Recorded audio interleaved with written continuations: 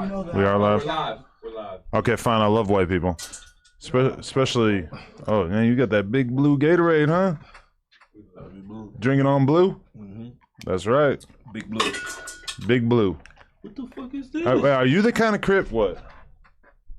Y'all got the police up here? You feel me? Hey, that's Officer Jamal. He got more rank than you. He's been around longer than you. Sound crazy, man. Get that cop up out of here, bro. Let me get Officer Jamal.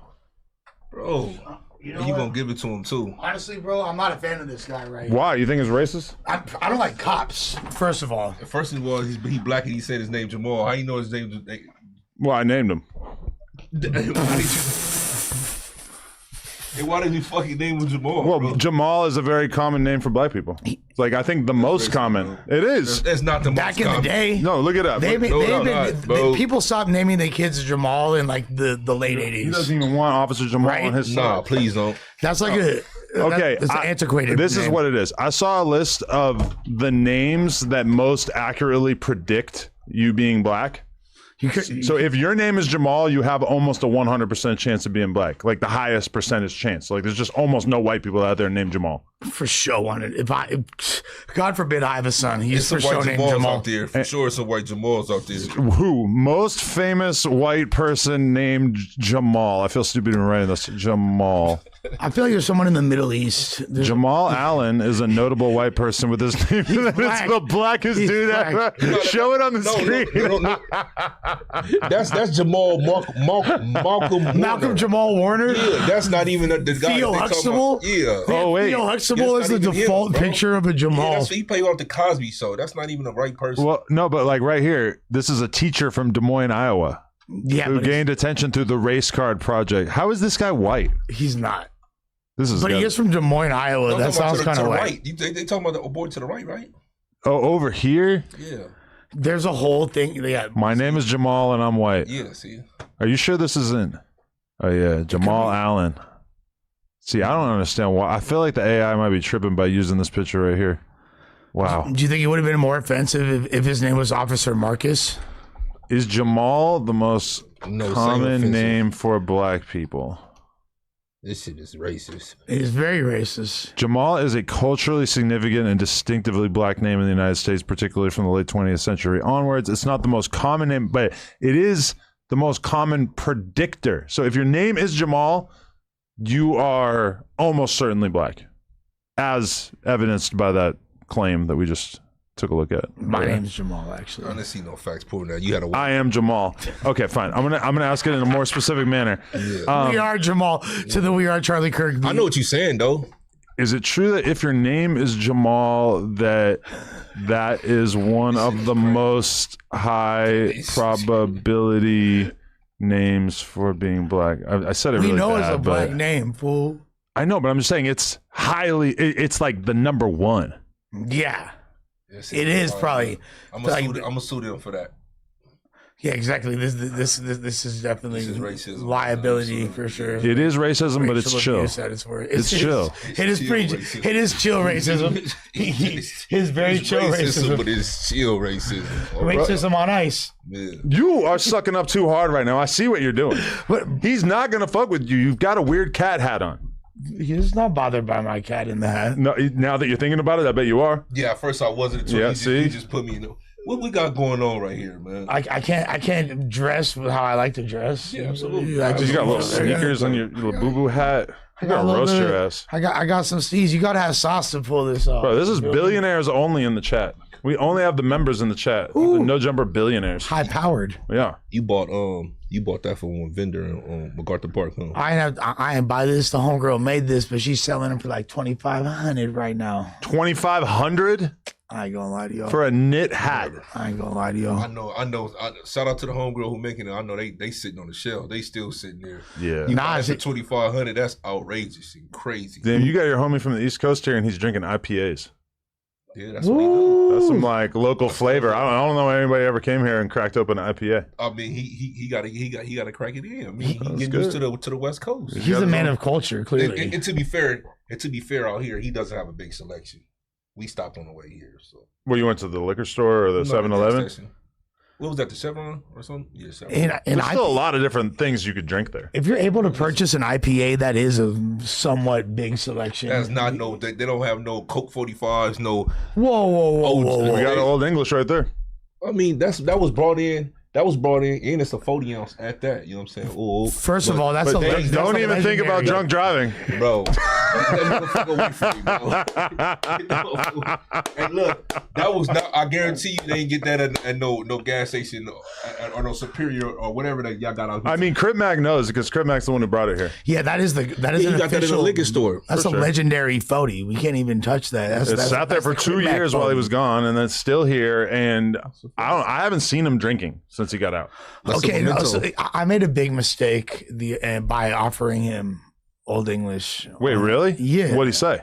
He was like, no, he refused at first, and then like the peer pressure started to succumb to him, and he started to. Well, hold on, like, before you say he something. ain't drink nothing. Oh, by I the was way. about to say because He ain't drink nothing. But what is the problem with him drinking? You're afraid that it's going to send him into a spiral? No, okay, so I thought that he had already been drinking because, like, I thought, and this is like my wrong assumption, okay? When I saw the footage of him and Extra in the studio, I thought that he is throwed in the studio. You feel me? Well, I assume that too, but it didn't look like alcohol in his hand. No, it wasn't. There's no footage of him drinking. I thought he looked faded. Well, to be fair, every time we've ever been around Krip Mac he's been drinking beer. Did he say that those were part of his special conditions? Did he confirm that or I not? don't, they can't even test for that, can they? Yeah. Well, they could definitely test, but I don't think For they alcohol, it's out of your system in 24 hours, isn't it? Beyond that, he's like, I'm cool with Mama Bear and Granny Bear, and Mama Bear hit me up and she was like, Lush, like, I expect more from you. You know what I'm saying? Like, you're not supposed to offer. You know better than to offer. Yeah, you a bad influence, bro. You trying to? I felt bad. You trying to put your shortcomings down on him? I was thinking that, what if we smoke weed with him tomorrow? Is that bad too? I'm fucking trying to work that fuck up with that. Don't try to do that shit to my homie. No, hey, people Don't do that taking to my homie. Spody Why can't face your homie make his own decisions about drinking? Man, listen. Some people listen. Some people can, which he can. He's fully capable of, but he don't need the extra peer pressure, man. Yeah, no, clearly he didn't. That's like if I was a fetty head like you. Fetty head. If I was a fetty head like you, I would, you know what I'm saying? I wouldn't be having it all in your face. Don't have it all in my face. Yeah, I wouldn't be able to control myself. That's what I'm saying. I'll That's just have all. to shoot up right now. But I gotta talk to him. I gotta ask him. Adam, getting my hair ready for tomorrow. Hey, ooh, 5 tomorrow. we on stream. Hey, we just wanted to know: are we allowed to like smoke weed with you, or is that not cool? You can smoke weed. I can't smoke weed. Why not? It's part of the stipulations. No weed. No alcohol? Only then. But no weed. Can you drink alcohol? No. Just because you don't want to? Huh? You just don't want to drink alcohol? No, I gotta drink water to stay healthy. Oh, okay. But you are allowed to drink alcohol. You're just choosing not to. I don't. Yeah. Hey, look at this. Ooh, that's right, Krip Mac. Neighborhood. Neighbors. Get my hair done up. That's right. Get ready for 5 tomorrow. Spody Face is getting mad at us because we're talking about drinking with you. No, we're not drinking. Y'all can smoke y'all weed. I'm gonna drink my water. I like it. I'll be drinking some water too. I know that ain't more than 5 braids in your hair though. Oh no, 5 and 5. 10, 5, 5. All right. Krip Mac. All right. Krip Mac, what do you think of Lush's hat? What do you think of Lush's hat? Krip Mac, you know I got style, bro. That's not style. Take that shit off. Hey, Krip Mac, I want to say that I'm sorry that I offered you a 40 ounce, a cold 40 ounce of Old English, bro. I didn't realize. You feel me? Like, I was trying to be a good friend, brother. What'd you say? I'm a strong man. I can resist it. You feel me? I like it, man. Do you feel like it's good for your mental health to not? Water. You might meet other people that are trained like Dean and different people. You gotta have a lot of water in you. That's right. We're definitely going to talk about Dean tomorrow. But yo, do you feel like your mental health is benefiting from only drinking water? Well, if you drink a lot of water, I think it might get a little better. Yeah. He seems good. You seem very clear-headed, Krip Mac. Oh yeah, most definitely. That's right. All right. Tell Spody Face to stop trying to hold you back, man. We got to drink some beer. He's watering you down. Hey, Spody Vag, you can drink your beer. I'm gonna drink my water. He don't drink. He's drug free. Hey, listen, cuz, we need you a tip-top shape. When you get in there with Flakko, man, we need you a tip-top shape, homie. Tip-top shape, homie. Hey, they gotta pay enough. That's a lot of shit I gotta do. Oh yeah, that's that. They gonna get it right. They gonna get it right. Better see 55,000. I ain't doing it. I'll see you tomorrow, brother. All right. Much love. Yo, we got to keep him in good shape because when we send Spody Face and Krip Mac to fight in Iran, we can't have y'all bloated and inflamed from all the alcohol, man. I'm not fighting no white man. What's up, Munchie B? We're going to send him too. Hell no. No, hell no. You crazy. Them people Drone operator. All right, Munchie coming through, rock starred out and swag. Yeah. Come on, bro. Yeah. They ain't did nothing to us. Y'all was hollering at Krip and Mac. Just had to get off the phone with him as soon as you walked in, you know? No, I wasn't about to do all that. No, I know. Hell no, Nah, Munchie's actually been. Look, you know, I used to have to get my little lick back. Munchie Luther King? Yeah, everything. Yeah, I would say he's more leaning towards the Munchie Luther King side of things when it comes to his interactions with Krip Mac. Since although Krip Mac like had harsh words, Munchie was but see, people been pointing it out. I gotta, you gotta, y'all co-defendants on that because you kind of pulled it out. Co-defendants is fucking for real, because. You know damn well I ain't trying to do no kind of. I don't even know what you even asking for. You know what I'm saying? It's not even about that, but co-defendants is a crazy trick. It's hilarious. I feel you to a degree, but like, because he already said, you know what I'm saying, I'll do whatever, and then you kept, you know what I'm saying? Oh yeah. No, that's not what happened. Don't correct people like that, bro. Okay. That's the thing, though. So I sensed a different energy, and I was like, you know what? I wanted to, not a temperature check, but just wanted to see where he was at with it. Right. How come I'm the only one not wearing sunglasses? The only white guy at the table. You guys all got something to hide. You didn't get the memo. Well, you got a good excuse. You didn't get the memo. I've never seen you without sunglasses. Hey, they got an indictment in your hood.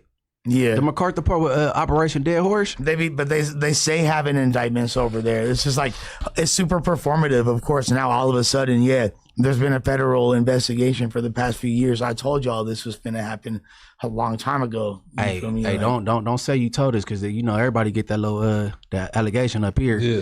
They gonna say you knew already. What? But what I knew was common sense. You feel me? Like this has been something that they like. First of all, use common sense or Wack told you that was gonna happen. And nothing to do with Wack. the thing. So the primary reason, if you look at that indictment, supposedly, allegedly, one of the people or one of the businesses that wasn't willing to give up their percentage, whatever it is, they told.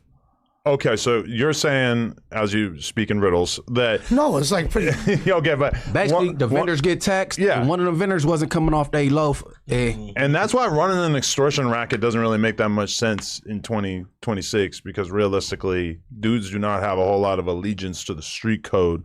So if you try to tax a random business, they're gonna just go tell the cops, and the cops are gonna crack open an investigation, and all of a sudden your little extortion ring is going to be shut down. Now, granted, there's probably guys waiting around the corner to start it right back up, but I didn't hear that narrative right there though. But I mean, it makes sense. You know when we were out there, there was almost no like visible gang members. To be honest, everybody was a crackhead or a fetty head or whatever. But I'll be honest with you, nobody was hanging out that was on some tough shit for the most part. It was pretty much wide open. But they trying to make it seem like the 18th Streets made MacArthur Park drug infested the way it is, and that been a landscape for 18th Street was even over there. It been like, you know what I'm saying, a free fall with the drugs and all that little shit. So man, you know how the police and the feds, they go spin their narratives and make, you know what I'm saying. But they really don't care because ultimately it's really they be out there just smoking it like it's a cigarette. The thing is, it looks no different. If you drive down if you drive down Alvarado right now, it looks exactly the same as it did 4 or 5 days ago, bro. There's no difference They only took whatsoever. there's only like 14 of them took off the streets, but you know they try to get the key players. You know what I'm saying? Regardless of what it is, and me talking about it on a podcast, for anybody that, it's funny. That's why I laugh about it, because like the streets know, and everybody really that matters knows. Like, I didn't do anything wrong talking about something that the whole entire fucking city been known about. Like, That's pretty bad. Yeah, they just did content on it. Like, you know what I'm saying? They're gonna fuck you up, Lush. What? The thing is, ultimately, like they really don't care. There's about to be a mayoral election. There's about to be the Olympics over here. There's several reasons why one of the most prestigious like areas right next to downtown LA is going to be. Call that prestigious? Yeah, well, as What's far the as definition of prestigious? prestige, like having prestige, like being No, I'm saying like honored or like honorable. well, just in the sense when I that think prestige, I don't think MacArthur Park. no, For so sure. okay, MacArthur so Park. When was the last time MacArthur Park was considered like a nice place? So Like, this, never? so when I say MacArthur, so when I say prestigious, I'm referring to the fact that like the surrounding areas, you have like what's it called? Whatever it was the Staples Center is called now, the Crypto Arena. You feel me? The Crypto Arena is within 2 miles of there. You have like What about it's the not Blood it's Arena? not that far though. It's literally 1.9 miles away. Far, though. This nigga It's take not that far. It feels because it's over a bridge. Yeah, he's trying to take something way from the other side of downtown. Hey, you be GPS and walking directions? He said 1.9. How you know that? Because that's literally how far it is. That's crazy. I could have eyeballed that. Yeah, I used to live downtown. I eyeballed the MacArthur directions. Park, kind of right over there. I would have said probably 2 miles. It's a soft 2 miles. A soft 2 miles, but in LA traffic, how long is it gonna take you? To We don't got cars. We riding bikes and shit. If we driving, that's a 8-minute drive. Unless you're a square, then it'll take Well, 15. unless it's friggin' rush hour, and then it's gonna take forever. Yeah, Exactly. It's right there. The point is, like, this is a central location in the city of LA. It would behoove the city to have it looking somewhat decent and not full of like the Michael Jackson Thriller video extras when the entire world is when watching. we went there, honestly, was not really looking like the Thriller video. But when I drove by it on a Friday night with Lena at 11 p.m., popping. It was insane, and I still think we might need to run back a stream in the middle of the night. Please, I told y'all. But also, there's part of me that kind of realized when we did that IRL stream there that it's just not that entertaining to go hang out with a bunch of junkies on, just in general, because it's like, most of them don't really talk like that. They're just standing there. It's like the saddest shit ever. They're just like sitting there quiet. They're like falling into a hole, like a mental hole.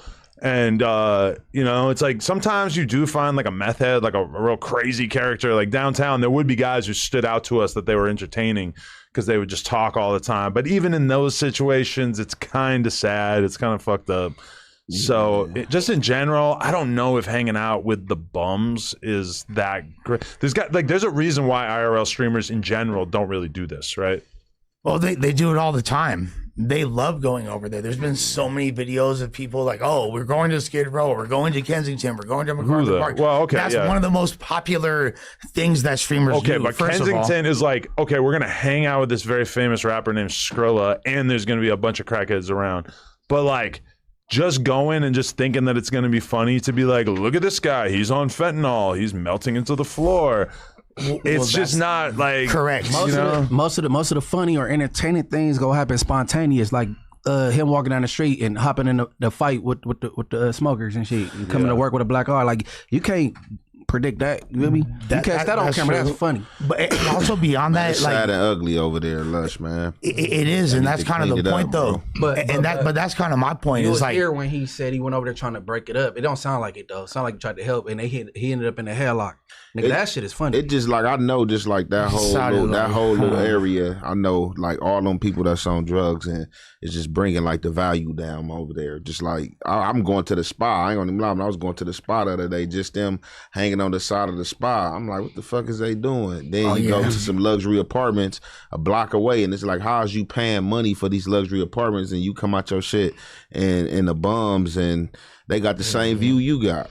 That's what remember we was talking about the last time, but you told me you went to the spa. What you got, one of the massages? No, I was trying to go get a massage, right? I was trying to go get a massage, but they was like, ain't no happy endings in the spas. One of them craft massages. What's that? You know the owner of the Patriots?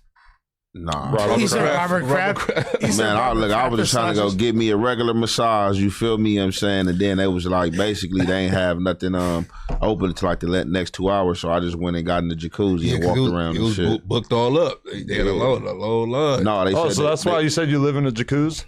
Yeah, for sure. I do that times. For sure. Went up in their jacuzzi, you know what I'm saying? Then but went to their little buffet. A fire spa though. It's no, it is. But it just when you walk outside, yeah, I'm pretty sure even apartments, but it's just like, why I'm paying this much to stay over here and I come on my shit and people out here with furniture, they right here, they got the same view I got for free. Yep, that's what they don't feel good. Like, you know what I'm saying, like it's some good shit over there, but it's just like the people bringing like the stock value down. You know and that's what I was saying the last time when I said people literally paying all in my high rises and all that. You come right outside and they pitching tents right in front of like the whole street. Shit ain't cool. But see, I always end up in this argument with my girl because she's like, when she talks about how shitty LA is and how, you know, she's just kind of sick of it and stuff, she'll be like, you know, there'll still be homeless people walking down the main road right next to our house. And I'm like, we have lived there for 6 years.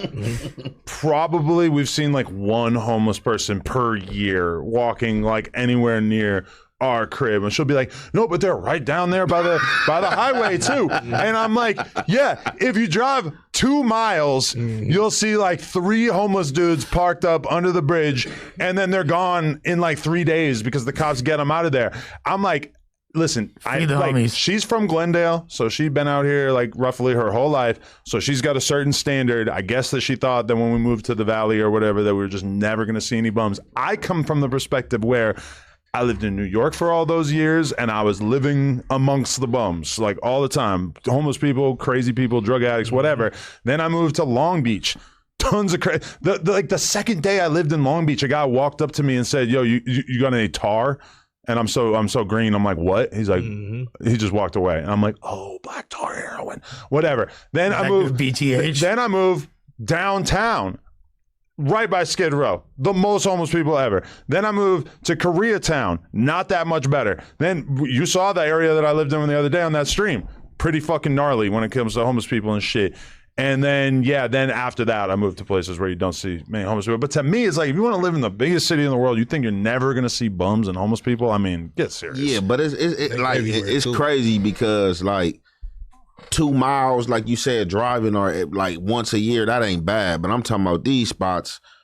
When you pulling up to the house, when you pulling out the parking lot, they right there on the side. Like 2 miles down the street ain't bad, but these spots, as soon as you come out your shit, they right there. Like you don't even want your kids to see this. People paying $5,000 a month for rent, high rises and all types of shit. $6,500, they come right out of state everywhere. But I see what's better though, because they're gonna get them away from the valley. Just LA's just too many. I mean, downtown you just got no chance. But although I will say though, like a lot of the areas of downtown that are pretty expensive, it seems like they do a pretty good job at making like very few homeless people. Bro, what's called the hold on? Yes. I just seen you sit in front of hotels. I'm talking. I wish I could say who, but I know somebody that moved here like relatively recently, and when they go to their spot, they pull their car up. It's a valet right in front of the building. The valet takes the car. They get in the elevator. They go up to the top. And that whole area down there, like, there ain't no homeless people around there. If you, what y'all know, what they call the quote-unquote arts district right now, it was essentially like the outskirts of Skid Row before. That was a terrible area full of nothing but homeless people. Now it's like... The arts district? The arts district, bro. Are you serious? That's like vibrant. There's all different kinds of... looks nothing like it did back in the day. Now, as far as like a MacArthur Park stream, and like, it does get dismal. That's why I feel like if I were to offer any type of words in that, it'd be like, we should lead with compassion, be like, if we really want to see these people do some or say some crazy shit or really tell their stories, let's actually treat them like human beings, go over there and see what's happening with them, and really, you'd be amazed at what fucking winds up unfolding before your eyes. And like, it's humanity at its rawest form. So that's what I got to say about that. And as far as if you want to see the gangs around there, we could do that stream too. You feel me? Because I got a whole song coming out one of remixes for my MacArthur Park joints with somebody from every hood in that area. So you're biting off the Spuddy Face Blood and Crip freestyle cipher. Hey, you feel me? You gotta give me my cut. Yeah. Hey, you feel me? Come up with your own idea. Hey, you feel me? I need my money, bro. I was kind of looking at it as a greatness begats greatness. Always type trying of to take thing. from the black man, bro. That You ain't feel cool, me? bro. But damn, like it's crazy to get resistance. It's such a positive thing. It's source for the community. So what you want people? So you said come see what's going on. Like what you want people to come talk to the people that's maybe on fentanyl and see like what they got going on or what got them. You know what I'm saying, going through. Well, are we just going to look at these people as spectacles, or are we going to actually see like, hey, why are you like this? What happened? What We made already you know like- why they're like that. Let's be serious. I mean, but They're sticking needles in their arms. yeah, but there's so much more to it. That's why Soft White Underbelly and all those channels and like people when they actually have conversations with people that are what we define as low bottom addicts. It's really interesting because I think you full of shit. What to put if you put a spin on it, you should go down there with Krip Mac, because that's his thing to pass out food to homeless and all that little shit. Like, you know what I mean? That'll make it more interesting. No, yeah, I've been told, bro. Like we're definitely, even when we did the rap battle in Oakland a few years ago at BOTBX, when Krip Mac battled up there, he was like battled up there. Yeah, Do a rap yeah. battle. I don't know if I ever saw it. Yeah. Krip Mac had a rap battle, Yeah. and he one of the main things he's like, I want to make Did sure. he battle Vicious? Was You know, it Vicious? it was his homie Active. Yeah, Active. No, Active. Active, No, yeah. Vicious Active. Also Yeah. from Grape Street. Yeah, but he wanted to. He's like, yo, I want to make sure I have time to give to the homeless of Oakland and all that. I was like, all right, Krip Mac, that's cool. But That's cool. Yeah, You're still a colonizer. Neither. To not be a battle rapper, he actually didn't do that bad. I ain't gonna lie. he didn't do that bad. You know, like Man, come on, man. Y'all bullshit. He did. Man. You gotta watch it to battle an actual battle rapper. Right. He actually didn't do that bad. But what are you really gonna say to Krip Mac that's gonna hurt his feelings? and the guy wasn't really trying. Active wasn't trying to like hurt. He knew what it was. It's an He knew it was exhibition like a- match. Yeah. He definitely was saying some shit though. He definitely said something, but he actually didn't do that bad. This is marketing, basically. Like, you know what I'm saying? That's what they're trying to brand a battle league or something. Yeah, it was me and the homies battle league. So it was me and my boy Disaster. So we're actually gonna watch this. Was that Lush with the orange hoodie, this famous hoodie that we've seen a million times? Look at you with your fat face. I missed this. This is before you were I was J-Cat. sober still. Yeah, I'm putting the said before headphones you in, was man. J-Cat. This is great. Officer Jamal is gonna pull you over. We gotta. All good. Officer Jamal would have found nothing in my car, including a license. Yo, Nathan, could we get some paper towels when you get a chance? Pause. And put us in the corner. Oh, you got little blood with you. Yeah, of course. We could just go to like Krip Mac's park if you guys want to see what he Just did. like Wayside under the stairs, we're gonna get this shit going. We're gonna get it out the way. So we're going like this. They're Look, gonna try to back- motherfuckers think I'm a comedian. That's what I'm not. I'm the real gangbanger that makes the Glock pop. Real coffins drop. 55th Street, I'm a menace. They say I'm Crip crazy. I've earned that. I'm really Crip crazy. King Five Fingers. Look at China Max smile. Just watching his son perform. That's a real colonizer right there, man. Ain't nobody ever colonized quite like him.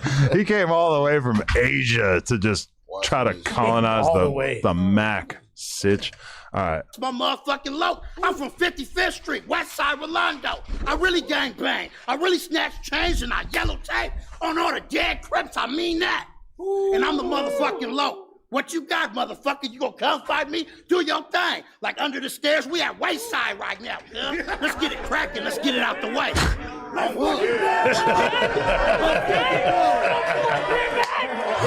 It seemed like he kind of practiced that a lot. Like the beginning part, he had it like pretty on point. Yeah, he stopped rhyming at the end. Yeah, that by the end it got a little loose. Well, so the fact that Krip Mac performed 3 rounds is all right. You know what?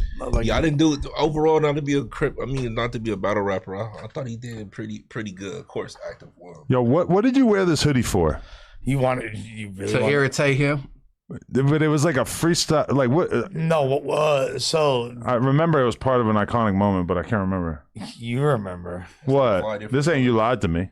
No, it's not you lied to me. This was like, Oh, this was you spazzing out on me. yeah. Yeah, you attacked me because I'm not gonna say who, but there's a certain no jumper dick rider who's probably paid $5 to watch this, who at one point was trying to convince me to buy that hoodie to troll you. Yeah, that was like that hoodie's a big deal to certain people for some reason. Why are we talking in secret? Who are we talking about though? Some weirdo. No, it's like an internet nerd. But prison. Oh, I want to see how. I was in prison. I want. I want to hear him get dissed by Active though. Keep going. Oh, yeah. I'm the menace in my city. Oh, it's so gone. Motherfuckers doubt me. I'm the menace in my city. Motherfucker, I thought it was like a radio in the county jail. I'm a menace in my city. Motherfuckers doubt me. Gang banging, nigga. Dropping real bodies. 55th Street. That's really where I'm from. I got put on, got beat up, got stomped out, fight a gang. Really put in work. I really did the yellow tape. And I'm 5-miss now. I'm a 5 ever gang bang. Yeah. On hood. Yeah. And that's just how this shit go. We at Wayside. We at the old roads. Yeah. Wayside is on the old road. You know he got mail.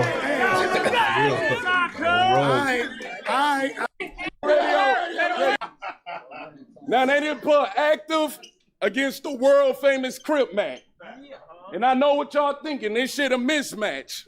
We didn't even have to get this nigga no big racks. All this nigga asked for was $55 and an old English 6-pack. I can get her back. He did. All this nigga asked for was $55 and an old English 6-pack to get his ass murdered by Big Act. It fucked me up when I found out your image was a big act. Ooh. I thought you was really on them 5-5 blocks, rapping white like riffraff. But the big facts is you dumb as fucking you no good. I be trying to ask this nigga some serious questions. He be like, oh.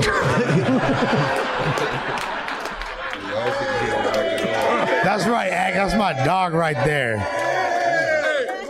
Did he take Big Act from Academics, or did Academics take it from him? Definitely took it from Active. For sure, yeah, for sure. And Active will pocket check Big Ack and take it back from him. I be trying to ask this nigga serious questions. He be like, oh, how the fuck you let them niggas DP you in your own? Oh. I fuck around, turn on my own set. I get my sweater, I'm throwing on hoods. Find out where niggas' cars at, I'm jumping on hoods. So sick.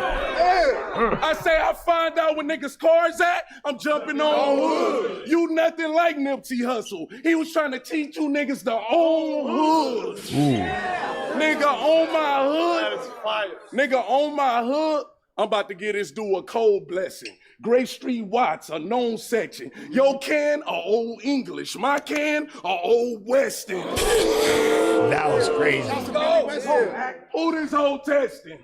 I catch your ass on Normandy or I catch you on Western. That 9 to get popped. Yeah, the 9 to get popped. I be really doming shit. He said he loved the homeless. Well, cool. You can spend the rest of your life in the bots.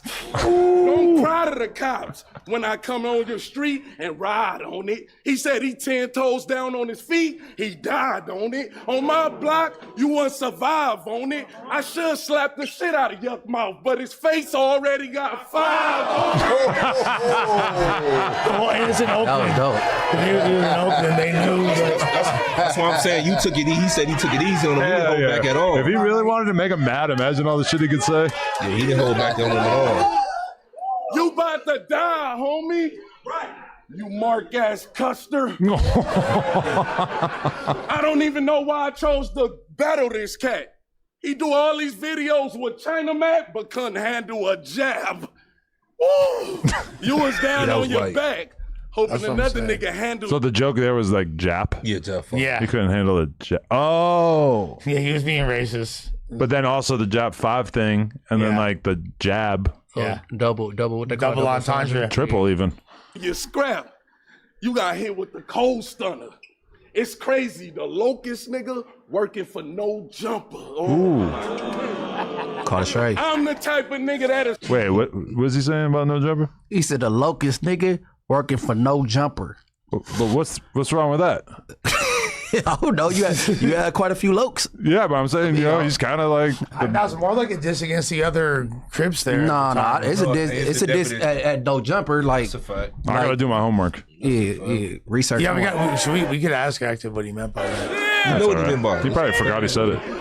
Come on, man. All right, we don't have to watch the rest of it, but that You was over pretty there, funny. like, diss my hood. Yeah, No he dissed jumper. my hood. No jumper Crip. All right, big ack. I want to also point out that I had to literally talk to like his parole officer and go through like several layers of clearances to make that happen. So I believe that. if I could do it for a rap battle, it could easily be done by like a big company, The parole like brand officer risk. let Adolphe clear him to go somewhere. That PO, he need to go get that PO back. Apparently. Yeah. Who was dude from Grape Street out of town he was battling? No.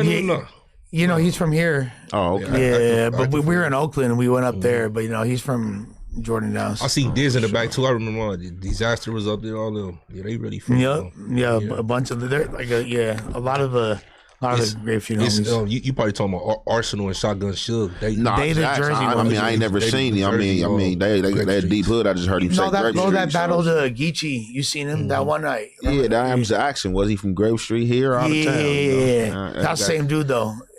Same dude that battled Geechee that one night. Yeah, he from out here. He battled Geechee when he told him we was at the airport. Yeah, Compton Airport. Mm-hmm. Oh, okay. Imagine Dan Hefe was a fucking battle rapper. He'd fuck fools up. I can't stomach it. You think it would be too I hard emotionally? Yeah, I couldn't do it. Why you just freak out? I'd rather go to the studio, just record the disc and put it out. That's why it's its own skill set, though. It's Yeah. like, Battle rap, that shit get disrespectful, man. Yeah. Well, I heard one of them battle rappers slapped the dude he was battling girl on the ass on stage. what? Bro. That's next level. Come on, bro. That would be insane. Yeah, all things like that have happened. Yeah, that's a different type of talent. Because I see a lot of people try to make that transition, and they died up there. But if you do a like little sexual assault thing to get your point across by grabbing this girl's ass, I just feel like that's like It's too much. that's just not it. It's no DC Baby Dracos up here. No, Oh no my PC god, he's Baby still on Dicks it. up there. He's still on it. Ain't gonna stop. You got Draco Derangement syndrome. No, I don't. I just don't turn down no opportunities. I appreciate it. Yeah. Hey, I mean, I got ops I still like to diss after many years. Hey, it's kind of like part of being genuine. If you really, they want us to be genuine. That's part of podcasting. That's part of content creation. Why would we not say who we have a distaste for? I know, but then if you still hammer away at it after a few years, they love to just tell you that you're a piece of shit and that you're obsessed. I don't care. Tell him you the dick. I don't care. Straight up. He's going forever. It is more impactful to just like consistent. It is more impactful to beat him on the scoreboard, though, right? Shit, we doing that already anyway. You gonna become a hood vlogger? You said what? You gonna be a hood vlogger? Nah, hell no. We ain't really heard from Buddy, right?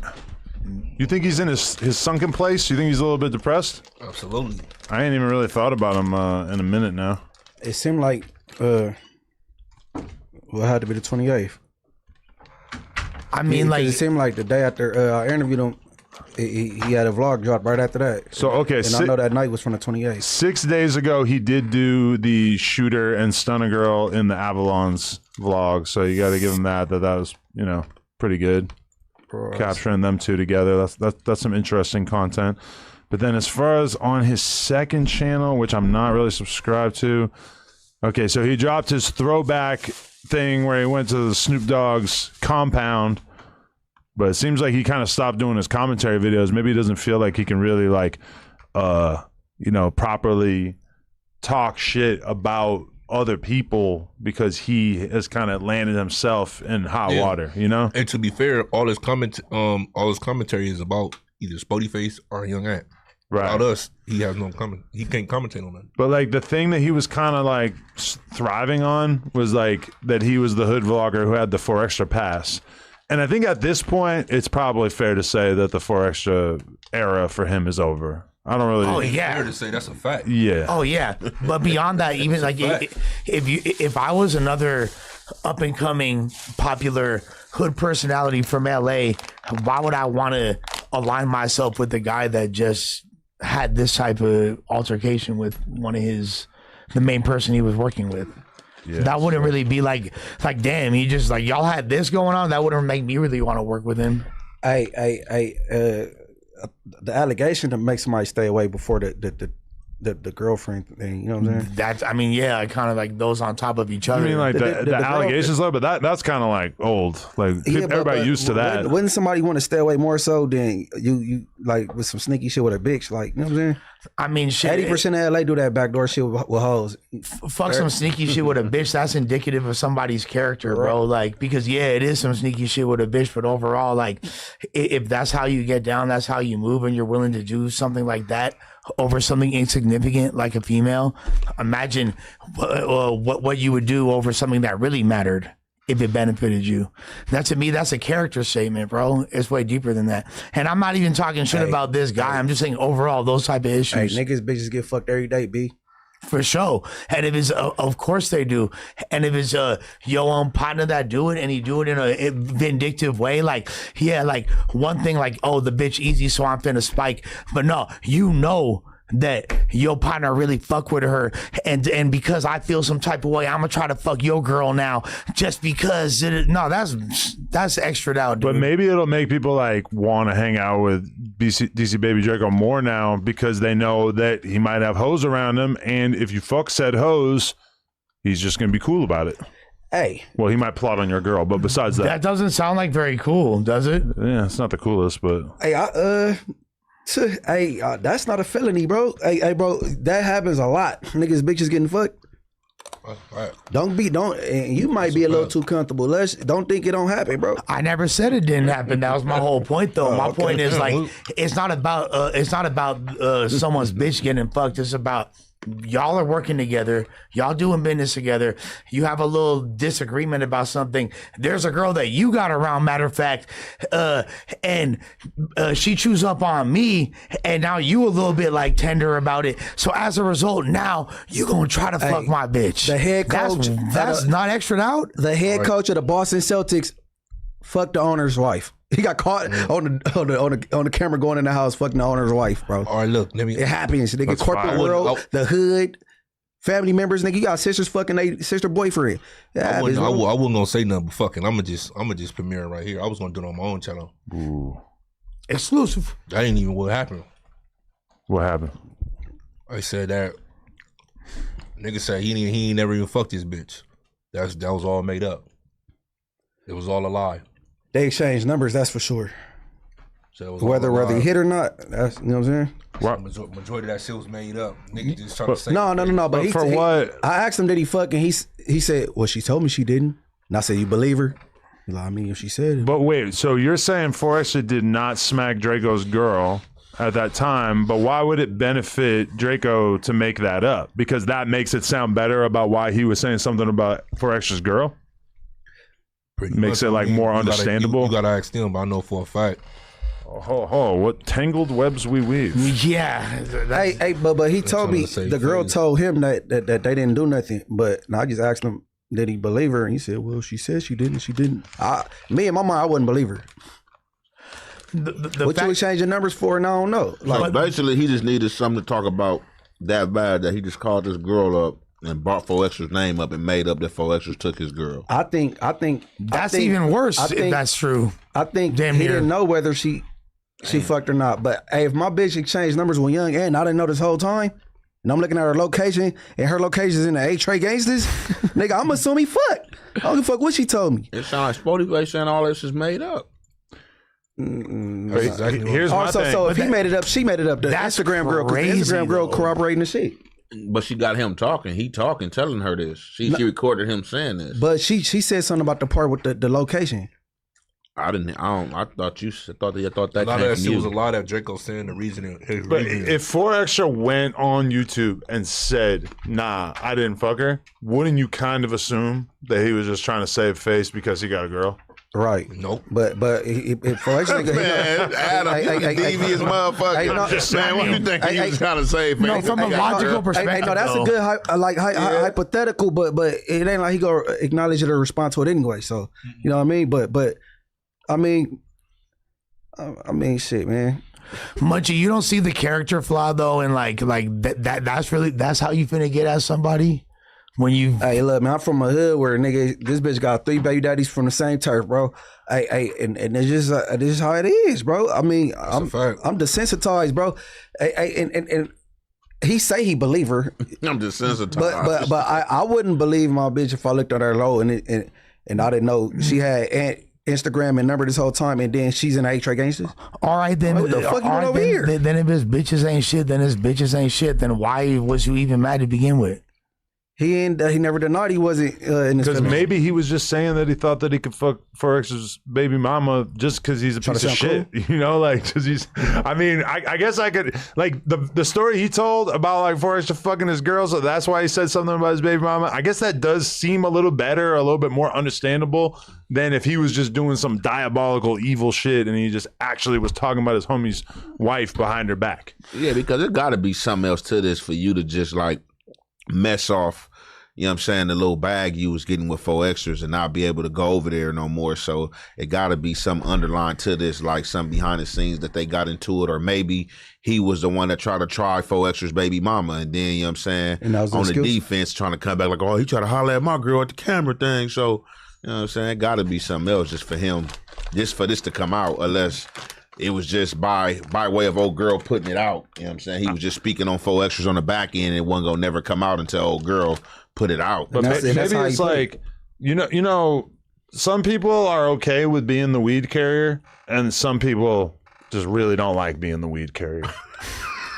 And like some people might, you know, they're talking to their girl and they might just start telling stories and just like saying anything to just be like, yeah, no, I'm the man like him. Like, you know, some girls might not like, you know, the rapper getting all the attention, and then they don't like the fact that their man is just, you know, basically like carrying fucking perks for him and shit like that, you know? So they might feel the need to like all of a sudden start talking shit, saying shit. I've seen dudes do it where like, you know, all of a sudden a girl's telling me that like somebody who works for me was kind of throwing shade or saying this, that, and I'm like, oh, like that's how he thinks he's gonna get pussy. Like I've seen that dynamic before. But he not really in 4X camp like that. He not like 4X quote unquote weed carrier. But I know he was bringing the girl around 4X in the neighborhood. Yeah, you know, she was filming the behind the scenes. Yeah, but then if you really, he is a weed carrier. He's a yes man, and he runs behind people with camera and jeans on. That did happen. Camera and jeans, skinny jeans. I mean, the most important thing is that we have not seen a 4X clip on Cam Capone since that day. You know, they were kind of like sending clips through to them. Like over and over, you'd just be seeing clips of 4X just doing different things in the neighborhood. That has not happened since then. That presumably Draco was shooting. It was definitely from shooting. So me looking at it like they washed each other's hands and they kind of piggybacked off each other. That's like a unfair assessment. What to say him and 4X? I mean, no, like, No, I don't think that's a super unfair assessment. I think it's definitely a mutually beneficial relationship. Obviously, 4X is has way more virality and things like that. So he pushed it more forward as far as the notoriety and things like that. But we're not going to act like him shooting those videos and like the people behind the scenes don't help or don't matter.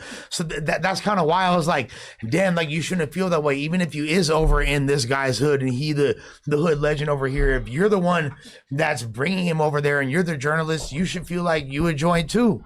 Just in your own, I don't know. That's the weird part about it though is that if you actually look at what DC Baby Draco was doing for 4X, he's basically holding a camera that realistically you could buy for like $800, and it's got a mic on it. That mic is probably like $150. That's it. Okay, like so anyone, there's probably 10 dudes from Rolling 40s who have an appropriate camera setup that would be happy to go shoot those clips for. Like Draco, like as much as like, you know, he's around, he's available, he's filming stuff, but it's not like he was really bringing. It's not some Steven Spielberg shit. He's not Cole Bennett. So why bringing something to the table? So why did it come to a stop then? Why we ain't seen nothing else? Because he tried to fuck his baby mama.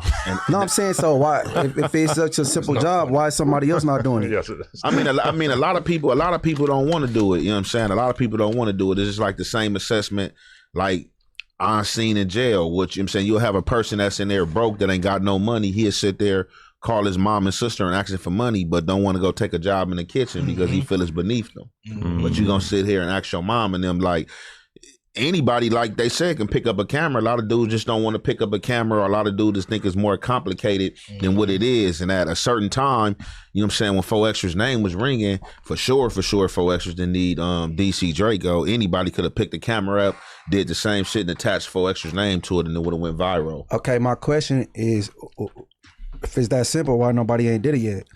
They just ain't did it. Ain't nobody. It is. It's simple. I can go buy a camera and do the same shit. I just don't. I'm not a cameraman. I'm not about to just walking around with no camera filming shit. And to be fair, a lot of other people feel the same way. They just don't want to do it. As much as I'm acting like it's no big deal to have a camera that costs like $1,000 or $1,500, that is something that, you know, a lot of people don't have. Never mind even plugging in a mic. A lot of people just don't have the initiative to actually do that. Like even in the early days of No Jumper, what I'm saying is kind of the same thing, which is that like anybody could have came around and started filming shit and probably would have started getting paid from me at a certain point. Realistically, there's only like one or two dudes who kind of put themselves in that situation, even though from my perspective that was right there. Easy opportunity for anybody who was trying to hustle, you know? There is also like the sweat equity of learning how to use the equipment, learning how to edit and all that. There's like, you know, it's not just... I'm about to go buy me a camera tomorrow. That's what I'm saying. Like, film for extra? On everything I love. Nah. Oh. And I know a few people that's doing it that's members. They just behind the camera, so I don't put them out there. But like, you know, a lot of members, you know, they be having like this kind of like sense of pride, like that's beneath them, or I ain't about to do that. That make me look like this and look like that. And the shit is trade. I'm one of them people. I'll be a cameraman. I think every position is important. Any sport or any, you know what I'm saying? Anything you do. Yeah, but you know, motherfucker, gotta break it down to you. I ain't gonna lie, shit. Like when I first started out gang banging, like if you wasn't on certain shit, a nigga was on you, antagonizing you until like, you know, somebody had to pull my coat. Like, look, bro, you feel me? Like everybody ain't gonna be like you. You feel me? Like you got to figure out what people's positions is and you know, apply it to them. You know what I'm saying? Even you guys, I feel like most of you would not like want to be the cameraman because you guys are just on some cool shit, some player shit, not some like worker BS shit. You might look down on that role. I don't know if you guys could necessarily like see yourself taking on that role. I mean, you got to be passionate about it. I don't think me just walking around with a camera, I'm gonna be passionate about that. You got to care. Yeah, you definitely got to be passionate about that shit. There's some passionate people out there though. They got some passionate people that want to hold that camera. I think the passion go from like what you recording. So if you into that, like maybe you more, you know what I'm saying? You got more what you call it to do it or whatever. But hey, man.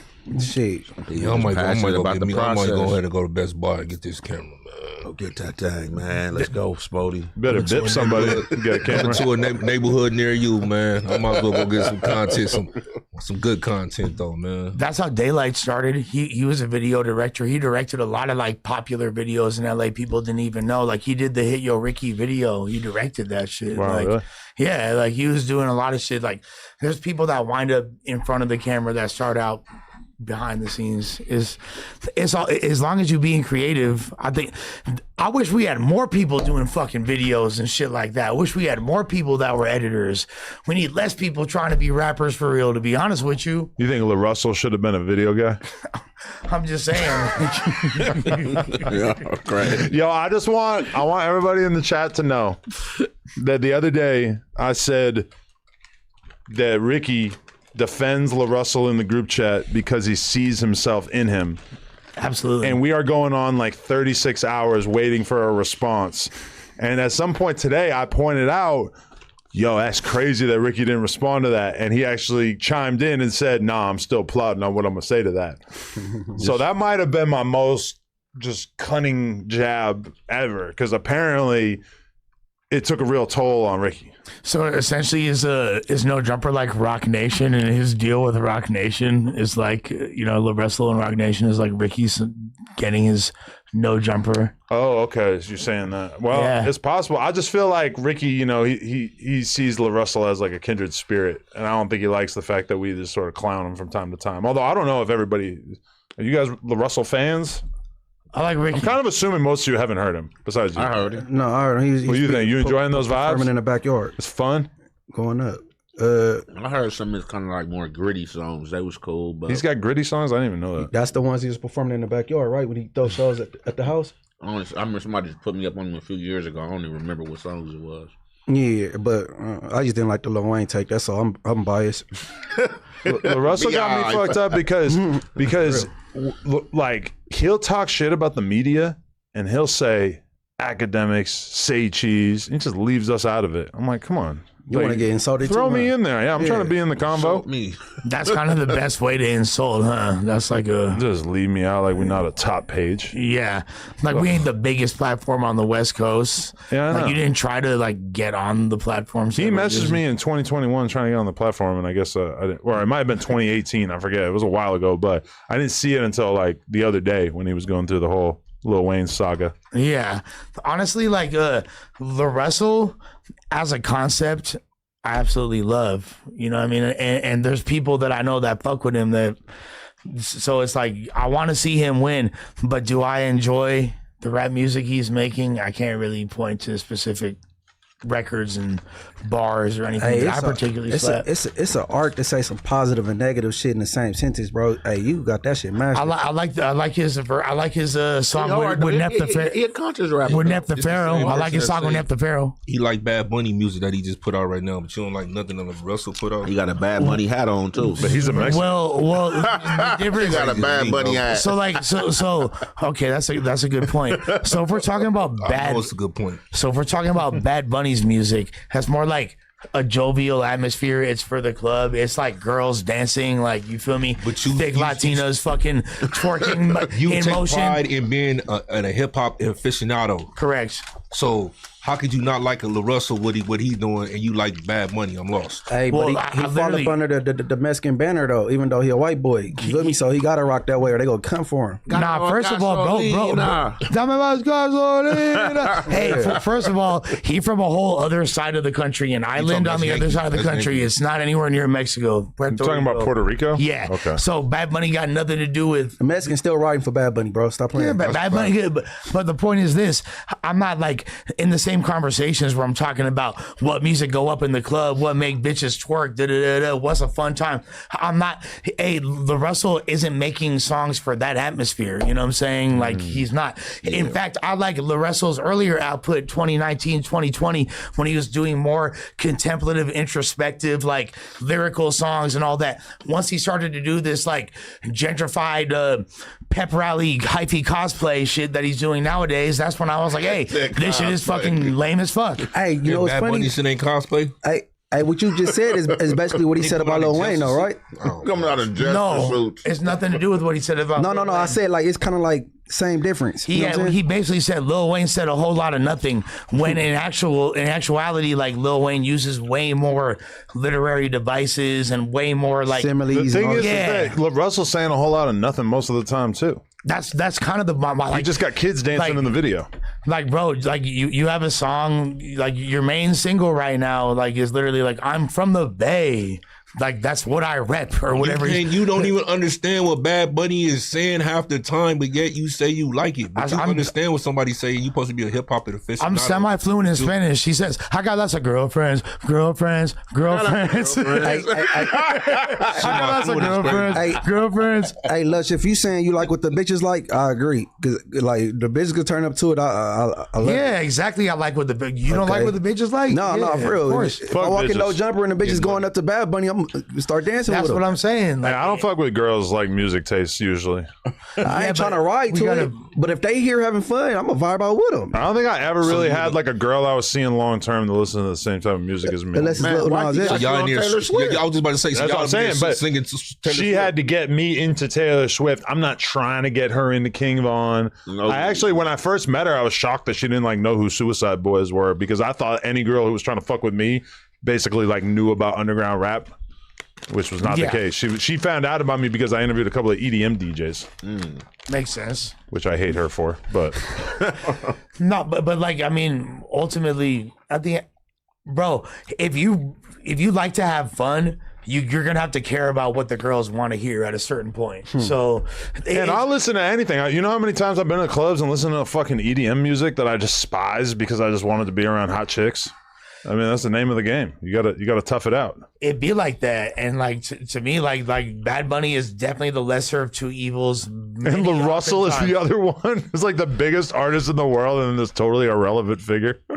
Well, yeah, when it comes down to like I've never heard a single time I've been out like with some bitches, and they're like, "Yo, Turn that Russell on." Never in my life. No, but no dude has ever said that either. No, if anything, I'll have like a song featuring La Russell, and they'll be like, "Yo, turn off this weird rap shit you listen to. Let's like hear some cool music." To be fair, too, in my crowd, ain't nobody saying throw that Bad Bunny on, cuz.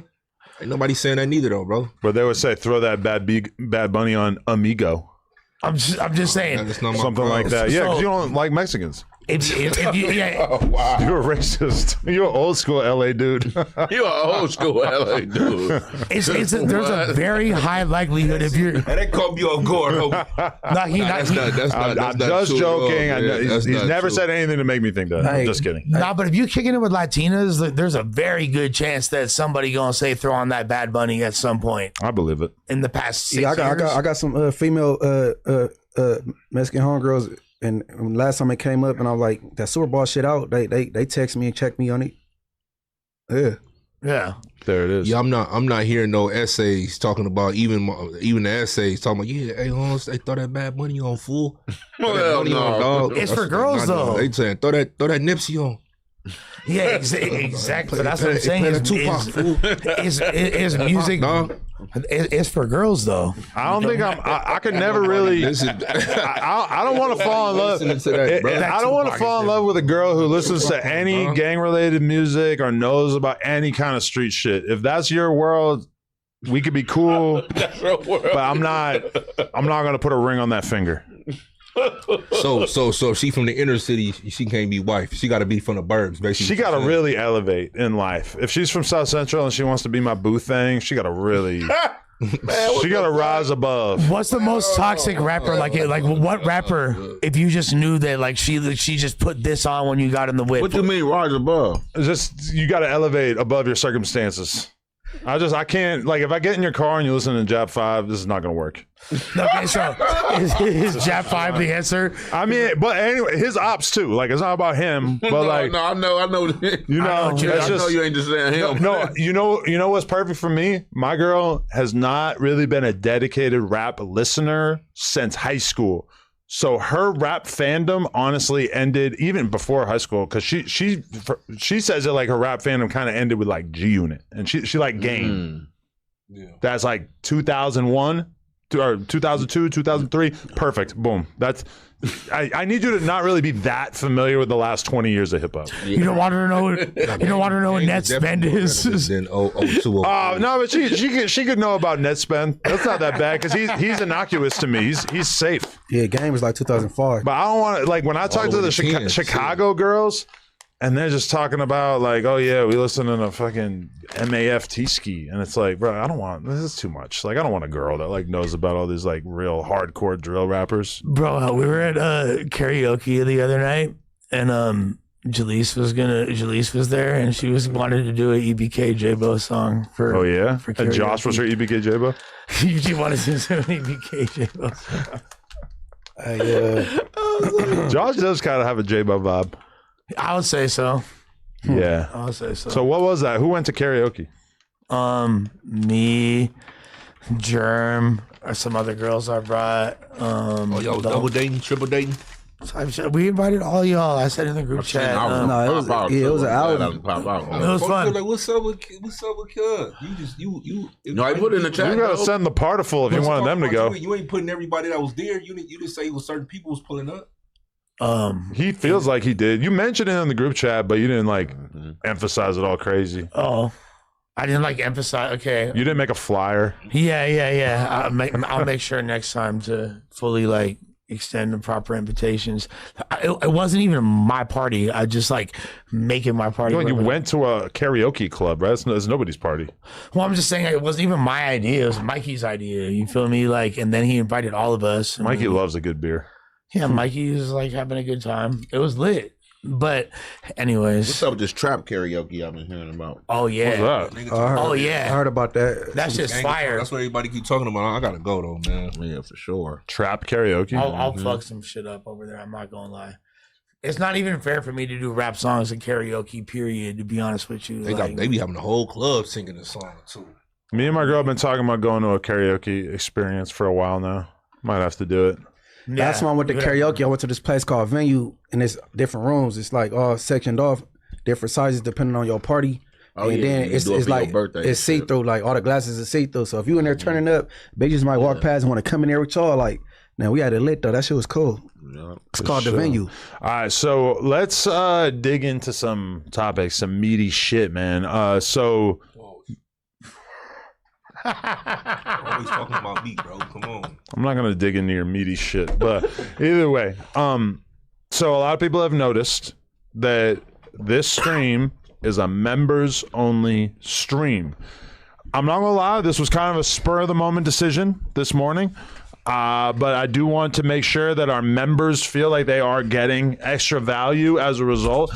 We do have, I think, almost 500 members watching this right now. So that's a pretty significant portion of our total member base. I'm not saying that every episode of the No Jumper Show is going to be a members only experience, but I definitely want to keep, and by the way, Lush is over there smoking meth out of a soda can for some reason. Shit gotta stop, man. Yeah, it's gotta stop. But I just wanted to speak on that.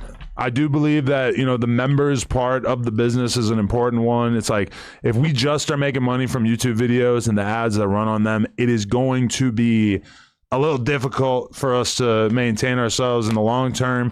And when you look at the platforms that are doing extremely well in hip hop, you look at somebody like Joe Budden, a very large percentage of his income comes from the fact that they don't even do any, you don't even get any free episodes on Joe Budden's platform if you're in the $10 tier.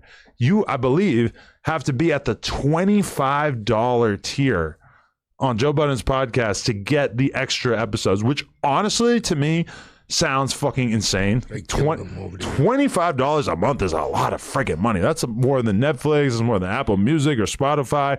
Hey, his fans are that dedicated that they actually are down to pay that.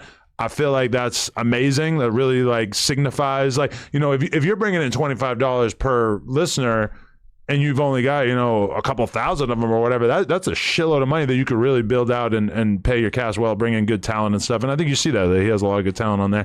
So for us, I do want to just continue to appreciate the members.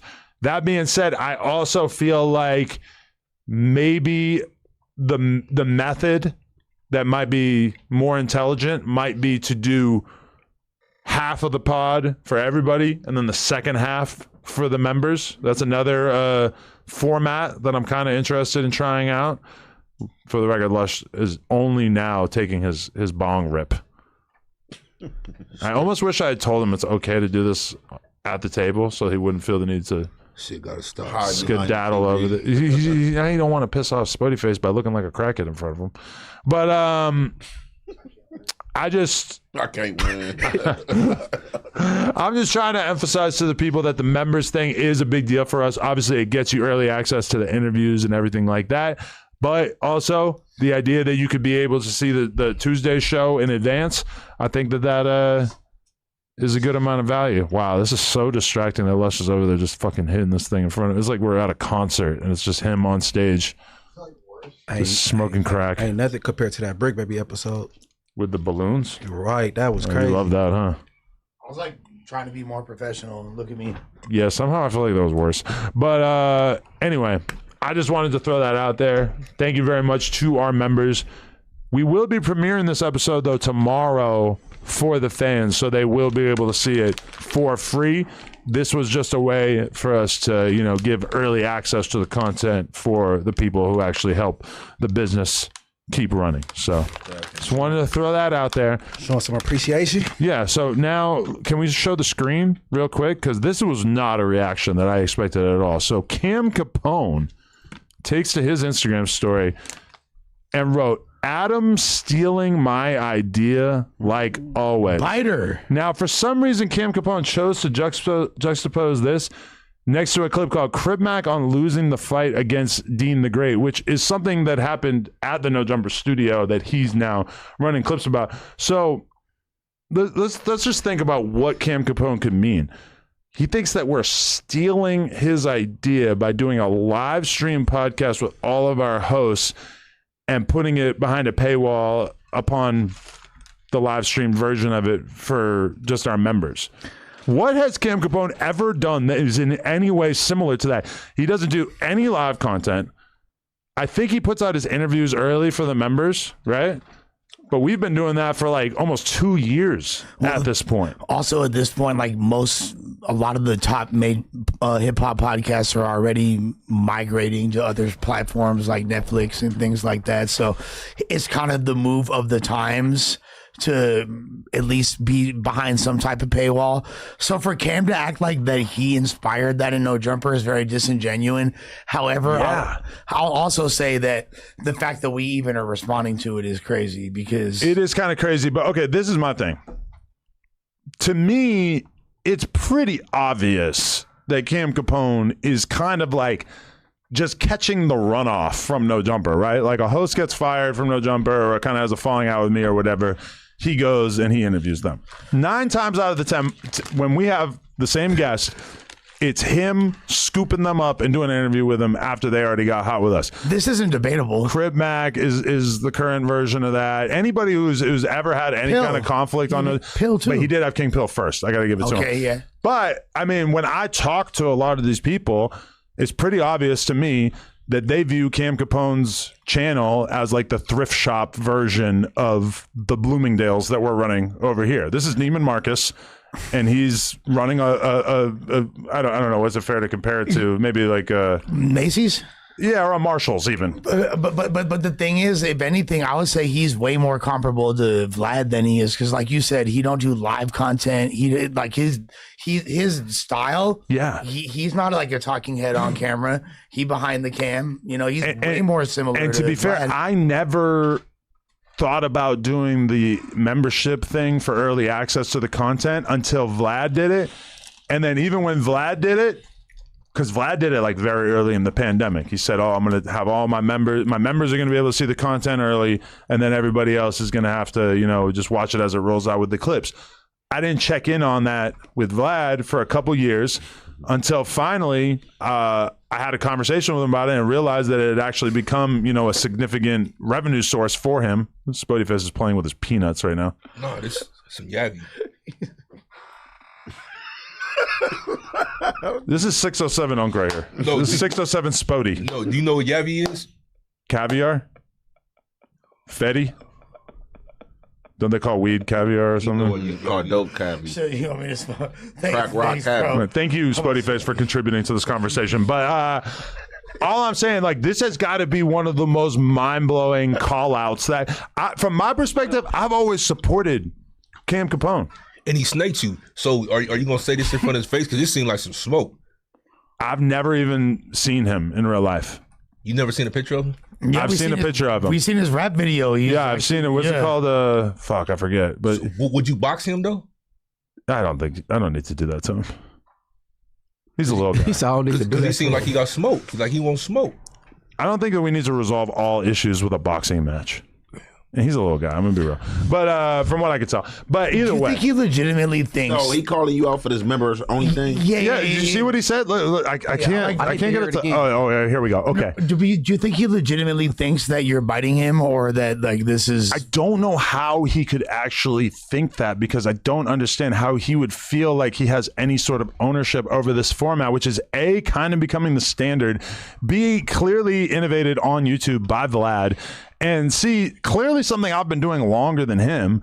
I mean, I would love for him to show us like an instance of him talking about the membership side of the Cam Capone channel, which I'm assuming most people out there have not witnessed. But okay, so just to map this out for Munchie, he puts my story where I said, gonna do the No Jumper show tonight for members only. I want to give our members more value. It will be made live for non-members tomorrow. See you at 4 p.m.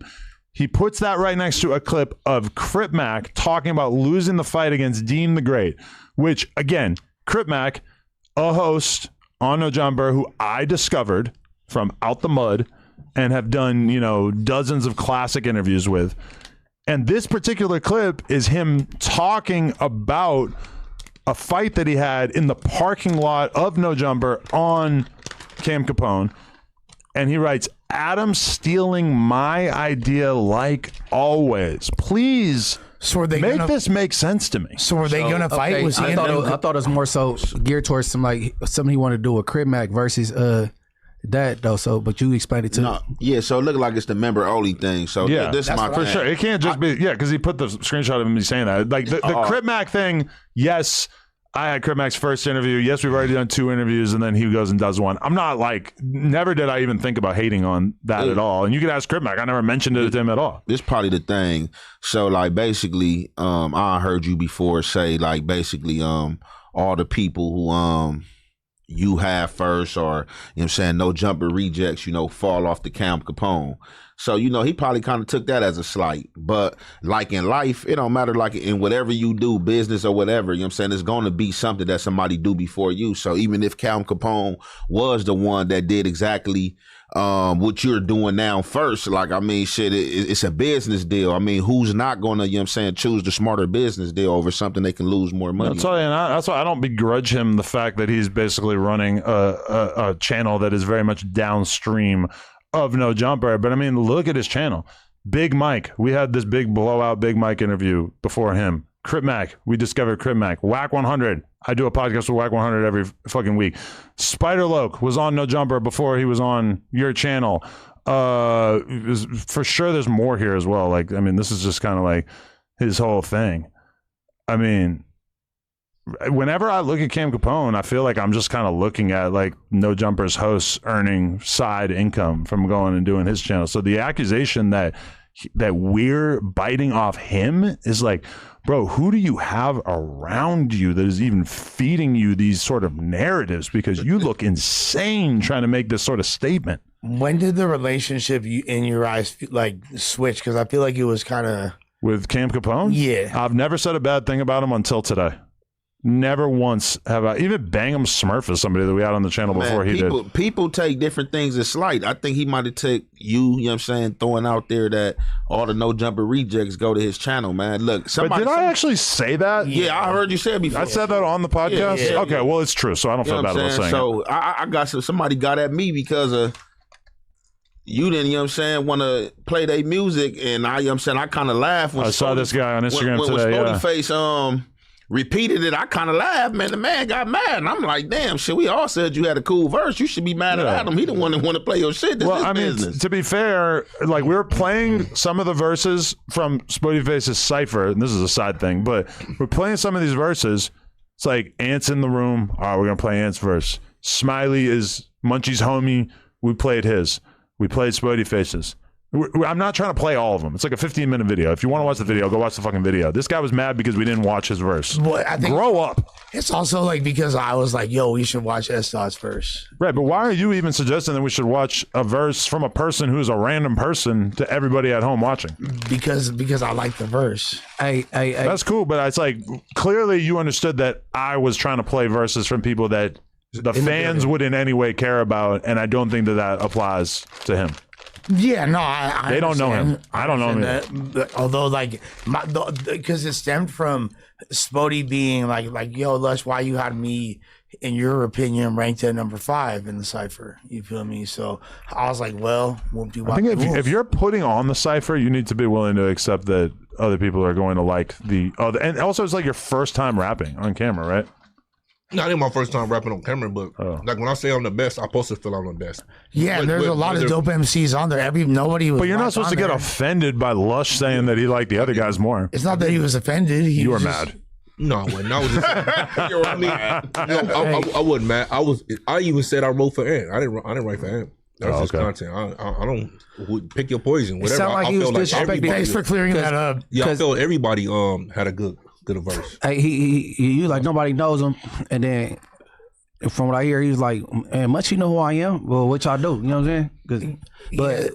But I was just chilling, and then I know he wasn't about to play the whole Cypher, right? Well, yeah. And I was a little bit, and this isn't a diss to S-Dot because I fuck with bro, and like I'm still pushing for his verse to get heard right now, but I don't see what Dick Rider.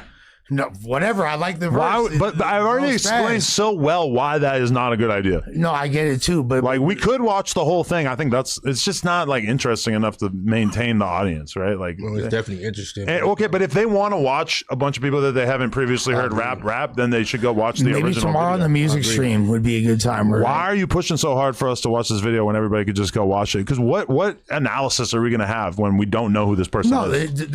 I think that, but I'm saying why he was.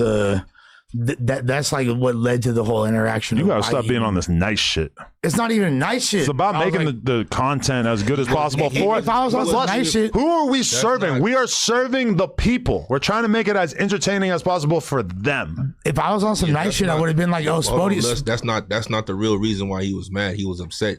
He was upset because he felt like we was laughing at him and laughing out. We can't laugh at you because we don't even know who you are. No, and that's what I said. But like a nigga explained to him, ain't nobody laughing at you. My thing, look, Adam, like he asked the player. Adam was like, "Nah, you repeated what Adam said. I started laughing." You know what I'm saying? But it's like you can't merge no street shit or what you did in the streets as a member with a motherfucking rap verse, bro. Bro, I looked at this guy's Instagram. He got 4 reels up about the fact that we didn't play his verse. Okay, he has actually a new diss song.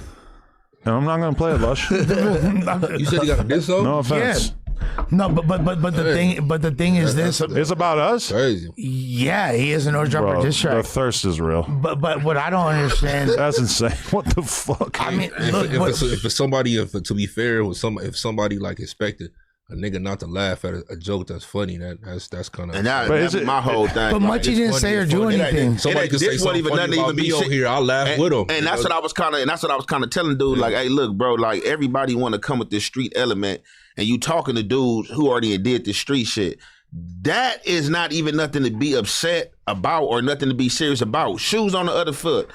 I'm at home sitting back. Lush, hey, play Aunt Hefe verse. Adam like, oh man, we don't know who Aunt Hefe is. And Munchie, somebody up here like, huh. I'm not gonna be mad. Like, oh, what this nigga Munchie laughing at? Or he think this shit funny? Woo woo. Like what? No, exactly. That's true.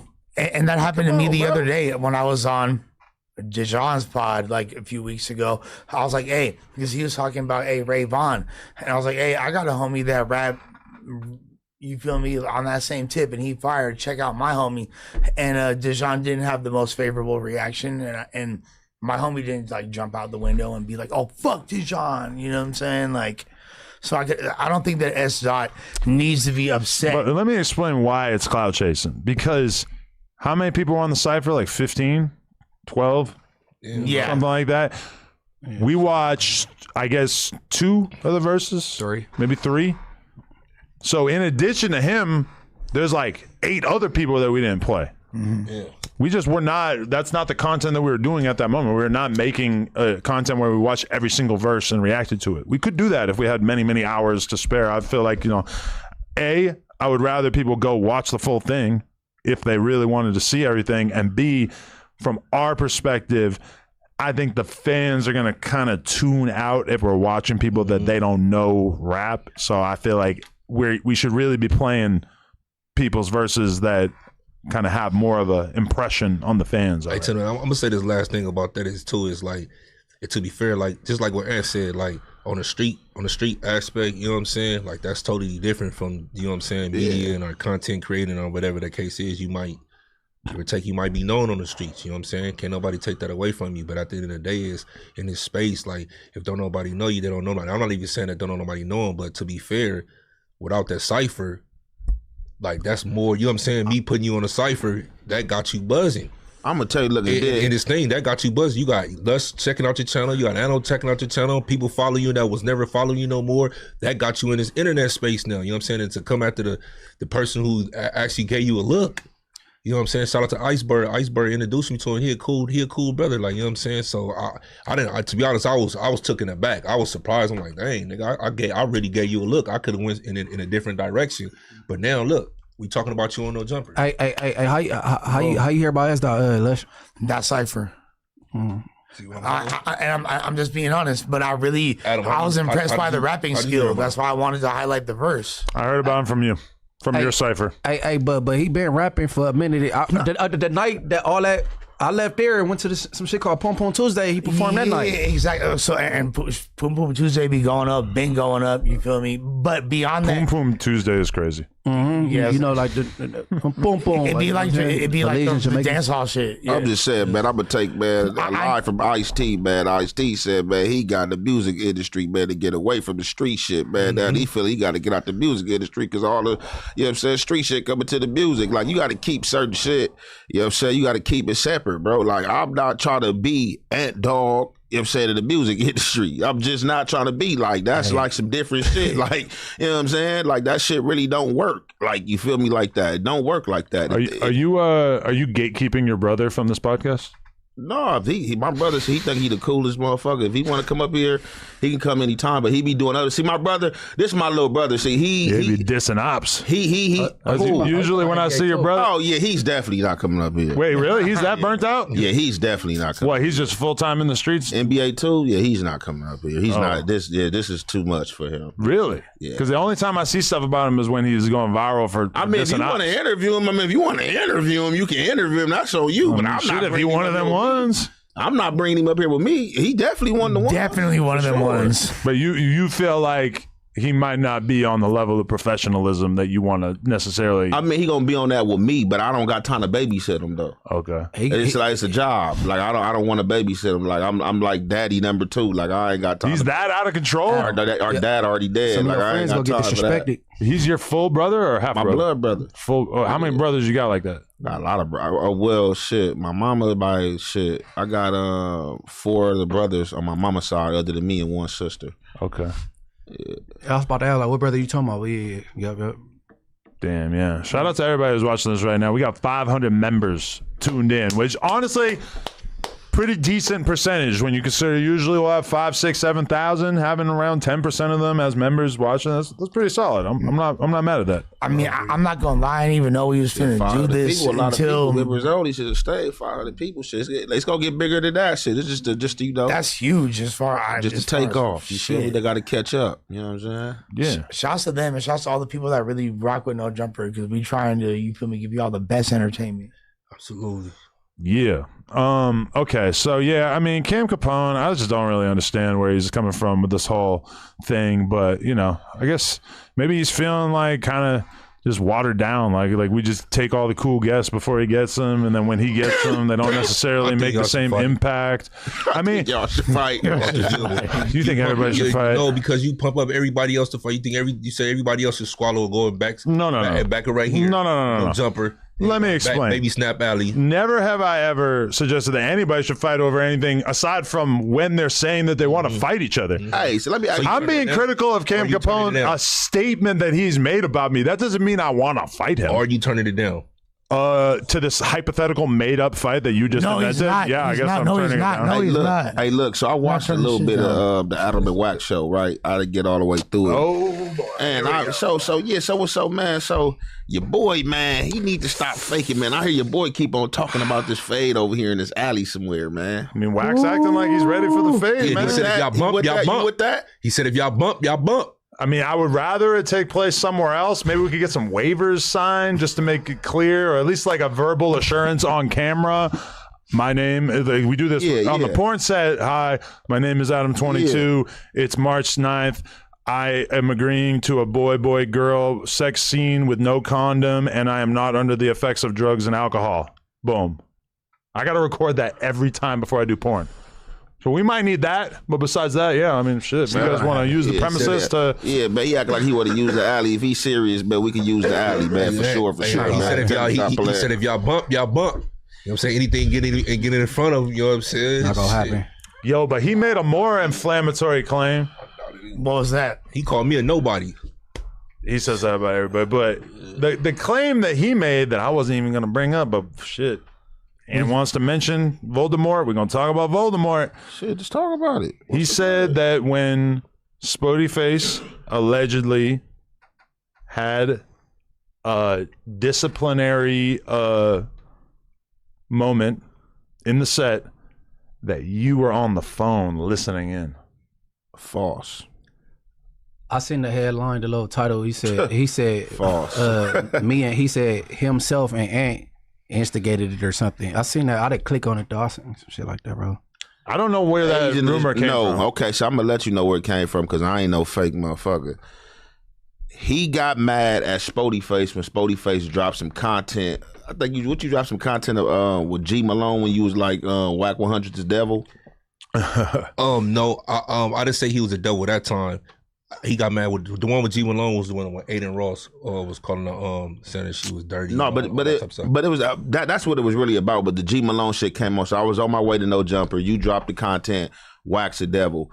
He called me. I don't know what's up with your boy. Ooh, this and that. You know what I'm saying? He dropping this content. He don't know how this content shit work. You know what I'm saying? I talk to G Malone every day, whatever the case may be. I'm like, hey, look, bro. I'm like, look, whatever y'all got going on, bro, that's between y'all, whatever the case may be. He like, yeah, you already got DP. Ooh, like whatever the case may be. And I'm like, all right, I heard about that, bro. Like, you know what I'm saying? But where do you getting that? I said I was on the phone when he was getting DP. Like, you know what I'm saying? Like, that's what he said. Yeah, he already got DP. Keep playing his game. I'm like, all right. Like, nigga, I heard about that. Like he was giving me some information or something. I'm like, well, I was on the phone when he got DP. That makes it sound like you were reveling in it. Like you were having a great time. You were like, come on, get him. On the phone with who? Well, you're the one who brought him even here to do an interview in the first place. Who was on the phone with? I don't know who you would be so close to that you might be. He said you was on the phone with the homies, bro. Do you believe it? You think Ant's a snake? Bro, listen. First of all, it had to happen in order for him to, you know what I'm saying, in order for him to be on the phone. Oh, so the first rule of Fight Club is you can't talk about Fight Club. Let's go, Spody Face. There it is. He's saying shit ain't even happened. And to be fair, even that's say he was. It did happen and he was on the phone. I wouldn't care nothing about it. This man ain't. Ever since we'd been on camera together, the whole world been trying to pin us together. I mean, against each other or say little things to make me react. I'm probably doing the same thing with him. It ain't gonna work, bro. Like I say, even sitting here next to Munchie, it's bigger than just us. You feel me? And that's the reason I really be doing it. Like, you feel me? So, but look, nigga ain't gonna never let no bullshit fuck it up. Like, you feel me? Yeah, so, but I'm so thorough though. Like, I was like, it ain't even nothing to hide. Like, I'm so thorough. I would have told the nigga like, hey, look, yeah, I was on the phone last night. Woo woo. Like, you know what I'm saying? Like, so it's like I was on the phone when he got DP. It's not like you would really even get much value out of being in the phone. What? Like, you're just gonna hear some like a little tussle. What? I don't know. Hey, that's some jail shit to do. Nigga want to feel like they free or something. Be on the phone from jail. You know what I'm saying? But okay, so I really wanted to know something about it, look into it. I'm not a nosy nigga like that. I really mind my business. I got his line, I just would have called him. Hey, bro, what's up, bro? Nigga heard this, or, you know what I'm saying? Whatever the case may be, bro. I don't give a fuck about that shit. Like, come on. Like, I was on the phone when he got DP. Like, yeah, I got that privilege. I was on the phone when the man got DP. His homies had me on the phone. What the fuck did they have me on the phone for while he was getting DP? Yeah, that's what I was wondering. You know what I'm saying? Yeah, like, hey, let's make this shit. I know you're like, who was I on the phone with? They need a DP then. Who was I on the phone with? They need a DP then. You know what I'm saying? If he got DP and somebody had me on the phone while he was getting DP, they need to get DP. Bro, high key. So what Wack trying to play divide and conquer? I mean, pretty much. Trying to figure it out. What you always do, but that'll never work with me, bro. That'll never work with me, bro. I don't see Anna's getting any particular joy out of anything bad happening in a Spody Face. I don't think their relationship is like that. So that's why I was confused by that allegation. Yeah, it don't make sense. Come on, look, that man just went. That man just made up a whole lie. Just instead of keeping it real, that man just went after Black Sam for nothing. Yeah. And try to say he doing it because of Rockstar and Tiny Draws. No, you doing that because what happened in the vicinity of the marathon and Black Sam doing this thing, he got business popping. You've been speaking on his folks, you know what I'm saying? And he really don't deal with you because he got a dislike for you because what you've been doing in the media, now you feeling the need to pop off on him. But the thing is, like, don't you think somebody would have been came out and put Black Sam out there? Like about this police report if he told on somebody or how he got off on this case, like discharging a firearm in the air, that's nonviolent. Yeah, like, that's a misdemeanor. That don't hold no time. I just had a homie, he just went to jail for that last year. I just seen him 3 days ago and I was like, damn man, you got out fast as hell, bro. I'm like, well, he's like, oh, bro, you know that shit nonviolent, bro. Like I got 50%. That's for sure getting DA rejected right now. Like the blowers and all that. 100%. But yeah, again, like I said, but that's always an old incident, but just still discharging a firearm. If I'm not shooting at nobody, I don't hit nobody. If I'm just shooting the fire or the orb, that don't hold no time. You know what I'm saying? It's discharged like it's really it's nothing. You know what I'm saying? So I just want to figure out, like, even with that, like shit, who he telling though? Like who you try to say he told though that got off of this case? Like that case to hold no time. Like if he had to write about money, a lawyer would have ate that up or probably got probation for that shit. And the thing is though, is I feel like if his goal was to just make Black Sam look bad, you should wait until you have all the info and then put it out all at once. I feel like the preview does not help the rollout, you know? Like, because it's like then people kind of already start getting sick of hearing about it. And then by the time you actually put out the paperwork, a lot of people already have kind of like forgot about it. It's already so hard for people to pay attention to paperwork in this day and age. Like, it's like if you're gonna roll out, but then think about somebody like Young Thug. They rolled out all the shit they had on him so good that you damn near felt like he told, or like felt like he was a snitch because they did such a good job putting it out every day, just dumping new shit on him. Even though really when it was all said and done, it was like you couldn't really pick any one of those things and be like, look, he told, you know? But the thing I don't respect about him though, and he do a lot though, is you try to make it other people look bad, or you put narratives out there on other bad, but you're running around like people like DC Baby Draco. You running around people like Tekashi 6ix9ine. You have no authorization. You have no validity. You have no fucking, man, it's just anything that come out of his mouth, like anything like he put out or he say is like, it should go in one ear and out the other because you picking and choosing. I feel like Wack fell out with Draco. It don't matter what it was. That was just they were just buddy friendly. I don't know. He didn't like fully say that, but it just kind of like he said that Draco changed his number, and I don't think that they swapped the new number. But he also said like he said I don't think that he should be doing too much more hood vlog content or something along those lines, or maybe he's not going to be. So hey, you know what's crazy though? How it work out here? Like, funny. If you ain't allowed over here, just go over there with the ops. But he already was kind of you see the shit Puffy did. Yeah. Puffy went over there with the South Side. Oh yeah, the part was tripping. I'm about to go over there. But ain't that the whole... like while he was filming for Extra, he was going a bunch of blood hoods and doing content, and they were like low key dissing. Well, keep going then. I mean, I just like that's just one section. But if whoever don't want you over there, you ain't gonna go. Because wasn't that the primary critique though of like, hey, like you know, DC Baby Draco, you're doing some cool hood vlogs, but if you're gonna go to enemies within a week of each other or a few days, that's pretty problematic. That was my critique. Yeah, exactly. So maybe you should wait 6 months or I don't know, whatever the designated amount of time should be, but a little bit longer as to where it's not burning shit out and making it hotter or worse in certain communities, right?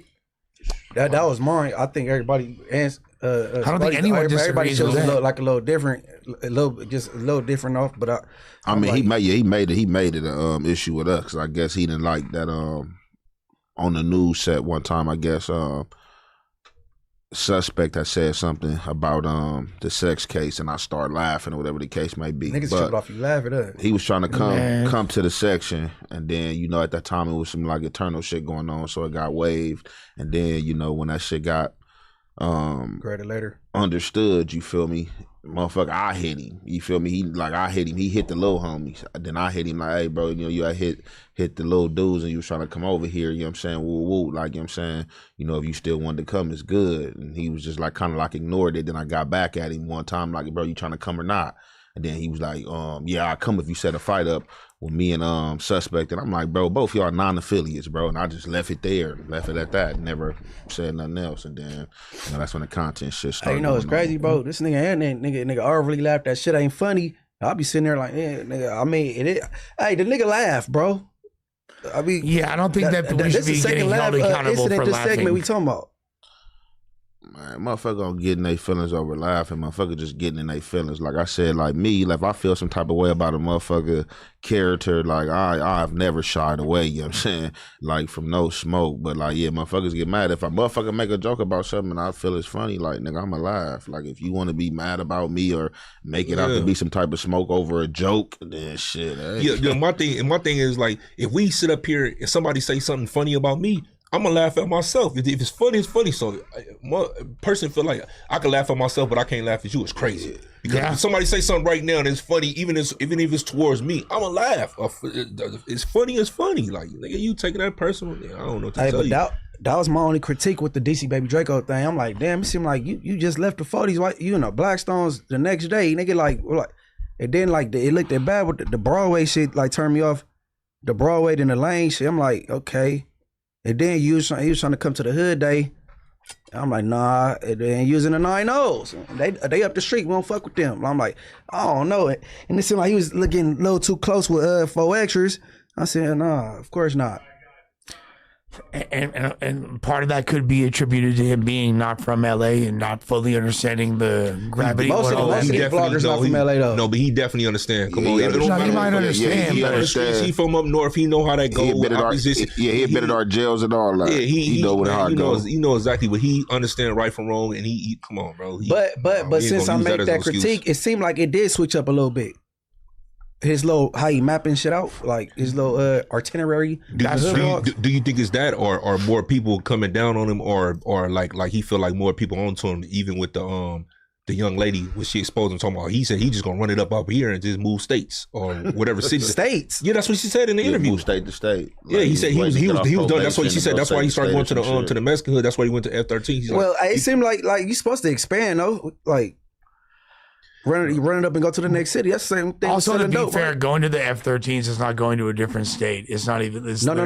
He said that's why because the black people, you know what I'm saying. He said he started going to the Hispanics, and then not only that, he said he was pretty much done out here. He didn't run it up, so he ran amok, not up, but he was going to switch states. But is it fair to say that you're just not going to be the guy who's like a hood vlogger to every neighborhood coming through? Like it's just not gonna work, right? I think it's possible. What you mean? I think like if you some positive stuff like I would do, like highlighting the talent and you know what I'm saying, the businesses and stuff in the hood. I think it's very possible. Hey, but going and letting everybody diss, and all, I don't think that's sustainable at all. No. I don't care about the diss, and that's realism. Like that's what goes on. Like so, if it's a hood vlog, you in the hood, you capturing that, right?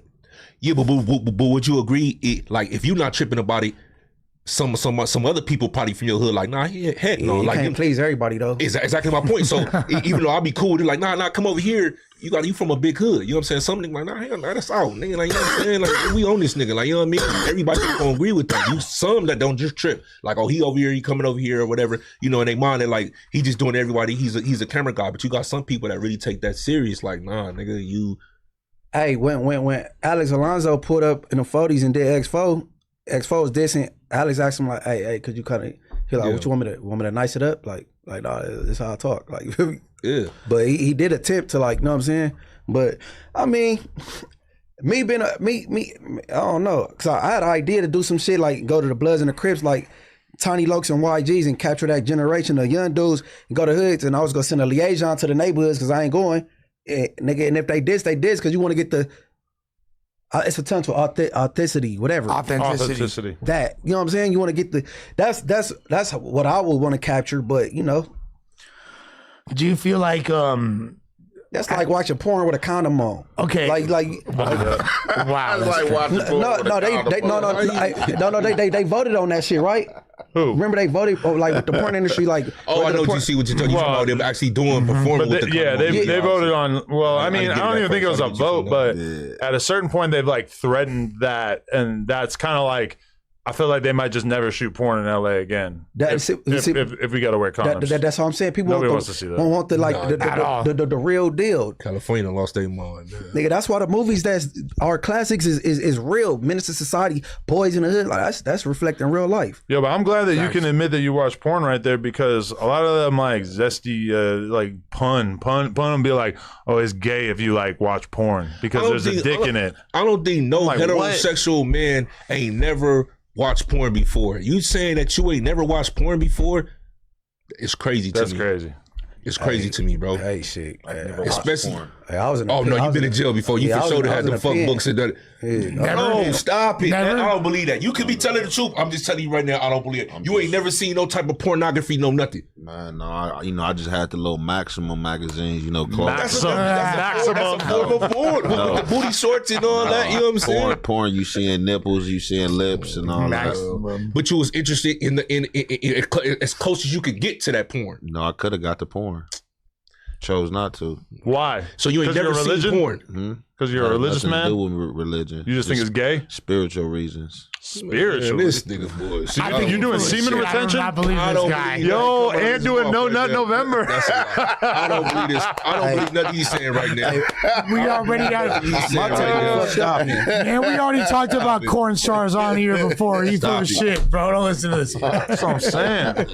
I mean, man, listen. What? Cherokee the ass back in the days, boy. That's what I'm Listen, saying. Boy, you spanking that magazine. What? Nigga, Skin diamond. Listen, like, all right, this is the whole thing about porn. If you love women, if you just straight up feel like there's a lot of sexy ass women out there, and realistically, there's not enough time in the day for you to beat up all of them, shit, you gonna watch some other guy do it. It might only be, for me, when I watch porn for like 5 minutes, and then I'm done, and then I go to bed. It's like, yeah, it doesn't need to be a super like drawn out process to be real. if you think that shit is gay, you are gay. Like, you are dealing with some shit where you're worried too much about being gay if you think that watching porn is gay. Because I'm going to tell you something right now. If there was a hot chick sitting over in that corner and some guy was fucking her, every single one of us would be watching it, right? What else are you going to watch? Aside from me, okay, if there's a fight, if there's two guys beating the shit out of each other over here, and then there's a hot chick getting cracked over here, I might be glancing back and forth because both of those are pretty interesting. But like, come on. It's kind of different and being in a room and somebody fucking up in person than you watching porn. Like, if somebody just start fucking and I'm in the room, I'm getting up and getting up out of there. I feel that. Either I'm about to kind of come put my dick in her mouth or I'm out of there. And you feel like you might be next. You know what I'm saying? I'm not even waiting next. I'm might trying turn to on get you. cracking right now because I don't want sloppy seconds. So I'm trying to see if I can get cracking right now. If I can't get cracking right now, then I'm out of there. Okay. Can I throw that out there? Is it gay to fuck a girl after another guy already nutted in her? Oh, Hell no. Damn, man. I will hope you don't nut in there. I'll put my dick Yo, in there. you kind of open-minded. I like that. Wait. You mean like how soon after? It's over with. No, It's like over right with. after. Man, it's over with. Like in a gangbang. Nah, It's In my over teenage with. years, Look, it's over with. we was running trains, bro. Nah, we was running. Look. Yeah, but all I'm busting it, bro. To be fair, I didn't know if they was, but I'm pretty sure it did. Man, look, we had a situation. Look, it is what look, it is. All right, one mic. we had a situation. I'm kicking it in a homie backyard, man. They had this little broad. I ain't gonna even throw her name out there.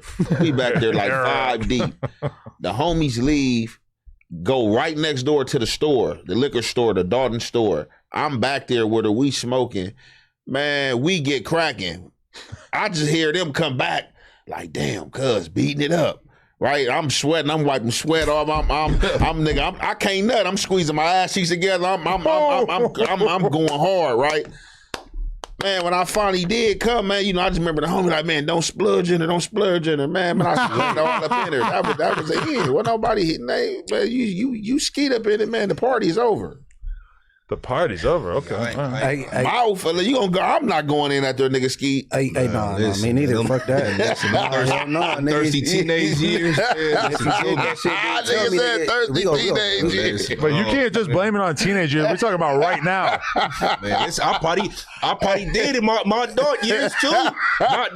Man, we was getting crazy, bro. When them thizzles was off, I don't even give a. Oh, he comes clean. Okay, so what about this? No, I'm just saying that era, like 07, when I got it, 07, 08, 09, it was freaky stuff going on. I wasn't taking them, but it was definitely freaky stuff. Because, okay, I promise we're going to get into more real topics in a moment, but like, there's just a bunch of shit, like, because my wife was quizzing me about this during a Plug Talk episode the other day, but there's a bunch of stuff that, like, a lot of male porn stars do that I am not okay with doing. That double penetration shit.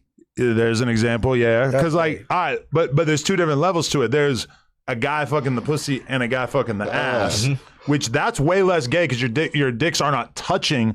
But dudes in porn put two dicks in one vagina at the same time. That's not DP. That's DV. That's double vag. Yeah, but you could do it in the ass too. Yeah, but I'm saying, I'm not doing that. I don't need to put my dick up again. Now, if I did porn for a living, would I maybe just do it just because, hey, this is the job? I don't know. Maybe I would have to. The other day, is this your way of bracing us for what's to come? No. I don't think there's enough of a W in it for me to like push my own boundaries, and I really don't want to put my dick against another dick. That just sounds crazy. Hey, bro, even doing it from the ass to the pussy is crazy because the wall between the pussy and the asshole. Yeah, for sure. You feeling the veins in the other dude's dick. Yeah, nah, very thin. And you better get up there and get some hair from her. Yeah, that's okay. Oh yeah, that's nothing. That's totally okay. That's nothing. Okay, but the other day there's this girl the feeling getting head from a bitch, getting head and then fucking at the same time. That's the basic flip. But all right, you want to know a weird thing is like when I'm shooting with a girl and another dude, sometimes the girl starts sucking my dick and the guy takes her head and goes, "Yeah, suck that dick," and I'm kind of like. Damn, it's like it's like he's jerking me off with this girl's mouth. Yeah, that's gay, bro. So he's trying to is he entertaining? I'm not with that. I wouldn't encourage that, but like he grabbing her head, so it's just like you know what I'm saying? So then I gotta do. So when she starts sucking his dick, I gotta be like, yes. No, I gotta start doing it too. So if you wouldn't do it, why would you want it to be done to you? So he's assisting getting you off. What gets you off don't get me off because you want to see me suck another nigga. I'm not with that. I'm about to beat it up when I get behind. No. What he's saying is when he was doing the scene, correct, Adam? Yeah. When he was getting head, another dude was pushing a girl head. To me, in my personal opinion, this is my personal opinion. He's assisting her. Yeah. Might as well grab the shaft. Yeah, you can hold that gesture. Yeah, you know what I'm saying? He's assisting. He's doing this shit. Like, bro, watch out. Like, hold up, bro. That's out. Yeah, that's gay, bro. We ain't doing that. Hold up, kill game. But all right. Same scene. The girl, and it's weird because the girl and the dude have fucked mad times, like on camera and off camera. So they got chemistry. Like he knows how she likes it and vice versa. And meanwhile, I just have not shot with either of these people before. And she's got both the dicks. She's going like this, back and forth. I thought she was about to touch the tips together. Oh no! Oh yeah, that's how somebody get fired on. She didn't do it, but for a sec, I'm like, sword fight. I'm thinking like, oh shit, like he's probably cool with that. Like she's thinking that because he's cool with it, then I'm gonna be cool with it, and I really don't want to cross that line. That to me I thought y'all had a no list. So what you was gonna do if she did that? I don't know, probably just pull away a little bit. Little jerk. You a jerk. Little jerk. I mean, I could have stopped the whole thing and be like, hey, listen, I got rules. Don't, Yeah, man. Bitch, keep us in the scene. Bitch, I got rules. I got rules. That's too much. That's a little pause. That's pause. That's pause. That's too much. That's pause. All right, so can I vent for a moment about our good friend Flakko? Yeah. Please. Okay. So tomorrow, I was supposed to do a pilot episode with Flakko and Mooseman. The idea being that maybe there's a chance that No Jumper could have another weekly show that would feature me, Flakko, Mooseman, and I don't know, maybe we build out some more people on the cast from there. This is just an idea. I've been toying with it. I figured why not? We'll do Wednesday. We'll do an episode. We'll see how it goes. It's been in the calendar for weeks now because it was hard for us to find a date that would work. Today, I message in the group chat with them, and I say, yo, so are y'all good for 4 p.m. tomorrow? Flakko, I forget exactly what he said, but it's clear that he was going to be out of town, that he had not written this down. He had not put it in his calendar at all, not taking podcasting seriously. And to his credit, Mooseman said that he had a thing with the apartment he's trying to get or whatever. He wasn't going to be able to do it either. So both of them, despite it being in the calendar, both of them were not planning on showing up and did not mention it in any way to me, which personally, that shows a lack of professionalism. I'm going to be totally real. Then in addition to that, Flakko was telling us about this terrible deal that he had on the table where basically he was being offered money to start a podcast. They sent him the contract. It was all fucked up. They were trying to take a percentage of his YouTube money, et cetera, et cetera. I don't know if I'm saying too much, Flakko. He takes this deal that is not so beneficial, and he ends up giving it to T-Rail. And then he gets a large percentage of the money, and that makes sense because realistically, T-Rail ain't got shit going on. So anybody trying to give him any money, he's just, any dollar he can get his hands on, he's excited. So, but then that also makes me feel like by Flakko doing a weekly podcast with T-Rail, he's watering down his value because he's showing that he's willing to sit with D-listers on a weekly basis just to help try to get a relatively small amount of money. So to the people that I kind of hyped up the idea of Flakko and me doing a weekly podcast, multiple strikes against him. Number one, ghosting on the episode and not telling me in advance.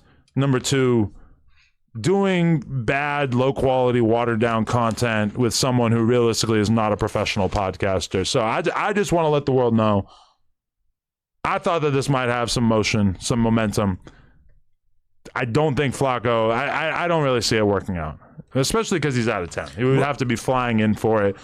Maybe the Adam and Moose thing could still have some legs, but we would have to find at least one, maybe two more characters in order to be able to make that a thing. When you say it's not going to work, is that referring to just this specific show with Flakko, or just like is more of a greater issue you have with Flakko in general? Well, I mean, no, it's really just that. I would say that those are the two things that I consider kind of like strikes against the idea of doing consistent weekly content with Flakko. Is that, number one, I feel like by him doing a podcast with T-Rail, he's kind of watering himself down. And also, the views are just looking terrible on that. Like, nobody wants to see Flakko sitting down with T-Rail. Hey. Me and Moose, on the other hand, that could have some value, but you can't be sprinkling yourself all over the place and doing content with somebody who has nothing going on. That's just not, like, if you're doing that and then you're also doing with me, I'm looking at it like, okay, what makes our platform special when you're doing content with a No Jumper reaction channel on a week-to-week basis? Anyway, thoughts? It seemed like Flakko been getting to a bag and shit. He just moving different. Man, I was just about to say the same thing. Man. He could finally able to get a girlfriend now. He got a girlfriend. You know what I'm saying? Like, not for real. He feeling himself and he just, you know what I'm saying? I do think that, like, the way I see Flakko is that he is just not, I don't think he's capable of really, like, focusing on anything outside of his own YouTube channel. And it's kind of been that way since I met him, realistically. Like, that's always been his focus. Everything else we tried to get him to do, it really just kind of always felt like it was a bit of an afterthought in comparison to him just grinding on his channel. And I respect that and I appreciate that. I don't really want to get in the way of that. Yeah, first thing first, you're supposed to handle your business first, though. But shit, yeah, I think it's exactly what I'm saying. I'm telling you, you know what I'm saying? Yeah, I was about to ask you, before he said that, I was about to ask you, do you think Flakko is not necessarily bigger than No Jumper, but he's too big for No Jumper? Outgrown it. He feel like he transcended. I think that there is a world in which Flakko could be focused on doing a weekly piece of content on No Jumper. I don't think that, like, what he does with his own channel is so time consuming that he couldn't also do that. Mm-hmm. But as long as he's living out of state, that's for sure going to really limit it.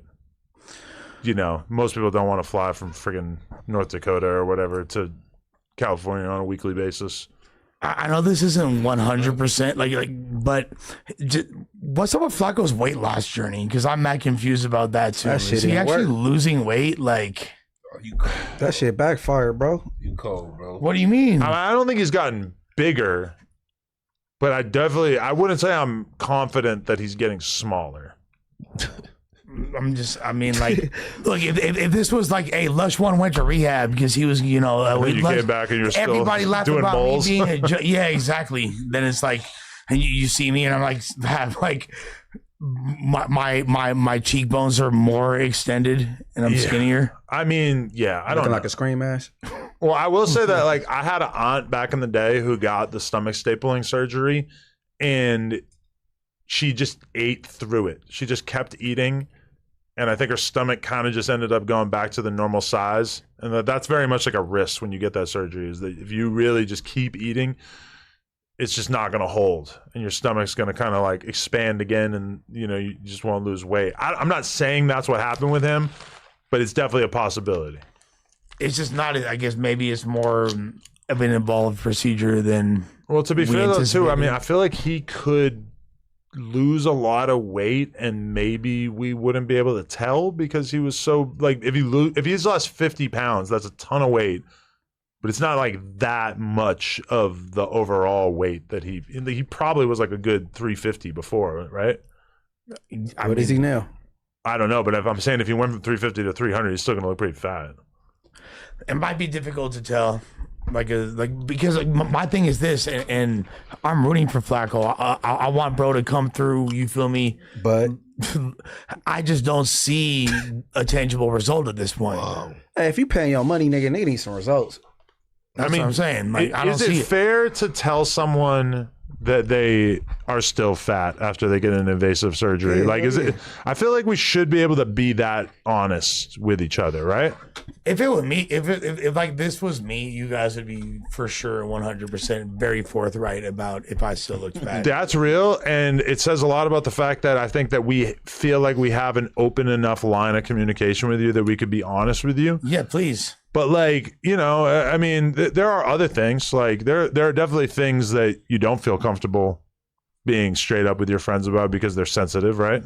Well, yeah. And some people don't necessarily have the aura with which you feel like you could just tell them whatever, right? I mean, y'all was straight up telling them each thing. Man, so what's the difference now? That's crazy. That's a fixable problem. I never did that, for the record. I did a reaction. I did a reaction on. I did see on your channel. I think that was Krip Mac was creaming you got his the little doo-doo man. suspect Gina, that was, I don't know. Man, Krip Mac, hey, oh man, I don't even want to do it. Krip Mac said he's stuck, bro. I couldn't stop laughing watching that clip, bro. It ain't even funny. Like, Krip Mac was on him. I don't know why Krip Mac was talking to Flakko like that, man. No, he flipped the switch because he called him a bitch. Well, yeah, I mean, Flakko was calling him a retard and acting like he could beat the shit out of him, those are pretty much things that are lines you don't cross. No, but when he said right? bitch, he said, fuck your mama, fuck this. Yeah. He turned up. He came out the gate, though, when he... That shit was funny, bro. I couldn't stop laughing. Krip was on Flakko, bro. You see the clip? A little bit of it, yeah. When he was talking when they was on the phone. I mean, okay, can I get actual opinions here? Like, do you guys think that Flakko could beat Krip Mac in a fight? I think so. I got Krip Mac. You know what? Like, I think that Krip Mac has way more experience. My bet would be Krip Mac. However, I think Flakko thinks he'd beat the shit out of Krip Mac. No, we know what he think. But you saying your money always, will be on Krip Mac? Yeah, it's always mine's on Krip Mac, but it's always a chance. Flakko could get a hell of a trainer and really get, you know what I'm saying? So I'm not saying that I underestimate him. I just got Krip Mac in that fight. But he definitely can go in there and do his stuff though. The thing with me is I know it's a marketing thing with Flakko. He want to beat up like the dude that say cuz every other word, the big Krip, and then brag about it later. I prefer it be another Krip that take the fade, or another whatever game maker. Somebody who you think would have a better chance of winning? Yeah, because I don't think he go. You know what I'm saying? And I see what the fuck Flakko doing, bro. He not slick.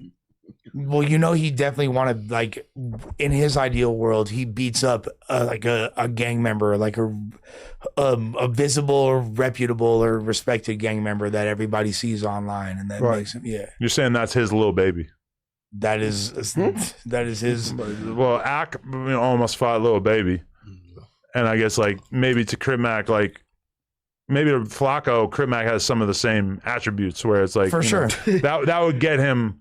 Like as much as Ack wants to be able to talk about every rapper, and somebody like Lil Baby like doesn't appreciate it, Flakko wants to talk about every gang member, and if he was able to like beat up a very famous gang member, then that would obviously make people have to look at him potentially a little bit different. I do trust Flakko's intelligence though, and I feel like in his head he's completely convinced he's picking that this is a fight he can win. But all right, there's been so many things that just seemed just delusional that have come out of Flakko's mouth over the years. Like he said that he's fucked hotter girls than me. Remember that in the chat? Yeah, that's kind of fake impossible. I'm just like, bro, what are you talking about? Like, how could you like? I'm not acting like I fucked the hottest girls in the world, but I fucked like most of the most famous porn chicks in the world. And meanwhile, like we really have not seen any of your resume when it comes to women. So you don't think it's possible for me to fuck Flakko to fuck no bad bitches? What you saying? I'm not saying that it's impossible for him to. I just think it's very unlikely that he's fucked a lot of bad bitches and that we just haven't seen any of them. Hey, bro, if I can't name 10 bad bitches that you fucked off just off the top of my head, it's most likely that they're not better than like 10 corno chicks that we could all name. If I fuck this bad bitch for free and you paid to fuck that bad bitch, bro, it don't hit the same. You're right. Absolutely, it do hit different. But then again, who are we discussing right now? Mr. Pay to Play. Okay. So you feel me? Like, ain't no points for him in that regard. If you playing your cards right. Listen, stop laughing. He gonna get on you. Hey, Flakko gonna get on your bumper. He gonna make a video. Yeah, I think that's kind of subjective. I think that's kind of subjective. Sound like you didn't pay for some booty before. I mean, explain, sir. I done spent some money. Buying a bottle is not paying either. Don't say that. Because you know what I'm going though. No, I'm talking about paying to play. I done paid to play as far as, you know what I'm saying? Okay, the aspects, I didn't went in knowingly that I'm gonna spend some money to get the pussy. I didn't get that. To be fair, sometimes it worked. Sometimes it didn't. I don't even really count it when I do porn with them, because it's like they're doing it because they're making money from it. It just doesn't feel the same as like if you actually pulled a chick off Instagram or in the nightclub or whatever. Like I don't even feel comfortable with that when people be like, oh look, this dude said Adam pushed Lena the Plug's head down on Lil D. Don't act like you're against it. Then they right. That's my wife though. No, that does kind of counter your previous point though. Like, I mean, like I said, look, long as you ain't touching my shit, ain't doing no weird shit. Now I'm not about to never be like, yeah, go. But shit, hey. All right, so since we got the scenarios going about the all right, because this a big thing too. I seen so you know how you was asking the questions about if certain things is either gay or you feel gay. So is it gay when you cracking and a nigga get the moaning? I'm talking about the men. No, if when it's just you and her. No, yeah, just you and her. No, what the fuck? No, listen, because you have man moaners. What is the What this is a thing. Moaning is like. I don't know, but you know, a moaner right now. Out of the sound big. So you think it's kind of sus to moan? Men groan. You got men moaners, but no. Men moaners? That's a fact, bro. You know, but it's a difference. Men moaners. That's a fact. Man moaners. Look, men moaners. You know how niggas be like, damn, this pussy good. Okay, so yeah, that's talking to the pussy. Exactly. Though. They ain't moaning though. No, I agree, but you got some niggas like. They ain't moaning like, oh my God. Like, you know what I'm saying? Like, yeah. You got, like, that's a fact. Nah, but some girls don't like that. You're right. Because, hey. That's the thing, that's the thing, bro. You know what I'm talking about. No. Hey, my girl called it ad-libbing. My girl said, stop ad-libbing. Oh, hell. She said, stop ad-libbing. While you was doing it? All the time. That's what I'm all the time. Especially if I'm cream pie. You said I'm cream pie. But I feel like there's two different things. There's like moaning, aka just like making like a grunting sound as a result of pleasure. Right. Or like directing or dictating or saying words. We ain't talking about talking. We ain't talking about talking. We talking about moaning. We ain't talking about when you cracking. You like. You like that bitch? Goddamn. You saying? Yeah, because it's grunt is like you just like, that's different. We talking about moaning. Gonna be like, what's wrong with this nigga? You all right? Moaning sounds gay. Yo, I used to have a roommate, and like I was always fucking my girlfriend at the time, like in the room right next to his. And one day we were like kind of talking shit to each other in front of the girl. Like we had girls over, and he said. He goes, oh yeah? Well, when you nut, you sound like Rick Ross. The that shit. And yeah, there you go. And the girl starts laughing so hard because it was true. Because she knew it, because it was true, and she knew it was true. Like Rick Ross, but how you know when you was nutting? He must have. His walls was thin. His wall was like right next to my wall, so I would be fucking, and he would just be hearing it like a lot, I guess. That nigga probably turned down the TV and all that shit. Man. Yeah. Put a cup against the wall. You just say Rose. Are you thirsty, bro? Giving the wall a check-up. But you know what's a fucked up feeling though is when you're fucking a girl and you start moaning all crazy, or you're just getting too into it, and then you realize that like she don't know you like that, like enough for her to just go with it. She's kind of looking at you like, oh, all right, like sex guy, chill out. Get a little too into it, you fucking weirdo. All right, so let me ask you this then. So you can't enjoy yourself during sex for these hoes now. Yeah. So let me ask you this. You see how you say your homie or your roommate, your wall was next to his? Yeah. So will it be gay? Would you consider this gay? Listen. All these gay scenarios. Listen. Is it gay or creepish What if when you cracking, like so say if you hear your roommate and he hear y'all you getting your thing and he ain't had no coochie in a long time and he start masturbating to you cracking your girls, that gay or that's creepy? Don't tell me about it, but I mean, whatever you do in your room, you could be beating off to anything. Like simultaneously, he's just Jackson. He hear Adam cracking. But if he told me about it like it was some fly shit, I'd be pissed. That's creepy. That's creepy, huh? Yeah, I can almost smell it, bro. I can almost smell it. Or I'd rather just go out and go get me some, or just turn my phone on and watch some porn. I'm not about to be listening to my roommate crack nothing. And it's the homie. And start pulling my shit out and start jacking off. Sound like he's supposed to grab his keys and bounce. Go find him some ass. So you know how y'all were talking about earlier about like if somebody cream pie is it gay if you go next? What about in the mouth? What if you feel me? If a bitch dome the homie up, you feel me? He just busts, and then you're gonna get head.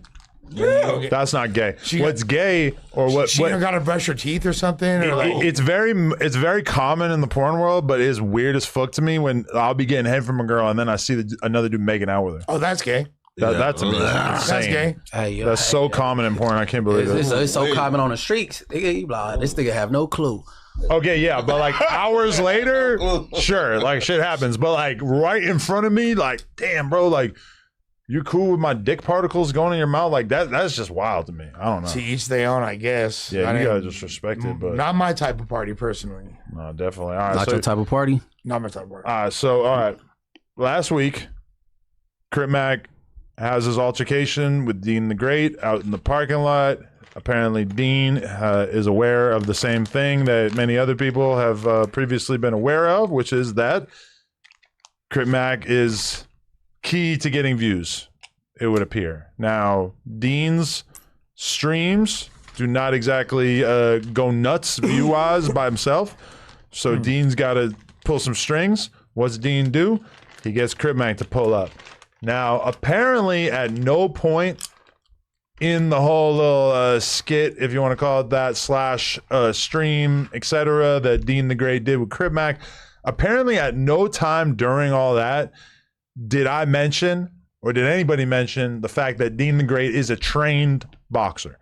He's got multiple fights on Misfits. He's won most of them. I've seen clips of him knocking people out that look pretty impressive, etc. Now, granted, Krip Mac weighs like over 100 pounds more than him, but they sparred. I guess not sparring because they didn't have headgear on or anything like that. And Dean the Great managed to finally take a W. He got slapped by Larry Wheels. He got elbowed in the face by Rampage's manager. He got slapped in the face by Leonard the Plug. And then he got chased around in the no jumper Baby Snaps alley by Krip Mac. But then Dean actually laid Krip Mac out on the ground with a body shot, which I don't think Krip Mac knew was a possibility. I don't think he realized, because at one point Krip Mac told me that Dean cheated. And I said, he didn't really cheat, right? He just punched you in the midsection. He's like, yeah, could have cheated. And I'm like, okay, well, that is fair. You're allowed to do that in boxing. That's not against the rules. That ain't cheating. Wait, so it's that the beginning. So was it a skit or not? Yeah, because I don't really think it was, because it seemed kind of like when they was talking in the beginning and how I led up to it, that seemed a little real to me. What, you mean in the alley here? No. Talking the fight that happened at this random house. He asked him how many face he had. No, yeah, I'm pretty sure that Dean wanted that fight to be on the up and up because he knew that he could land one of those body shots and fuck Krip Mac up with it. So that was real. Yeah. Okay, so. that's what we was discussing yesterday. I kind of figured that, but everybody like, nah, no way. No, I agreed with you, Munchie, if you watch the pod back, because I was like, yeah, I thought it was based on the reaction of C-Mac afterwards. Now I know he's done a lot of skits, so he know how to act and all that. However, that seemed like it was like he was genuinely had just thought. I think that was real, as far as I could tell, yeah. So I guess a lot of people were saying that it was like, is it more out of pocket of Dean for even like playing around, like having rags in his pocket, and when you're doing things like out that? Out of pocket, like towards who? Like, well, just like playing with the the culture. He kicked the red flag too.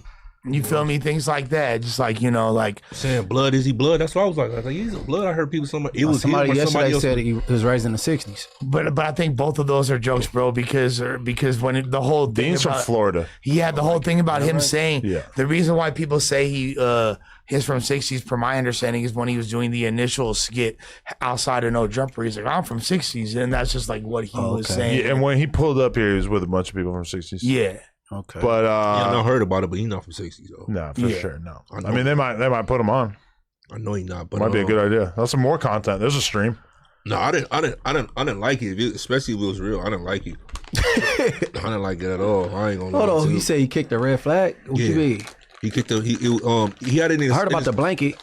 No, he had it in his back to the right at first in his shorts, and then it came out while they were squabbling, and then it was on the floor, so he dropped it already. Well, it fell. I'm gonna say he dropped it, but then when he seen it on the floor, he didn't pick it up. He kicked it. He kicked it right to the Dean dude? Yeah. Got to move it out the way. But to be fair, like disrespectful or nothing like that, but he did. That's just Dean rehashing all of the things that Neon already did. Because Neon took him to the seafood spot with the outlines of the certain animal on the outside, and he had the big red blanket, and Neon said the thing about the things that you dip in ketchup that go with your hamburger, like all this stuff. He just playing. Neon did all that shit, and that's why. And he put him on FaceTime with a trans person, and now Dean is doing all the same shit. Yo, that camera is so crooked. Not that one, the other one. The difference being that like Dean could actually fight, right? Beyond like Neon being significantly more famous. Yeah, but at the same time, I don't know. Is Krip Mac, does he feel a certain way towards Dean for some of that stuff? The same way but I don't think Krip Mac really cared about any of that shit with Neon besides the trans woman. Hey, so you supposed to say, hey, I got a squabble, I got a skill set, beware. That's what you supposed to do? Get somebody like a warning, right? That's what you're saying? I mean, his hands trained. If he boxes, I mean, I would say that. I think it's crazy that people even let people know. You have to though. When you got a strap on, you don't tell nobody. You supposed to be like, ain't nobody supposed to know you got what you got. That's on the streets if somebody attacking you. You're talking about it. Nathan, that you gotta straighten that thing out. Man. Like, what are you supposed to say? Hey, if I must warn you, my hands are registered with. But all right. That's what you're supposed to do. Dean might be assuming that Krip Mac would go on YouTube and type in Dean the Great Fight and see that he's got mad fights with mad other boxers. Or he just might assume that somebody in his peripheral would have been like, yo, this fool could actually squat. It makes sense now. He not a bitch. So the Dean, the great dude, he do content and get slapped around and beat up, knowing the whole time I got a cold squabble. Mm-hmm. But that's like, okay, but yeah, I wouldn't be announcing my shit. You got to hear word of mouth.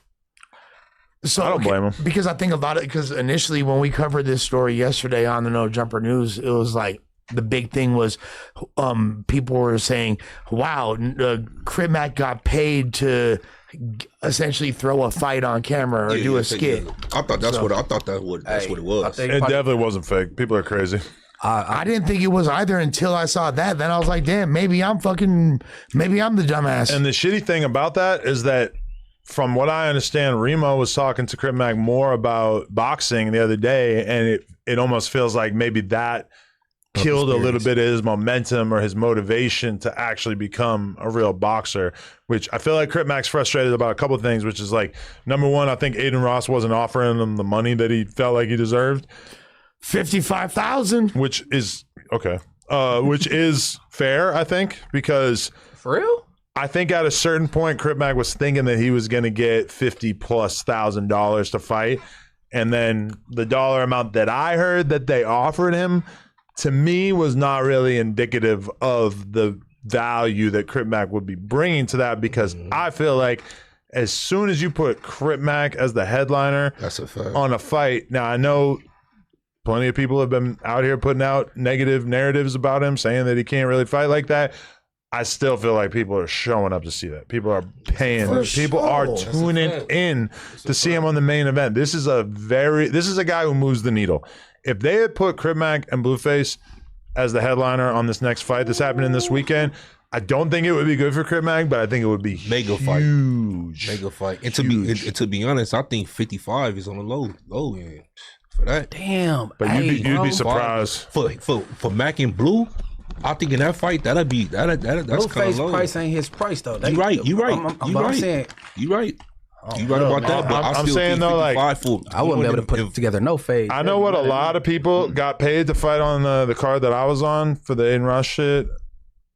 $55,000 is a lot. Well, from their perspective, they barely have ever paid anybody that much. There would have to be like a sponsorship that would make sense because they're not doing a pay-per-view model. Exactly. They're not selling tickets for the event, so it would have to be strictly based on sponsorship.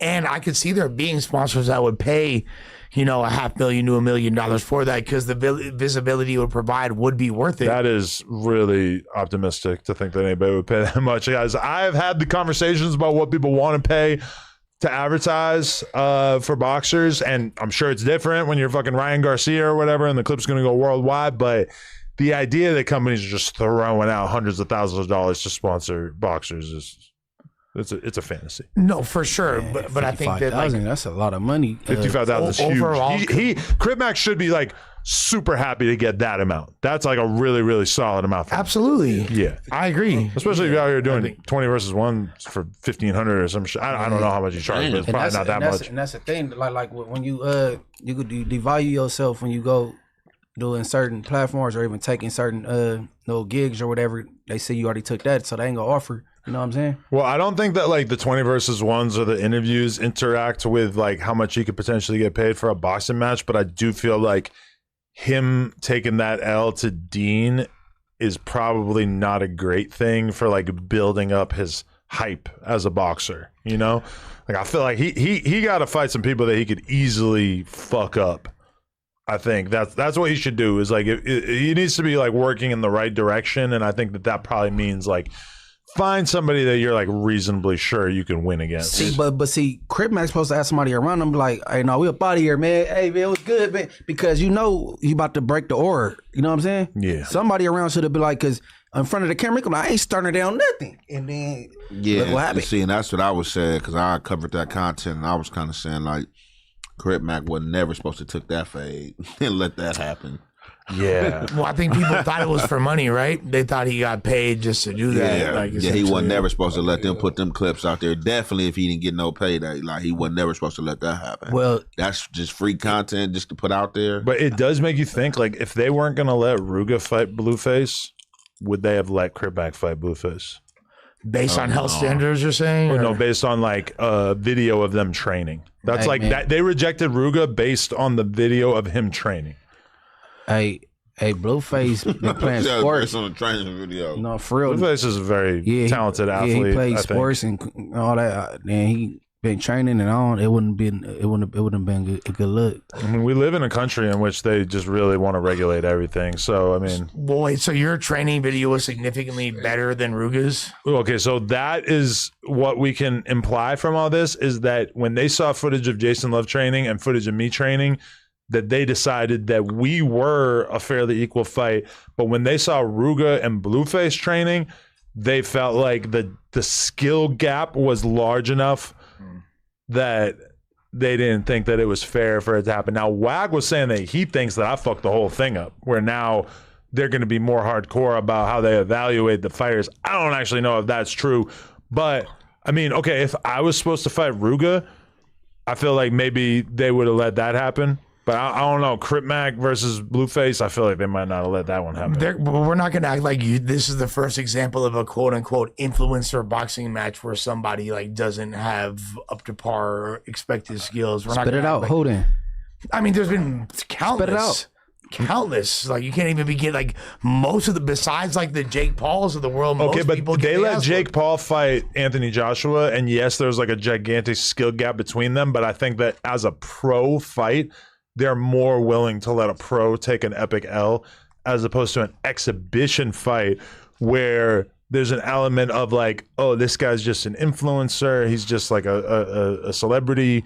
He doesn't necessarily know what he's getting into. So they want to like protect a person in that role rather than put you into a fight that you most likely are going to lose. So I think that you would think that the pro fights would be analyzed more harshly, but it's actually kind of the opposite, where the celebrity fights are the ones that they really are concerned about being more equal. Who was the hooper that got banked by Paul?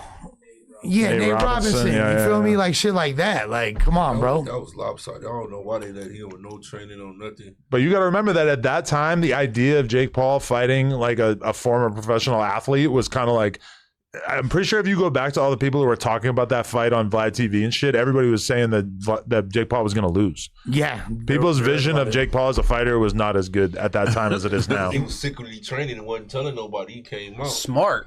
Yeah, that's what I was just saying 10 minutes ago. At that time, everybody assumed like pro athlete is going to destroy YouTuber. Right. And Jake Paul kind of figured out how to transcend that. Ocho Cinco, I got my money on Ocho. He a what Blueface? What Blueface? What? I might take that. I might take that. If they ever get it. Draco said on blood on the dead homie. You a fucking up. Everybody name that came up squabbling against Blueface, I got Blueface winning. Ocho Cinco, I don't think so. I think Ocho go get up on him. He might have enough calcium on his. I got K Mac the Great too in the Ruger fight. I got him. I got K Mac. Oh, K Mac for sure. I think it's hurting Ruger's feelings that I was the one who broke the news about the fact that he was not being allowed to fight Blueface. I'm sorry. That's just content. That's just shit we got to talk about. I made it very clear in my video about it that I was not here to shit on Ruger. I was just being honest about the fact that that's what the commission said. But then also I said, I got to root for K-Mac the Great. I got to root for LA fighters. Yeah. You know, I can't just root for Ruger because he's from Chicago. Like, I live here. I got to root for him. And also, bro, I'm going to be real. I feel like K-Mac got that. I do too. For sure, that's what I do too. I don't think it's close. Yeah, that's what I was gonna say. Like, as far as like the health standards, whatever they are for whatever he got against Blueface, is not that different for K-Mac. I feel like K-Mac gone. I think. Listen, Ruger might be a bit bigger and maybe even stronger than K-Mac. I'm willing to grant him that. But K-Mac got really good cardio. I have ran stairs with K-Mac, and he's impressive. Like, he fucking was wearing a hoodie in the middle of a hot-ass day in Calabasas under the sun, running up those stairs and not even really getting out of breath. And like, that thing he does with his arms, bro, that shit fucks you up doing that. Like, there's a reason why he does that shit. Like, he's just got so much experience fighting in the street. He said he's never been knocked out. Knocked out is not just a common thing, bro. What you mean, dropped or like going to bed? Yeah, but I mean, he's fighting in the streets. Like, if he falls down and smacks his head on the ground, he can get knocked out pretty fucking easy. Yeah, but it ain't that many knockout artists out here like that. You ever been put to bed? From a fight? No, not like fully out. Not like fully out. You been days. I've definitely temporarily. I've had some bad moments. I've but seen stars and flying saucers and shit. Exactly. You never lost consciousness like shit for a second. Yeah, that's like I definitely seen that. No, I had a fight in Long Beach like before I even moved there, so in like 2008, and I was on top of this dude just beating the shit out of him, and another dude came from the side who was mad that I was fighting in this bar and hit me with the pow on the side of the head. Blind. I wasn't to bed, but I was, hey, what's going on? Hey. My friends had to like put me under their arm and like kind of walk me to the car. I was tweeting crazy. Thought you seen the booty. They should have took my phone away. After the next day, I'm like, bro, why the fuck you didn't take my phone away? I was saying all this stupid shit on Twitter. Them temple shots of like days, real. Bring your shit. Hey, and I can tell you what's common though, right? Niggas playing dead. They just lay there because they want the fight to be over. I'm telling you, man, nigga, you ain't sleep. Wake up, nigga. I didn't hit you that hard. They ain't even hit you. They got knocked out here and hit the ground. You slap my baby mama harder than that, nigga. Get your bitch ass up. That's what I'm doing if there's a drive-by. Speaking of Twitter, what's going on with these tweets of you going around? They real or they fake? Man, I was a funny dude back in the day. Let me tell you. That's all I gotta say. I had some good ass jokes back in the day. Okay. I thought you were about to talk about that Nicki Minaj tweets. Jay-Z. Nah, I mean, a lot of those tweets are from like literally like 15, 16 years ago. Man, one thing I learned about Twitter, I ain't never had a Twitter. If you tweet something, boy, they gonna go find it. The funniest one was something about like, find that. Like something about like how anytime I would talk to a black girl, I would just talk to her about World Star. Which that really was my game back in the day. Like, they mad at that? I seen a couple of them. That shit was funny, man. I guess that's a little bit insensitive. How? We were all watching World Star. Everybody was watching World Star. I mean, back then. it's like I think at the time it's obviously that was the funny end of our as fuck. monoculture. I don't think there's any reason to be offended by that, but people are gonna. I can see them choosing to be offended, or people. We can all agree. We just in different times, brother. Yeah, that's and what everybody it is. want to be offended. That's why I think it's so funny. Times now, That's what's so funny is that everybody wants to just transform into a social justice warrior, cancel culture person as soon as it's somebody they don't like. Yeah, for sure. Hey, you know it's crazy I've because been that's canceled crazy. a few times. Hey, because remember we used to people used to holler out War Star. Of course. Oh my God, right? And that means somebody might go to bed. Yeah. Which, by the way, I feel like that's been dead for so long that if you do it now, it's super funny. Yes, like throwback. Like 2011, if there was a fight and you yelled World Star, you were hilarious because it was so new. 2016 or 2026, you can do it now, and it's funny again because so many people have forgotten that that was ever a thing. It's like wearing like Von Dutch and Ed Hardy right now. It's like fire. Again. Exactly, it's back. Yes, it's like reinvented. Yes, Came 360 on them. And more affordable, so. Yeah. RPQ. RIPQ, that shit died as soon as he died. Man. Damn. That's real. So what, you gonna bust out this burner weed or what? Oh yeah, we like hey, so what's happening? Listen. Yo, my interview with Burner is live now. I'm pretty proud of it. We had a very, very good conversation. I did see somebody in the comments saying that I was asking him all the same things that I asked him the first time I interviewed him, which is definitely possible. It's been many years. Well, there's been a lot that's happened. I mean, obviously he's got his book now, and you know what I'm He beat saying? cancer. He's like, he beat cancer. This is so Burner gave me.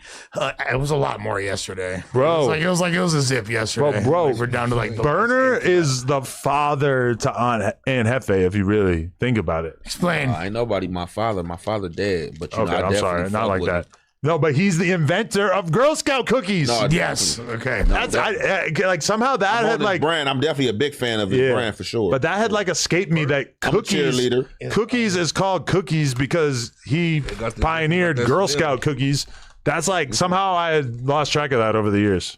No, I fuck with his brand. So this called blue caviar, blueberry caviar. You feel me? This definitely Definitely got that smell. I'm not gonna lie, it's the best weed I smoked in dumbass long. Bro, all those years smoking weed and I still feel like I'm like a bad judge of weed. Like I can't really tell like what's fire and what's not. We can roll it up. Let's roll it up. You got that smell. You got a too, blunt? That would be fun to fucking pass a little peace pipe around here. We gonna get Munchie to hit it or not? Let me take a little bong hit, and then the rest is for the gang. You feel me? Oh, Take a okay. little bong hit. What, you can't just smoke a blunt with everybody? Yeah, we are. But you got to do a bong hit as well. Get that white from my body. You got that. It's that burner shit. What's that dude named Ricky? Not Ricky Martin. Ricky Bobby? No, the one dude we was just talking about. The Latin dude. Bad Bunny? Bad Bunny. Yeah, he got the Bad Bunny hat on. I got lots of girlfriends. Girlfriends. Lena was looking up like the translations of some of the Bad Bunny songs that she likes, and like she's like, you know that song we always listen to? The chorus translates to like, me and all my friends are in the VIP of the club. That's the same song. Oh, that's yeah. She was just like shocked at like how unimportant what he was saying on the I'm in the song VIP. was. Make bitches say cheese. VIP. He said, I got a Mexican bitch on a Monday, got a, you feel me, Dominican bitch on a Tuesday. That's literally what he said. Bro, that shit hard. I don't know what y'all talking about. Lyrical masterpiece. It ain't that much different than going up on a Tuesday. Yeah. Same difference. Well, if we're being really honest, what it is a little bit of Erica in my life. A little, you feel, it's that song. It's whatever, Mambo number 52. Number 5. But that is amazing. Like, there's certain songs that you just know when you play it around your kid, they're just going to go nuts for it. And I played Mambo number 5 around my kid the other day, and like, just the idea of saying mad different girls' names in the song, she was going crazy for it. It was like the best song ever, from her opinion. It's definitely a banger to this day, timeless. Let's be honest. It's weird too, like what jokes work on your kid. Like, I told my kid that I went to high school with Santa Claus. She brings it up like once a week. Yeah. She thinks it's the funniest idea ever. Because you're old? Yeah. Is that the funny part? Like, Dad's so old, he knows Santa. Like, Dad fought in the Revolutionary War. Like, Dad is... Well, if you backdoor Santa and hit Mrs. Claus, that'd be fucked up, huh? You mean hit like fuck? Yeah. See? There'd be a whole Then you're DC Baby Draco. Maybe Diddy. He's an elf. I saw DC Baby Draco kissing Santa Claus. Maybe Diddy. Santa ain't tripping, man. Santa got hoes, man. Santa chimney visits, cookies and shit, milk, man. Santa ain't tripping. And he got Santa the biggest trick in the world. Man, let Claus get hit on the side, Santa. First of all, Santa got a whole. First of all, he got a whole set of reindeers. You feel me? A whole gang that he's controlling. He got elves on deck. Like he got a whole lot of shit going on. If we're being honest, Ganging them. Gotta go to the North Pole to hit Miss Santa. You feel me? Take a trip to the North. Do you let your kids like make fart jokes? My youngest daughter, that's her favorite thing. She does? I forwarded. I forwarded. All right, you think that's funny?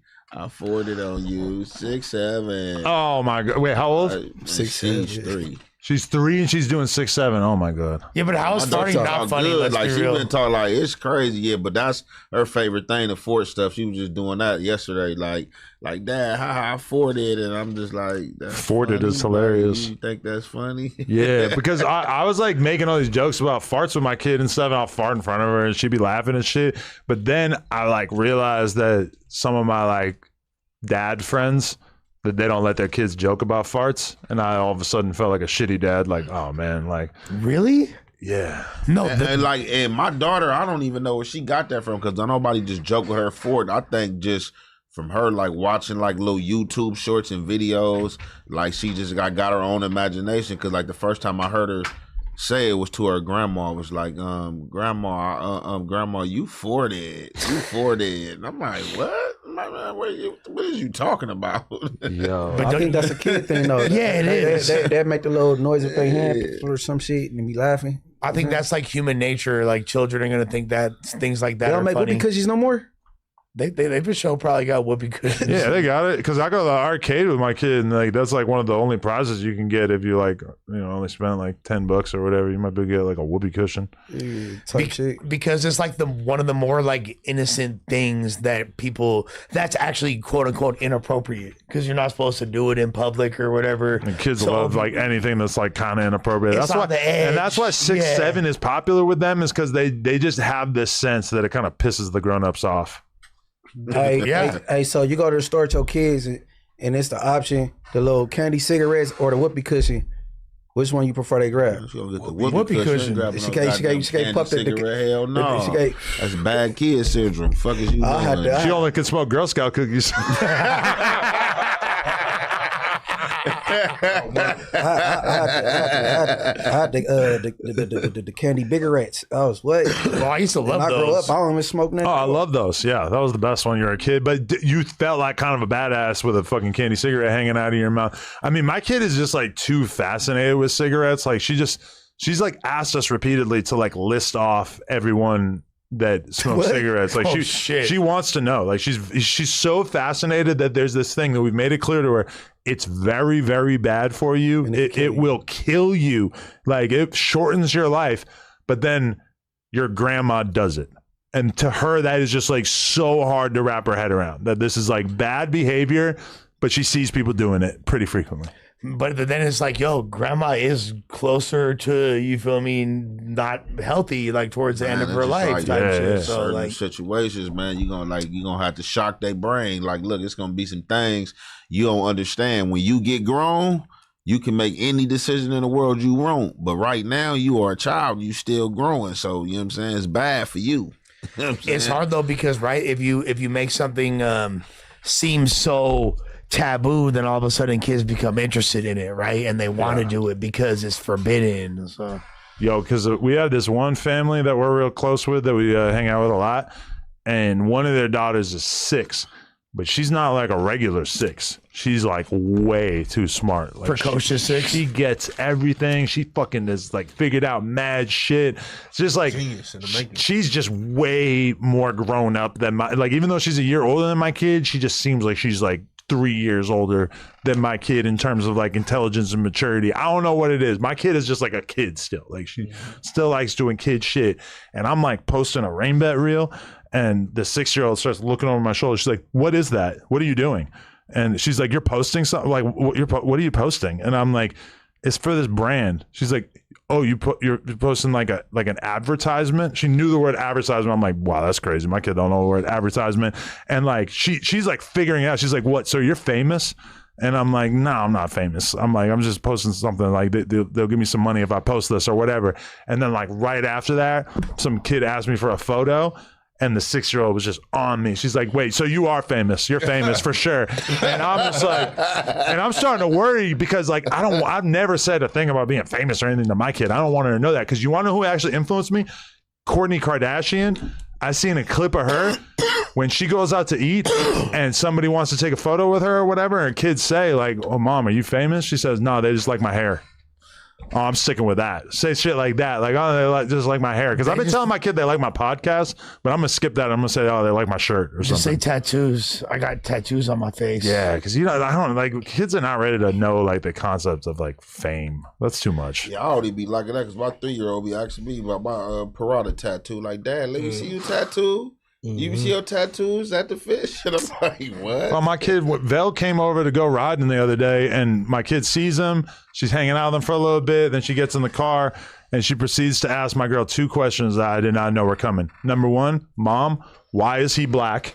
So that was her first time ever even realizing that black people exist. And then she said, why does Dad have so many tattoos, and why are they so scary?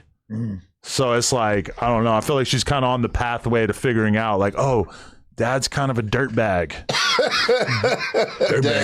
And then just understanding race in general, too, is just insane.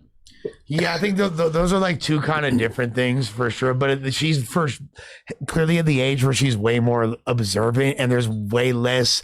The older she gets, like the way less y'all could really shelter her from whatever is going on. No, for because sure. my nieces are the same. Like my niece just turned 9. I was just at her birthday party, and they know way too much.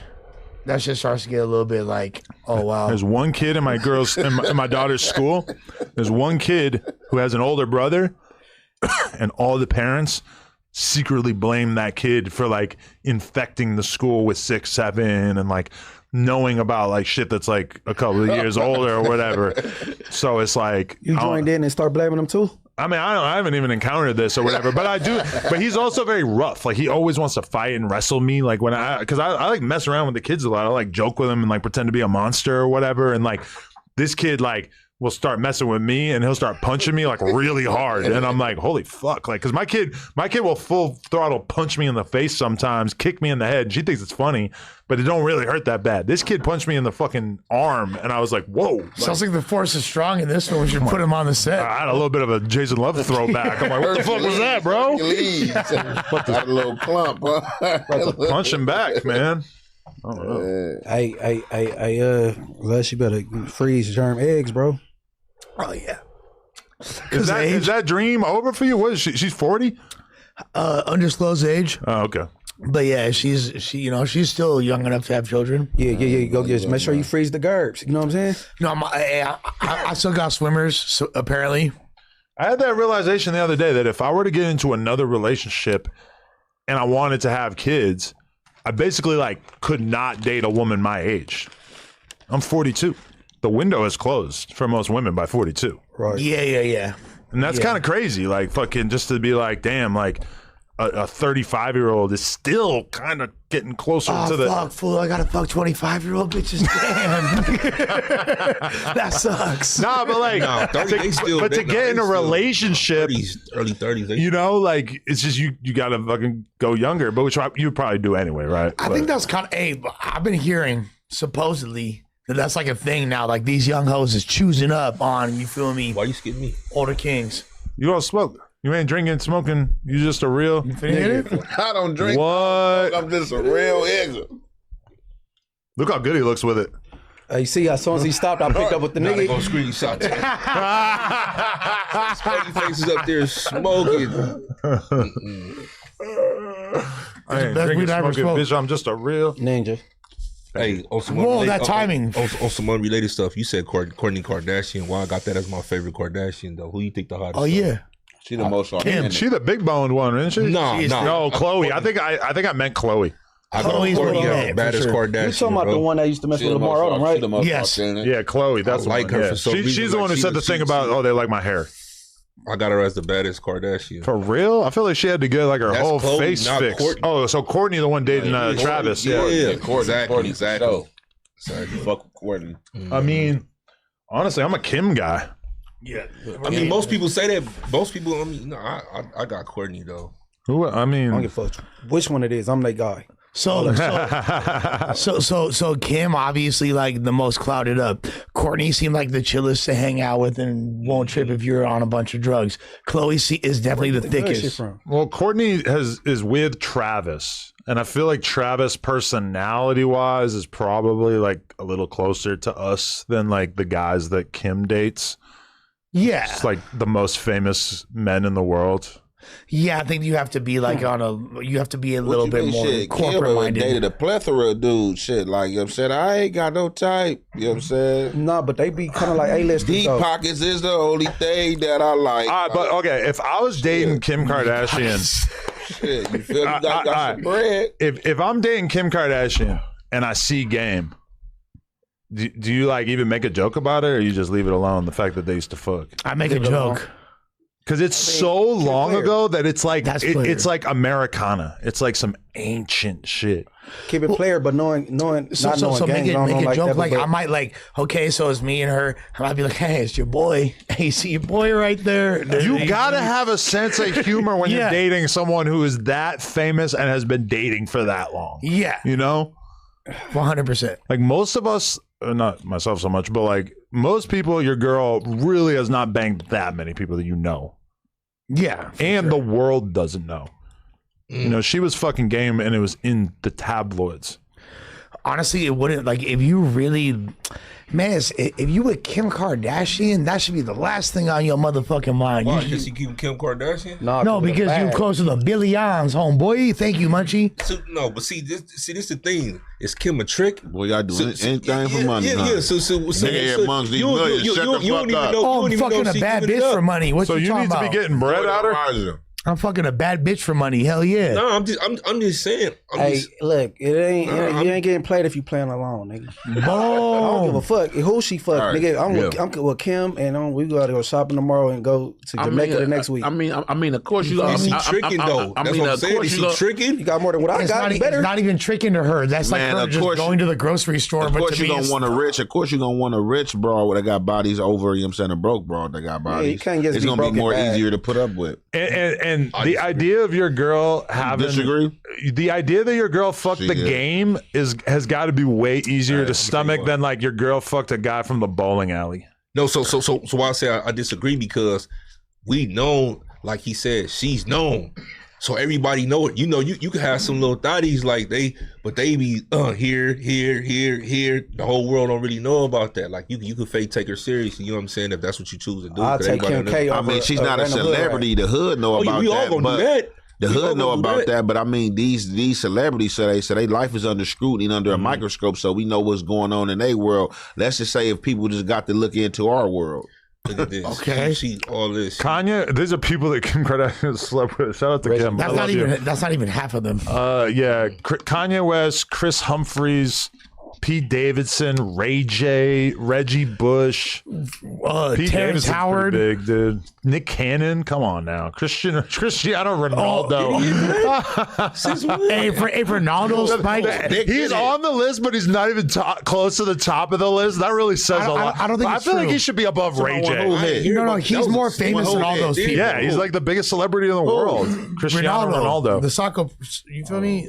I think he has like the most liked Instagram post of all time, I thought y'all just said Bad Bunny was the one. Man, see, y'all changing shit every day. Y'all just said it's a whole different country, dude. Who's more famous, Ronaldo or Bad Bunny? That's honestly a really good question. That's what I'm saying. I don't know. Messi is more famous. Y'all said it was Bad Bunny. We had it's the same Messi. It's Messi. Man, we had the same conversation. In 2026, Messi is more famous, bro. Ooh, look at that. Ronaldo is way more famous than Bad Bunny. That's crazy. I would agree because he played football. Yeah. universal. Yeah. Football, like It's football. It's hard for us to tell, but like football is probably like way bigger than all of music combined. I agree. Football. Which is weird, but you know. We talking about football or soccer? And he's just he's like the GOAT at the biggest sport, which is way different than like, Taylor Swift is like, or Bad Bunny or Drake are like the biggest artists in music, but they still represent like a relatively small percentage of the total music industry, you know? Look, soccer is the international language. You do not have to speak a word of whatever language or whatever country you go. You just play football. Yeah, real talk. You got a football. Like literally, you can make friends anywhere in the world. Hey man, if you think I got Kim K and I'm tripping off this Just bitch play doing with your anything, foot. I don't give a fuck. Yeah, they be at wars watching third world countries be Type shit. watching soccer. They say that Top 10 most famous living people on earth: Cristiano Ronaldo. I think Messi. And what percentage of them have fucked Kim Kardashian? Lionel Messi. Messi more famous than Ronaldo, I believe. I can't believe that Elon Musk would be number 3. Donald Trump number 5. I just feel like Trump is more famous than Elon Musk or Obama. Him being a president moved him in the first place. Yeah, but I mean, Trump probably like really number 1 for real. Vladimir Putin, The Rock, Jeff Bezos. I mean, This list is bunk. I feel like The Rock about is to say so that. much more famous than Jeff Bezos. Where's Michael Jordan at, I bro? feel like a lot of every day. the people we interact with on a day-to-day basis would not recognize Jeff Bezos. Yeah, well, And, but also, and every single one of them knows who The Rock definitely is. not. But also on You go top to of that, somebody, you go Michael to Jeff Jordan. Bezos is. The Prime Minister of India, Narendra Modi. I don't know what this person looks like. I'm going to be Neither, honest. but there's what 1.7 They got billion. Swift up there. Taylor Swift they got- way more famous. You don't think she's more famous than The Rock? And how far Yeah, The into Rock, this list yes. do we have to get before we get to a black person? I guess already up there. The Rock counts No, and Barack Obama. Obama. Yeah. Barack Obama. I felt like Snoop was going Rock to fit too. in We got here. number 4 and number Daddy, 5. Daddy. Yeah, Snoop yeah, yeah. definitely. Hey, Snoop Snoop, definitely. Michael up there. Jordan, they missing like this Yeah. list. Whoever at this list, Yeah, that's trash. Michael Jordan, though, not as famous as either the athletes he got on there, Messi or Ronaldo. I said he belong on that list. I ain't put him in no Yeah. particular order. You know what I'm saying? Yeah, no, he Why belonged is on there. Oprah not up there though? Oprah. I think we're getting super American with our perspective No, I'm now talking about, Yeah. Well, you could be. Yeah. because global is a You bit right. different. I'll still stick yeah. with Jordan. Yeah, Jordan too, though. Yeah, I mean potentially, yeah, especially because there is a lot of growth with basketball internationally. You think they're not However, playing Space Jam over there? The original? You know, Jordan is like a globally recognizable figure. Who but you think is more famous worldwide, Oprah or 50 Cent? Oprah. Probably 50. You know what? That's a tough know, one. man. I'll say Actually, 50. that's It a is tough about one, Oprah. bro. That's a great. I feel like all these kids in Africa don't give a fuck about Oprah and they would lose their minds for 50. you know what? You Granted, might that's be like right. one specific group of people. No, but you might not be would. wrong though. Oprah- Like Oprah that's known. like there's some truth to that. I say 50. You know what? Music is more universal than a fucking talk show. Well, first of all, Oprah, You know? I'm Oprah's just gonna throw that past out there. her peak of fame by several years. Exactly. Right? I feel like 20 years ago, Oprah was more famous. For sure. However, it's Okay. not at his peak either. But I agree. Because it's all coming back to me. 20 years ago, I remember being on a message board and saying that 50 Cent was more famous than Oprah and getting absolutely destroyed by people for this take. Now fast forward. And I think at that time, though, like their argument was probably good, that I was probably wrong in retrospect. But now I think it's probably right. 20 years ago, you was wrong. Because you know, In Oprah, America, who's got more the- famous? She had the Oprah network, like her own network. You know what I'm Yeah. saying? Then, you know, all her endeavors. Who's more famous in America, Oprah Winfrey or 50 Cent, Curtis Jackson? Yeah. The AI says Oprah is more famous than 50 Cent. Damn, that's crazy. Yeah. I mean, I'm open to that. He done toured the world. You know what I mean? Yeah, I think we might be a little bit deep in the weeds as far as that because we're like in the hip hop culture. Yeah, to so us, hip hop's everything. So, like, Yeah. like the fact that Messi and Ronaldo are that famous as soccer players, I just have to take other people's word for it because in my world, I can't. I can maybe pick them out of a lineup, but I really don't give a fuck But at like, all. then there's like people That's like a snitch analogy. Hey, that Well, Flakko. you know, I'm just saying, like, to me, if I walked by Ronaldo on the street, I probably would not notice. But I'm saying, like, so if you wind up seeing compared to all these other people, most people like could spot what fucking Lionel Messi looks like, and he's ruined careers like Salt Bay. You know what Salt Bay looks like? His career is over as a result of. That says a lot though about my brain and my experience in life, that I know nothing about Messi and a lot about Salt Bay. Okay, like I said, we're deep in the weeds here. We're like very regimented, and I'll take some accountability in that regard myself. But this is a fucking weed pod all of a sudden. I just realized I'm pretty high. And I feel like I kept too much for myself. I should have put more in that blunt, but like definitely we smoked a skim blunt with NFA. Yeah, like I didn't like mean to like. I like should have given more. Like I'm down to like smoke the rest of it. Nah, you're a JCat, and that's really kind of like part of the whole equation. One of the most You're high, bro. You're high. One of the most legendary BMX riders of all time. We were at a bar in Brooklyn, 2013, 2014. We all pool our money together to get blow. It was probably like $400 or some shit. I don't know if 8 balls or 80. No. Whoa. 120. Where? 150. Okay. Maybe we got enough. We probably had enough for like 3 or 4 8 balls for the whole crew, you know? Yeah. Which basically meant we were going to be getting insanely fucked up this night. And this dude, this BMX rider he's a god in that world. He goes to get it, comes back in, like way too long later, like 10 minutes later, 15 minutes later, some shit. It's so obvious that he had taken these things to the bathroom and just scooped up hella key bumps and just got fucking totally zooted before he gave it to us. That's a bad homie. I can't. That's a weak move, yeah. Yeah, I don't kick it with fucking fools like that. Well, that's a real drug addict. Hey, So you stop acting like you ain't never stuffed. You done stuffed before. You ain't never stuffed. What stuffs mean? What does that even mean? Do you not have any? You don't even smoke weed, Spody. No. Look at his phone. He doesn't have a single number. What is your bro? Oh, you got your sister's name. All right. Oh, He got no number saved. no, You don't I even got no- smoke weed. That's some drug dealer shit. oh, listen. So when a poke, We're on to you. Oh, let me close that phone. You ain't never stuffed before. Keep What's it there. stuff? What that mean? What Like, you mean? basically, like we call it when you go on a lick, like you know what I'm saying, and you, No. you know what I'm saying, like you got the bag and ain't nobody looking, or you know what I'm saying, just anything, you know what I mean? Like I don't feel like I ever really been on a lick with a bunch of people. You could have been the one who they sit to get the shit, and you ain't never stuffed, took nothing out, and then handed on the. I think all right. I think it go different with drugs though. I think they got dope head etiquette. You feel me? Like nigga, why you take a nut out the weed or dope head licks? I might have got a 30 rack for the house and then took like 4 or 5 of the beers and went and put them in my personal fridge. No, I never like if shit, we if I paid together. for it. If it's the homies and we together doing something. If it's the homie, I didn't say if it's the homie. I said, have you ever stuffed before? Yeah. Okay, I know you have. You doing something. Put that picture up. You know what I'm talking about. Edit this. Hey, so you ain't never stuffed before? I stuff all the time. Okay, all right, Stuff all the time. Stuffs his boxers. You see me gut. I done did time for it now. Or these beautiful houses. Boy, Hey, what that? Put the shoestrings on the pants. You talking about flu flamming?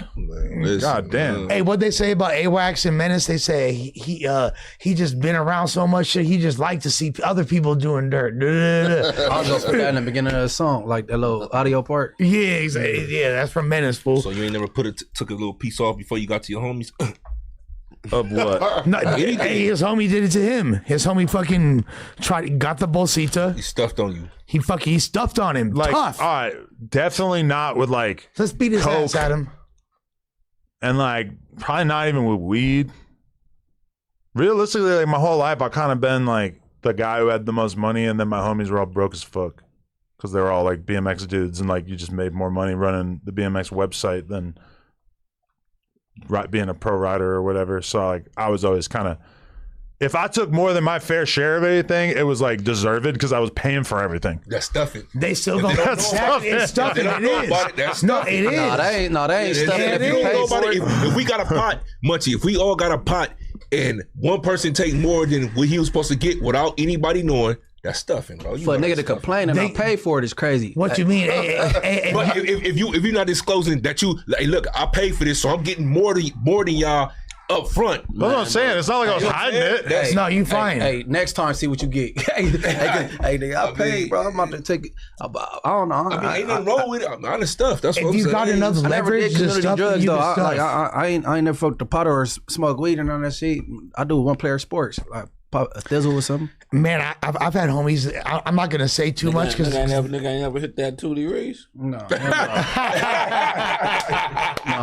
I'm just Y'all stupid. off the bottle or Y'all might make money to get on some bullshit. I'm Pill Clinton. Bill Clinton on they motherfucking ass. I want to see Munchie off an E-pill, bro. no, That'd he be gave fun. me. But you can't even handle it. He gave me his Molly because he can't handle it. You feel me? I don't know what the fuck. That shit. I was quiet. I couldn't talk. Can you guys That's just a Thursday for me, homie. Can you guys refrain from swapping drugs? Why? Or at least don't brag about it on the podcast after. Oh yeah, I couldn't We're talk. being though. hypothetical. Hey, I had to explain myself because Flakko felt like he had the cat had my tongue or something. Like I just got out of jail with Thursday or some shit. And he tried to be like, yeah. So what happened? I'm stuck. I'm like. They're like, turn him up on the mic. I couldn't get loud. I'm like, this shit. You just clenching your jaw. You're like, I get that shit away. I don't want it. damn. Yeah, Sounds fun. I was just trying to help him out. I was Give him. being a good friend. No, it was not. I think it was too much. It was too much of. A couple weeks ago, we were finishing this pod, and I felt too wound up. I hadn't smoked it or anything at all. I hadn't even hit the vape all day. So I go and I took a quarter Xan, and then a rapper had left a hardy roach this big of a backwood in my fucking ashtray, and I just smoked that, and the fucking quarter Xan hit, and oh my god, I didn't know that a quarter Xan was going to be able to do that to me because it's been so long. And I remember when a quarter Xan was not a big deal to me. Turns out in 2026 it is a very big deal to me because I just have not done it. Wait, in you years. got that high? We smoked together. Do you remember? Bro, I was fucked. For real? Oh, You seem normal. yo, I went home. I went to bed 2 hours before I normally do. I was Nice. cooked. That's awesome. I'm happy. My girl wasn't mad at me. I was glad because I was in an emotional state. Yeah, no, I feel If she got mad at me, I would have been upset. Well, my girl just got mad at me. Apparently, that's why earlier. I feel like your girl gets mad at you every day. No, we've been getting along so good, but she got mad earlier. I guess she sent me these paragraph texts. I was like, girl, Why? What did you do? I don't even know. I'm gonna find out when I'm done with the pod. But she pissed off. She sent you a long message. You didn't even read it. I mean, I glanced at it. I glanced at it. I was like, damn, we doing the show right now, shorty. That's real though. I like that. You feel me? Real pimpish. No, not even just come on, don't fuck up all of our bags. Could I be entertaining on the show right quick? No, that's good. That's good. A lot of guys wouldn't be able to weather that storm. All right, what do we think about this? Ooh, Show the screen. this Model Damn Homie. She's earned that. She's a model, isn't she? Model Damn Homie has reportedly married a prison inmate. I thought it was pretty funny that they labeled him just a prison inmate. Can we say who he is? You know who it is, right? Yeah, PC nigga. Wait, oh. Yeah. Oh, so you know who he is? I don't know who he is. Yeah, I don't care. I was in the halls with him. He nice. He a blood though. Really? Yeah, he nice.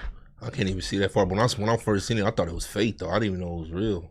Well, that definitely occurred to me that this could be a play, but I don't think so. He showed the little she got a pro to come visit. Yeah. He showed that or whatever. I mean, He actually showed it on his thing? He showed it somewhere. I just been hearing about it. That does look like an AI image, right? I thought it was fake. I mean, it's just a shitty prison photo. No, but that's we how know they what ego. prison photos look like, Ain't but no that iPhone looks 17 AI. Yeah, it could be some technology. I don't know. So They still got that bullshit ass digital camera on visiting. They ain't let that go. So Ain't do upgraded. you think that she has been dating this guy and then she fucking basically got into doing the prisoner content as a result of her being in love with this guy, and maybe he's telling her who to interview and everything? Or do you think that she's just been interviewing all of these different prisoners and then she basically decided that this was the best one? This was fetish. this is the coolest one. I think she felt she was doing it and ended up falling for him when she came across him or whatever. You know what I mean? Hey, look, when females don't have nothing to do and then you got all the time in the world to talk to them. Yeah. Like, you know what I'm saying? If you saying the right things, it's on. You know what I'm saying? Yeah. I got a question though. He just married her, so they mean they ain't been talking. What about that other video or the picture that I was seeing that was going around when she was talking? He tried to snitch on her. What'd she do? Yeah. No, we not. No, I'm enlightened, so no, I'm not never doing none of that. But we talk when I'm So saying try to this, let him know. All right. I'm asking. I want to know because it was something going around me since we doing that. It was something going around like it was another person's hand. It was probably like a long time ago. I don't know, but that was just like last week, wasn't it? With the hand. I don't know, but it was probably a while ago. The hand on the lap while she was on the phone, talking to somebody, and they was like they pointed it out like, "Hey, she got a hand." You know what I'm talking about? You know what I'm talking about? It's a we viral. don't. It's a viral. It was just like last week. What am I supposed to search? Damn homie holding hands with a guy? No, she was recording somebody, but the hand, it's up there, bro. I don't know, man. They like Munchie. Do you feel she in bed and somebody else hand? So she's with this guy. Yeah, Munchie. Do you feel like? Are you torn because on one hand he's a blood, so you want to like show him support, and on the other hand you say he's PC, so you like can't really fuck with him, show support? No. He got mad 'cause I told a story from way back in juvenile hall. I guess he said it's inaccurate, but whatever. He got mad at you? Yeah. So, but you're saying that it is without a doubt he's not a good. He's not good in your world. I mean, yeah, I wouldn't be kicking it with the nigga. Does he get to spike for having spike? like? Does he get to hit that? Does he get to hit that because they got married? Yeah, they get a little young conjugals. Yeah. See, the weird part about it is that we're all looking at him like he's going to be in prison for the rest of his life, but he might just have like a year or two left, right? I don't know what he got. I don't know who this guy is. You got family visits. You get all weekend. You know what I'm saying? I got to call her. She's on her honeymoon right now. I might get attacked after this. I hope. Girl, I'm gonna call you. I'm gonna ignore it anyway. I'm calling this bitch.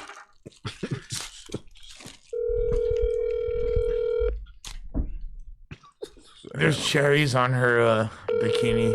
This is what dating sharp will do to you. You end up I'd rather be with a guy who's locked up. Yeah. I'd rather be with Stephen Hawking's during life. The sharp effect. She pushed him into the arms of an inmate. God damn. Shit, remember she's probably watching like, you got me fucked up. No, she's literally like on a conjugal as we speak.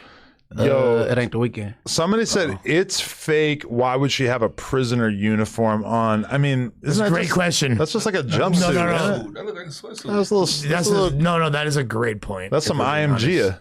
That is not the outfit she would wear if she was. Hold on. How you know what type of outfit she would wear? To come visit, you got to dress a certain way though, bro. Especially so you got to wear. And most visitors, they come dressed comfortable. So you got to wear a Unicron fucking. Have you ever been to California prison? I've been to a prison, yes. State prison. To visit? Have you been in prison? Yeah. I visited. I wasn't wearing that. Crip was taking me with the inmates. Because you're a man. That's why. We talking about the women. They don't make girls just like that. But she wore a red outfit for her blood husband to make him happy. Okay, the color thing I understand. She should have wore a wedding dress. I would assume you're allowed to do that. I would assume it'd be like a more because this looked like you could hide all kinds of shit in there. You feel me? You could search you come in. Yeah. She got search going in. It's a lot of real estate to hide shit in. You know. If I was working at that prison, I would nominate myself to do the cavity search when she came through. Oh, no, not no cavity, girl. Hey, shit, she might as well go to jail herself. She getting searched like that. Yeah, they just walked them through the thing. You think he's like telling her like not to do anything freaky on her OF? No, I'm sure he's encouraging. That's her income. If he's smart, he's encouraging that shit. But you know, some people tender like that, bro. If you met her like that. One thing about it, I don't think he coming in her life from jail and having her cut shit out that she was already doing and having popping. That's not the play. The play is like just let her do whatever as long as you get the benefits, the increments. For the most part, yeah. I mean, be a man, you know, insert yourself, be firm. It depends on what you trying to get out of this relationship. But you from jail trying to come in and be like, hey, don't be doing this, don't be doing the OnlyFans. That's crazy. It make better sense if you be like, When I get out, all that is it's a wrap with all that. When I get out, that make better sense. But right now, do your thing, bro. OnlyFans, that's your income. I mean, even when you get out, unless you a nigga that get to a bag and you got some money coming in. Oh yeah, see, he said, "You gotta stop that. You my wife now." God forbid she gets with another dude, and then he comes home after being locked up, and he's like, "Are you willing to die for this pussy? Because I am." He literally, bro. Be careful, damn homie. You're playing a very dangerous game. You're saying that don't hate on no inmates like that. But he cracked her. That's what it is. No, I'm not hating on him. You think he's that level of gang member that as soon as she gets out, he's gonna make her start doing crimes with him? Hey, you know what? I'm gonna say that he's got to be on a high level, because if damn homie, her primary source of content is doing, you feel me, lives with other inmates, etc. She's watched every B-Braze video ever. This guy got to be high on the totem pole in some capacity. Because she knows what's going on. He got to be high on the totem. He got to be like a joined it up, or else Wyatt. I just told you he wasn't. I know. That's why I'm shocked to hear that. I believe you. No, and that's why I don't know who he is. So you're probably right.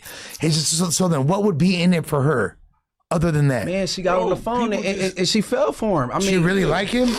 Maybe he's funny, charming. Yeah, if you make a girl laugh, you in there. Maybe he's got a big plan. He's gonna hit a lick when he gets out. Maybe he's gonna hit. You got a big plan. Not a literal lick, but like maybe he's got like. He got the Ocean 11 liquor. Maybe he's gonna start like a Lululemon competitor when he gets out, or he's got some big business idea. She sees the potential. If I go to jail and go PC, no way am I going back to the streets to commit crime, because evidently it didn't work out the first time. Like. She married him. He said something good to her. He did his thing, man. She's 38. Or apparently... Or 29. Yes. So somewhere in between 29 and 38, which I think sounds accurate. I feel like 38 sounds more realistic than 29. 34. I have known her for like almost 10 years, and for sure she was not 19 when I met her. Was she maybe 24 or like 26? I think her being 28 when I met her sounds closer to reality. Right, that's fair. Either way, I ain't no hater though. You know what I'm saying? If you had to, if you was equipped enough, you know what I'm saying, pause to crack her. You know what I'm saying? That's dope. She lives in Brooklyn, but maybe she's originally from Russia. This looks accurate right here. I'm not gonna lie. I mean, she seems like she probably grew up with like a family of mafiosos, so I'm not all that shocked. But Russian mafia. She got too close. You know what it would be like? That would be like if I started doing SoundCloud rapper interviews and all of a sudden I married Baby Goth. Yeah, they'd be like you got too close to your subject matter, and now you're in a long-term relationship with a guy that you're going to get to bang like once every 3 months on the conjugal. I fuck with it. I hope that everything works out, but it's kind of weird. Like you might have got lost in the sauce. I ain't gonna say it's weird because, man, I not him per se, but if you locked up and you able to do it, I applaud you. You know what I'm saying? I don't. Exactly. I applaud the dude for sure. Well, I'm just kind of speaking to her because I know her and I've known her for a long time. I don't know, but I feel like she made it clear that she's not really down to fuck with dudes that are broke. So this guy's locked up. And he's, serving a... Getting to the bag. Yeah, he's probably selling that Tunchi in there. Selling that Tunchi. Oh, they told out about the Tunchi, man. He ain't dead, but they smoking Lil Wayne. That Kilimanjaro. Yeah. Spotifest was off that Tunchi. I don't smoke Origin. What is that? You just scroll past it. Oh, yeah. What is it? I want to see it. No, let me see. This one. I just came across that. Look. Oh, okay. It's a cartoon. Yeah, it's a cartoon of Krip Mac and Wack fighting with Black Sam. Oh, I was helping. That. Oh, he's helping Krip Mac. Jumped him. Yeah, they bagging you out. Yeah. Nah, Krip Mac and Wack, they buddy buddies, ain't they? Krip Mac and Wack, they're back cool. Yeah. Yeah, you put them on the phone. Buddy buddies? I don't know if they're buddy buddies. Me and him are buddy buddies. I don't. Yeah. Well, you said I ain't. That's my. I was tagged in it. Look at that. He's just passing it around. The lows. I barely scroll down. We should bring that up on the screen so everybody can have a lull. Yeah, all right. Yeah, that was. I seen that last night. I was laughing like a motherfucker. They stupid. Slim. This is what Spody Face was just having a chuckle about. That's funny. Having a little chuckle. That's Sam. You showing the screen? Look at that. Firing this shit up. He is firing. Imagine Black Sam. Just the idea of Black Sam and Krip Mac teaming up to fight anyone is pretty funny.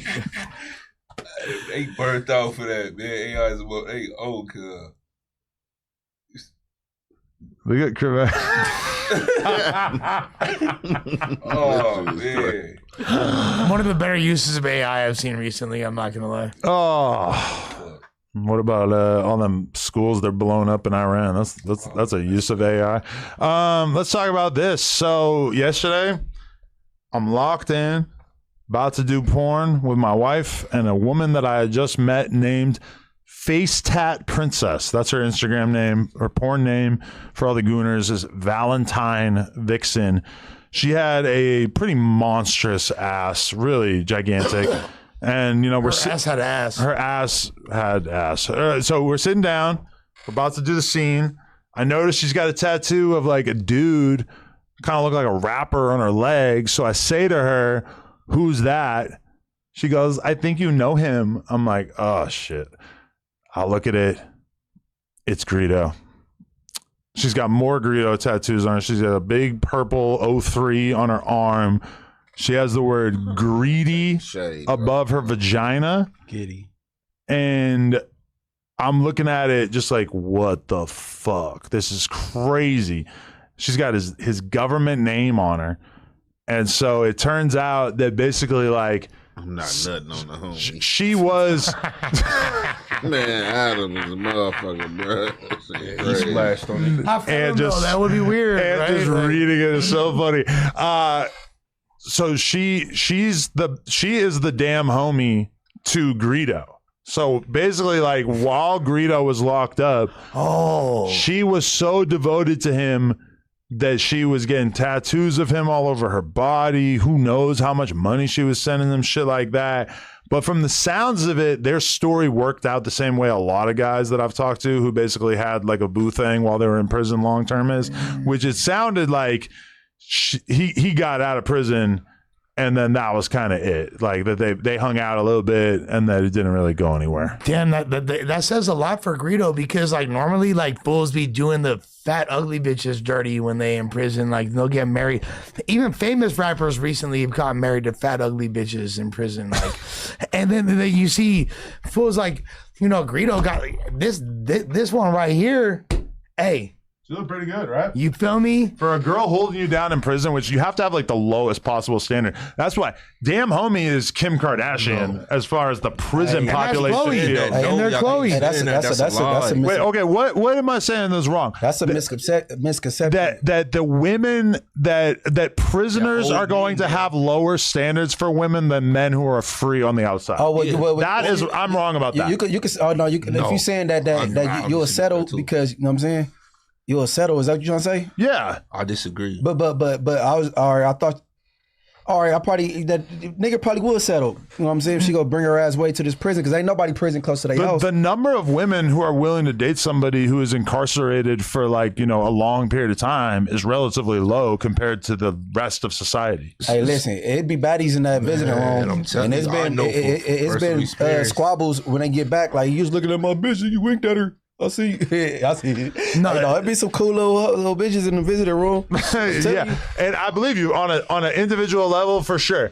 But I would say probably 90% of women are really not down to date a guy who's in prison. Man, I don't know, man. Some of these females be shopping out of prison. This motherfucker will disagree with anything. I have you ever been in prison before? Have you ever been in a visitation room? I see. It's just supply and demand. No, I see more. All right, listen. Let me tell you something. I literally asked a person, somebody that I cracked over the internet when I was in prison, why would you date a person in jail over than somebody on the streets? Cause you know what she told me? She said, because most of these niggas out here gay and they off drugs. That's a fact. Whoa. And I heard that from multiple women. That's a dumbass excuse. That's multiple women. Male on male sex. Okay. Say that. Another thing that you're going to disagree with though, male on male sex is more common in prison than on the outside. So what the fuck is she talking about? Yeah, it is. No, it's not. On the outside, they get dudes are getting raped in there. Dudes are not raping each other on the outside. Ain't nobody getting raped in jail. No, not in California, bro. I don't see it. No. I don't see what y'all seeing, bro. We can only speak for CDCR, California prisons. That's frowned upon, bro. Not saying it don't happen. They try to be sneaky, freaky frogs and shit.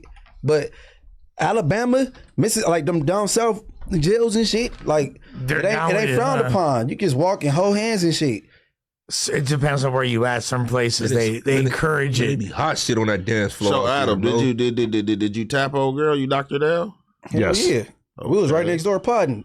Had to do that. Okay, for sure. And she was trying to act bougie and act like she didn't want to swallow the nut. I'm like, come on. Come on. That nut. She's like, she just wanted to make sure she didn't get my cum in her dimple piercings because she was afraid they were going to get infected. I'm like, all right, I will deposit my load directly into your mouth. I will not get any on anything else.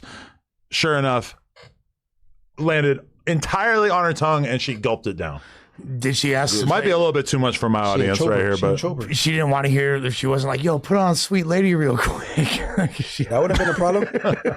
I'll fuck you to your boyfriend's song. I would have done that, but you know, OnlyFans has the same copyright detection that YouTube has. Oh, they tripping like that too? Oh. So Lena, like, when she does like, you know, little clips shaking ass in front of the camera, she can't even like just let music play. You gotta mute that part. Yeah, so or like put in like a shitty instrumental. It would probably honestly realistically be Taylor Swift like 90% of the time. Yeah, I was just being a little racist, huh? Hey, I think people watch too many movies though. That's what you said, that men on men shit. But I that is the culture in certain states and they state prisons. Bro, Fleece Johnson was doing work in the prisons for like 20 years, cracking men open. What state? They're supposed to kill Fleece. I don't even know how he was getting away with it. You would have killed Fleece. He was running that bitch. No, Fleece wouldn't even play with me. Fleece. I'm not saying he would have got your cheeks. I'm just saying he was gangster in there. Yeah, it was like, well, it must have been from lesser bed. No, but a bed that was already old. That it for sure, he would not play with that. Yeah, I was talking like cartoon, cartoon 5-3 like that be on YouTube. Yeah. He did 21 years in the Alabama State Prison, and it's not frowned upon there. You know what I'm saying? A nigga walking with two bitches around the track, and I mean two, whatever you want to call them things. Pumps. Like, yeah, like, you know what I'm saying? But it ain't. I don't know. I don't know. What about DC? I ain't gonna even. Krip Mac confirmed that they got the zestiness on lock. Hey, Lush, you keep bringing that shit up, and they keep threatening you in the comments. I can never get locked up in DC. Yeah, they gonna get you. Brad B, my nigga, for sure. They made that clear. I'm gonna give them intel. I'm gonna help. And they politic about their phones and all that. You probably gonna even you gonna be like, "Can I use the phone?" They're gonna be like, "Yo, check it out, Mo." I was. Look how addicted to getting high he is. Nigga, you got the blood and the bomb. Check what out? Hey, no, listen, you a troll though, because I know you see them comments and they be on your bumper. Oh yeah, and guess what? I've been out there and I be with real ones when I'm in Southeast DC and all that. You feel me? Like, you know, shit. They fuck with me, but I ain't saying nothing wrong. Like I said, hey, y'all like mambo sauce, go-go music, water. Y'all know what I mean by water, and it's okay in the pinta for y'all. My boy said they got the best food out there. He said they like that food. Hey, that mambo sauce goes stupid. I ain't gonna lie. Yo, can I ask a question? As gangsters, there is a rapper from Canada who is reported to have at one point kidnapped two of his ops and then forced them to suck each other's dicks on camera at gunpoint. Yeah. Can you respect it? Hell yeah. Hell yeah. You got that's too enthusiastic. Hey, he ain't gay. Hey, yo, boy, he's supposed to die though. He's supposed to die before he's supposed to blow. That's disrespect. That's ultimately disrespecting, degrading, and it's no good, man. Just shoot, my nigga. Yeah. But so you're saying, but if you knew that somebody, if you knew someone, this ain't got nothing to do with the who camera, did that, social media, nothing. No.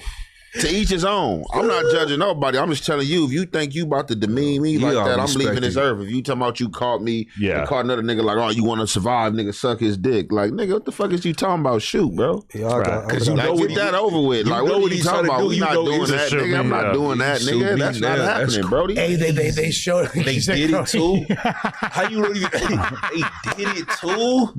I think they did it. Wait. So if you ever hear about gang warfare in Toronto, that's at least part of what might be the cause of some of their animosity. So from now on, anytime you hear about some shit getting sprayed up in Toronto, you could just be like, I get it. Because they've escalated this I'm gonna tell you beyond what's belief. dumb about that, right? What made you think after you suck the nigga dick, he ain't gonna kill you anyway? I'm thinking the same thing. Yeah, and then they're gonna send that footage to your mom. That's but y'all. That's why your son got killed. He was gay anyway. Look at him. Ain't even sucking dick. Hey, but you ain't seen that. That's been a trend in a lot of other cities for a while. Where I it's didn't like, even think about that. It was just a no-brainer. Shoot me, man. Fuck is you talking about? you ain't seen where they like in New York and Jersey and shit. They put the gun in the op's face and make them kiss each other and all that. Like they've been doing shit like that. Yo, there's something so gay about making a dude suck another dude's dick, even given the context. That's crazy. Just ordering that, like, I feel like he would look me in the eye and just be like, "Really?" Like I don't think I could have been the guy running the gas chamber either. I just don't think I have that degree of cruelty. You're not the executioner. I don't think it's it's gay on the gunman. No, that's what we said. We all agree with that. I don't Like, think that's for real, gay. that's just like I don't even kill you. I got both of y'all sucking each other dick. Nigga about to just drop this footage, man. That's really that's worse than It's killing. over with, Yeah, my you can guy. say Get your ass out the street, man. Go suck some more. That's what. Hey, but imagine you saying, "Nah, nigga, kill me, shoot me right here," and your homeboy like, "Man, homie, hey, we got." Hey, bro. Your partner gonna be sucking. I think your partner gonna be sucking Dad's wife. They gonna be out. Is dollars is dollars and cents one of the best Man, songs? come on, man. They gonna beat that nigga ass. Nigga, take it off. Nigga, come on, man. Come on, what? It's over. That's what I'm saying. So game over. All right, but can I just ask my final question about this thing, though? This is what I was trying to ask. If that's your homie and you found out that he did this, he made two dudes, whatever, and filmed it. If that's your homie, doesn't need to be your best friend, but it's like your real homie.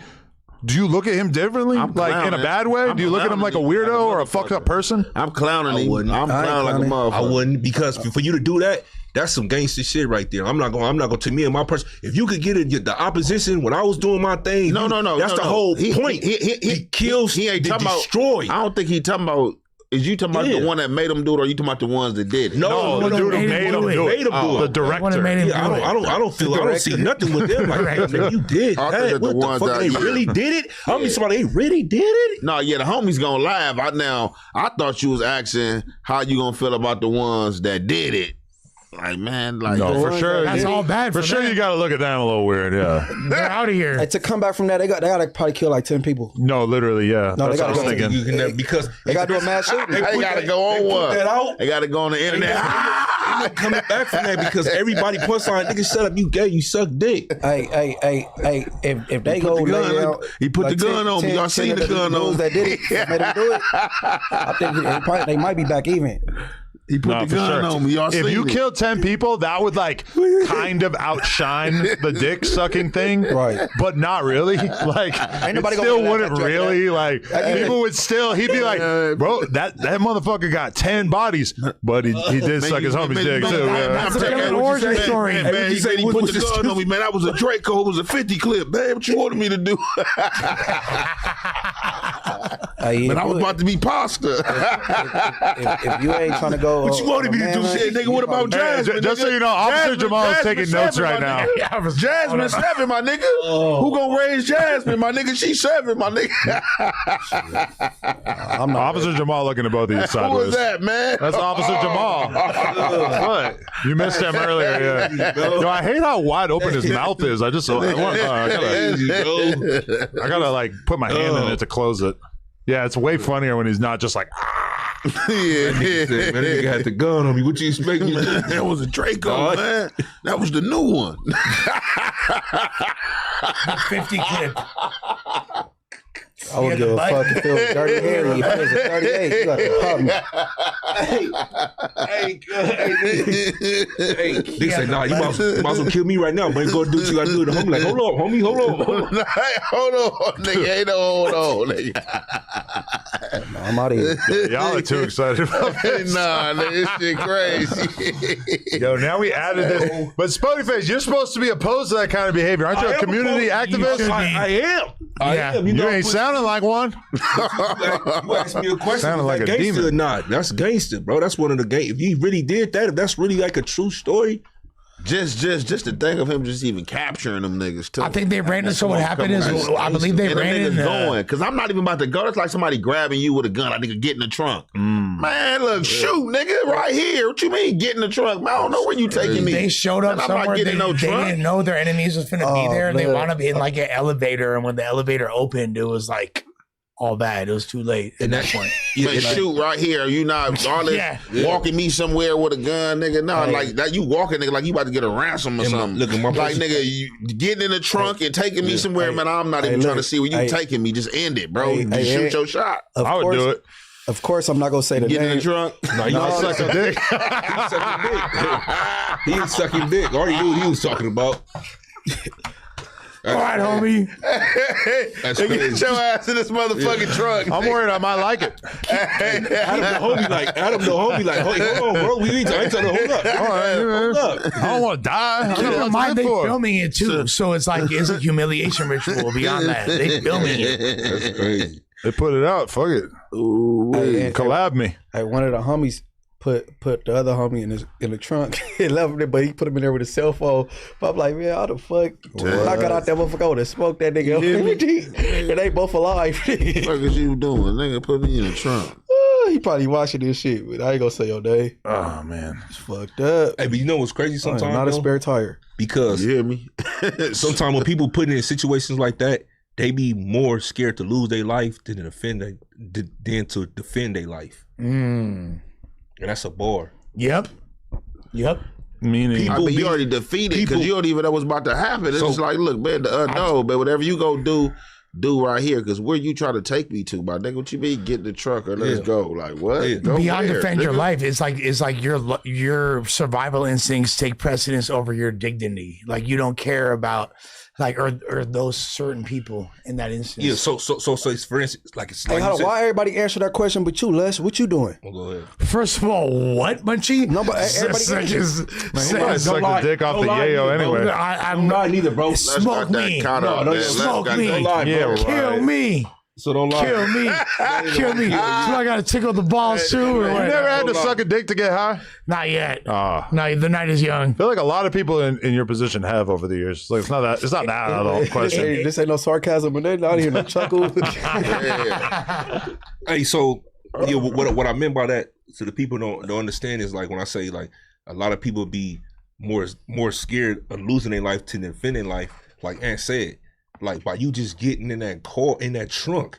I don't even imagine what somebody gonna do to me. That you gotta kill me, right? Whatever you gotta do right now, I'm fighting for my life right now. But some people be so scared to lose their life, they won't even fight for their life. I gotta go. Will you get in the trunk? What? Oh no, I couldn't. Whatever you gotta do, I'm doing it. We gonna do it. Y'all right acting like right they now. asking y'all to get in the trunk, nigga. It's by force. Yeah, but the force is a gun though. No, I don't know what weapon they have, machete, whatever. That's but if it's a kidnap situation, it's by force.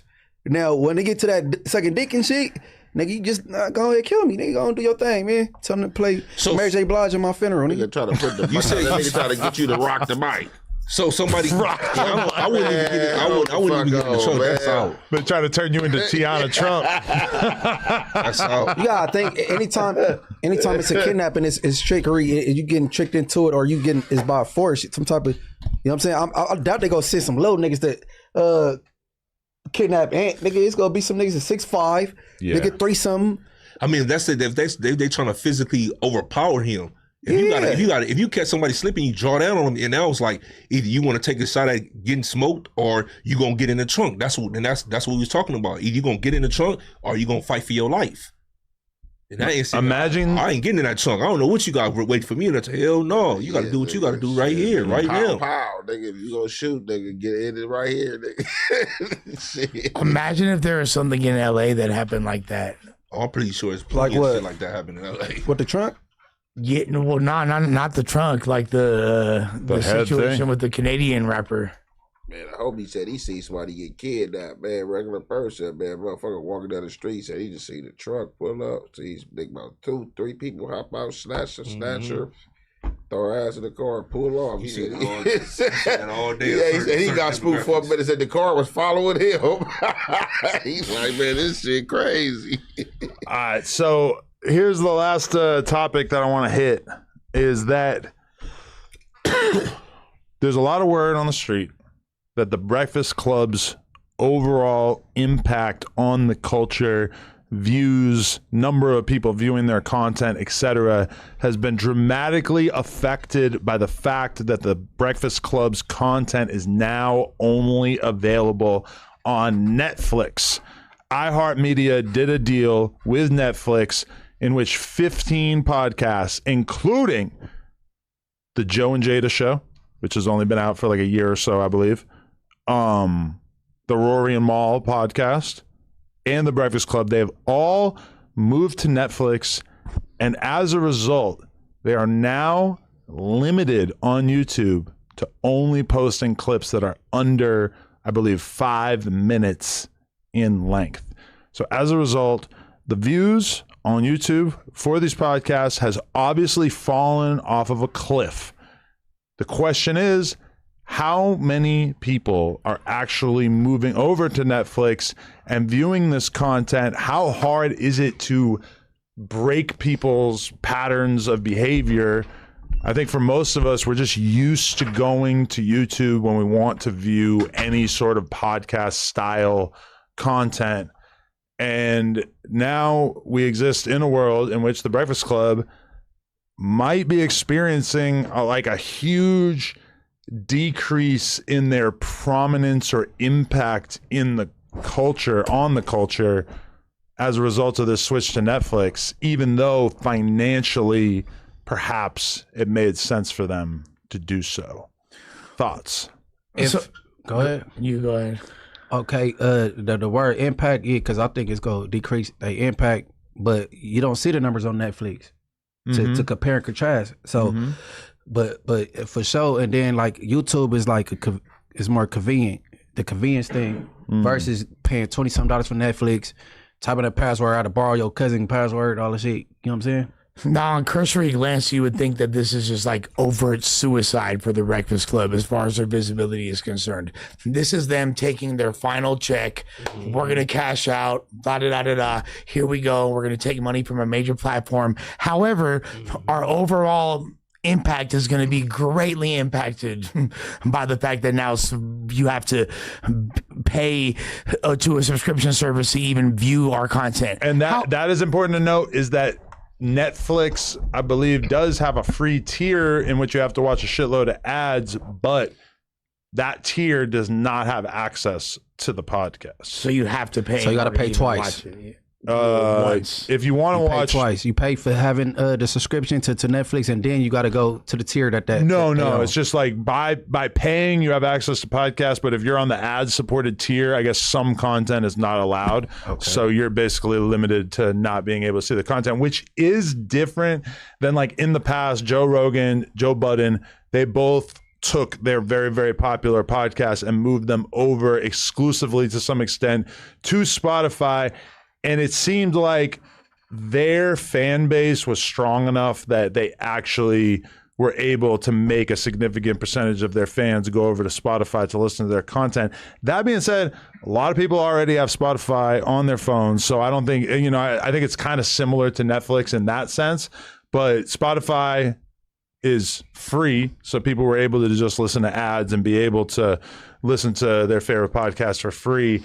Netflix does not have that free tier. And as much as like I would assume most of us have a Netflix account, not everybody does. And $18 a month or whatever it is pretty significant to a lot of people out there. Now we know like Charlemagne is like definitely an iconic figure in this space. However, we'd be remiss to not say that the Breakfast Club has been on a decline for several years as far as cultural moments that really moved the needle and made an impact.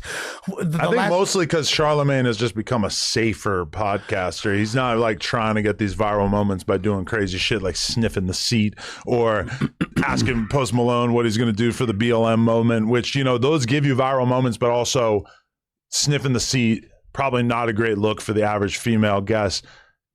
being that confrontational with a person like Post Malone, probably not great for your relationship with him going forward. He's just become a lot safer in general. Well, yeah, and also like not like crashing out on Lil Mama, making like a young girl cry or whatever, etc. Yeah, he's trying to be more of the corporate guy, more of the big boss of the podcast world because he's got the Black Effect Network and everything, you know. But, for sure. However, but at the time, a lot of those moments would occur naturally. Like put some respect on my name. He didn't plan for that shit. That like these moments were occurring naturally because that was a centralized hub for the culture, which you're effectively making no longer an opportunity for by putting it on something like Netflix. However, to play devil's advocate, you said 5 minutes is the maximum clip. Yeah. We're in a clip-driven market, and but those clips are doing very poorly. And to be honest, I haven't really seen much Breakfast Club content on Twitter and Instagram, which is where I spend most of my time looking. Because that is one thing that I would say is that if they want to just be on Netflix, they should be going hard as fuck on social media. Like their feeds should be flooded with short clips of them every day in order to kind of get that messaging across. And I think that them not having the same, being this viewed as the same centralized hub, no matter how many publicists pay or how many like big people in power are going to put money behind something, it's not going to, the same guests aren't going to be there, and it's not going to have the same impact. And this is the thing, is that on YouTube, we underrate YouTube's value as a discovery engine. And when I do a piece of content with Krip Mac, when he is fresh out and it gets 800,000 views, or when Big Bang gets Young Thug's first interview out of prison where he talks for 3 hours or whatever, not only does that get like really, really pushed upon anyone subscribed to No Jumper, but it gets really pushed upon like anyone who even kind of watches that sort of content, you know? So it's like YouTube helps you to make these viral moments when you put content out. But let's say the Breakfast Club gets a huge, crazy viral moment like the Soulja Boy interview where he coined the Drake meme and all that kind of shit. Like if they have a moment like that, yes, it's going to go viral on social media and everything, but is that really going to like drive people to Netflix? Like, is Netflix going to prioritize that content? Because I don't even see any content from people from like about podcasts. Like I look at Netflix a couple times a week. I don't feel like I've been recommended that content. I haven't seen it once, and I'm on Netflix every day. Yeah, and they have a lot of podcasts, and they also have a pretty crowded amount of content. Like they're only going to dedicate so many rows to podcasts. And like, it's hard to choose a podcast when you're going to Netflix just looking for some like more high quality content. Not to hate on like our own industry, but why would they allocate so much money for clearly like an antiquated form of digesting content? What, podcasting? Yeah. Like as far as like them using like because you have to have a catalog of episodes in order for them to want to fuck with you to begin with, right? And so, we're in the middle of the streaming wars where everybody's got a streaming service, from Disney Plus to Paramount Plus and Netflix, etc. And so from Netflix's perspective, how can they get more people to spend more time on Netflix and sign up? Because a lot of these platforms sort of feel like they're capped in terms of growth. Netflix is like the biggest one pretty much, but for them to like continue to grow, what are they going to do? Like and podcasting seems like a pretty logical choice. Now I think they had to pay like a lot of money to license these ones, but I can very easily see in the future a future where like every podcast is on Netflix, the same way that like every podcast is on Spotify and really weren't prior to them, you know, taking on all of these big podcasts that they paid for a period of time, because they're not going to pay forever. You know, that shit is only meant to last like a couple of years. So I feel like Breakfast Club, Rory and Mal, etc., they'll all come back to YouTube at a certain point once this chapter of Spotify spending all this money to get exclusivity of Netflix spending all this money to get access to podcasts. But I feel like it's going to be short-lived because Spotify doesn't cut those kind of deals very often anymore. I believe that they still have deals with like Call Her Daddy and shit. Well, yeah, and Joe Rogan's back on YouTube. Yeah. You know what I mean? And this is literally, we talked about this a few weeks ago, the same thing that happened in Battle Rap already. A streaming platform gave a lot of money to make URL exclusive. That's the biggest Battle Rap league. And then they were off YouTube for several years, and then now they're back on YouTube again after that deal expired. So yeah, you're right. I think as far as the Breakfast Club, I think like just like you said, until they get back to YouTube, I think they pretty much gonna be buried over there. I think a lot they view the viewership is everything, because I don't see it like that no more neither. As far as on social media, you know what I'm saying, and for them to YouTube, that was I know people that still watch the Breakfast Club. I'm one of them though. So I think they by signing with Netflix and doing that deal over there, it pretty much put them on the shelf. I mean, they're gonna be watching them. I don't think nobody's checking for them on Netflix. I just don't think that's what's happening. They need clips. On YouTube. Yeah, I think they buried themselves. They buried themselves over there. I mean, of course, who gonna turn on the money though? You know what I'm saying? Like you said, once the deal up, they can probably go back to YouTube. But I think right now they buried over here. That ain't money wise. It makes sense, but as far as like the viewership and the notoriety, I think they could tell us anything about the viewership though, because like I said, you can't see their numbers on Netflix. Yeah. They got to be pissed off at Jess Hilarious, though, because she's the one who put out the narrative of the fact that nobody's fucking seeing the podcast anymore. Like, she made a fucking vlog of herself just, like, doing some shit. Or, like, I think she went to LA, like, flew out to do stuff. And part of it was her just talking about the fact that everybody was complaining about not seeing the podcast, which is, like, probably not the messaging that they want to put out. You know, they want to act relevant and successful. Listen, like, Breakfast Club is one thing. I feel for Rory and Mal because I don't think they had much of a say in this. And I feel like for a podcast their size, not having access to the YouTube algorithm is probably very bad. Like, not being on YouTube is a fucking terrible feeling. Even right now, as much as I'm hyped to have like over 500 people watching, it still kind of hurts that feeling of like your content being important. You know, like if you have 3,000 people watching you instead of 1,000 people, it just feels like you're doing something more significant, you know? And like the idea of putting it on Netflix and having it trapped in this black box where you're just not going to have any idea, or maybe you have an idea, but your fans, nobody's going to like know. Nobody can interact, that community on YouTube. Like, I feel like their fan base is probably hurting. Were they doing lives though? Just hilarious. She took that time to plug her shit in. She was like, "Yeah, but I'm doing content over here." Da, da, da. Yeah, I mean that does make sense though. That they're gonna kind of have to.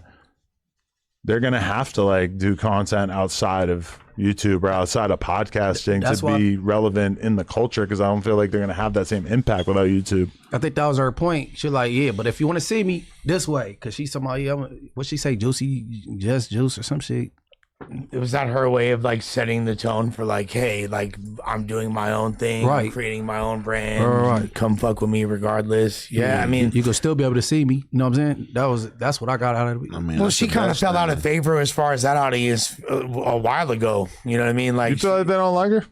Yeah, well, I mean, like, I feel like she got kind of just in that space overall mocked super hard by Lauren De La Rosa. So, you know what I mean? Like, anytime it's two females on any show, they go put them against each other, like compare and contrast unknowingly, you know what I'm saying?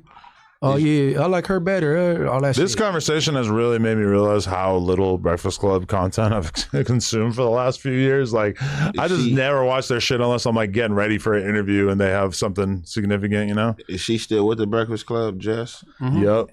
And so, I mean, Netflix ain't got that in their contract. So basically, with all them going over to the Netflix and having their show on Netflix, they still can do content. Like if they had like their own content they wanted to do on YouTube, they could do it. Question. I would think I would have thought Netflix probably would have been like, hey.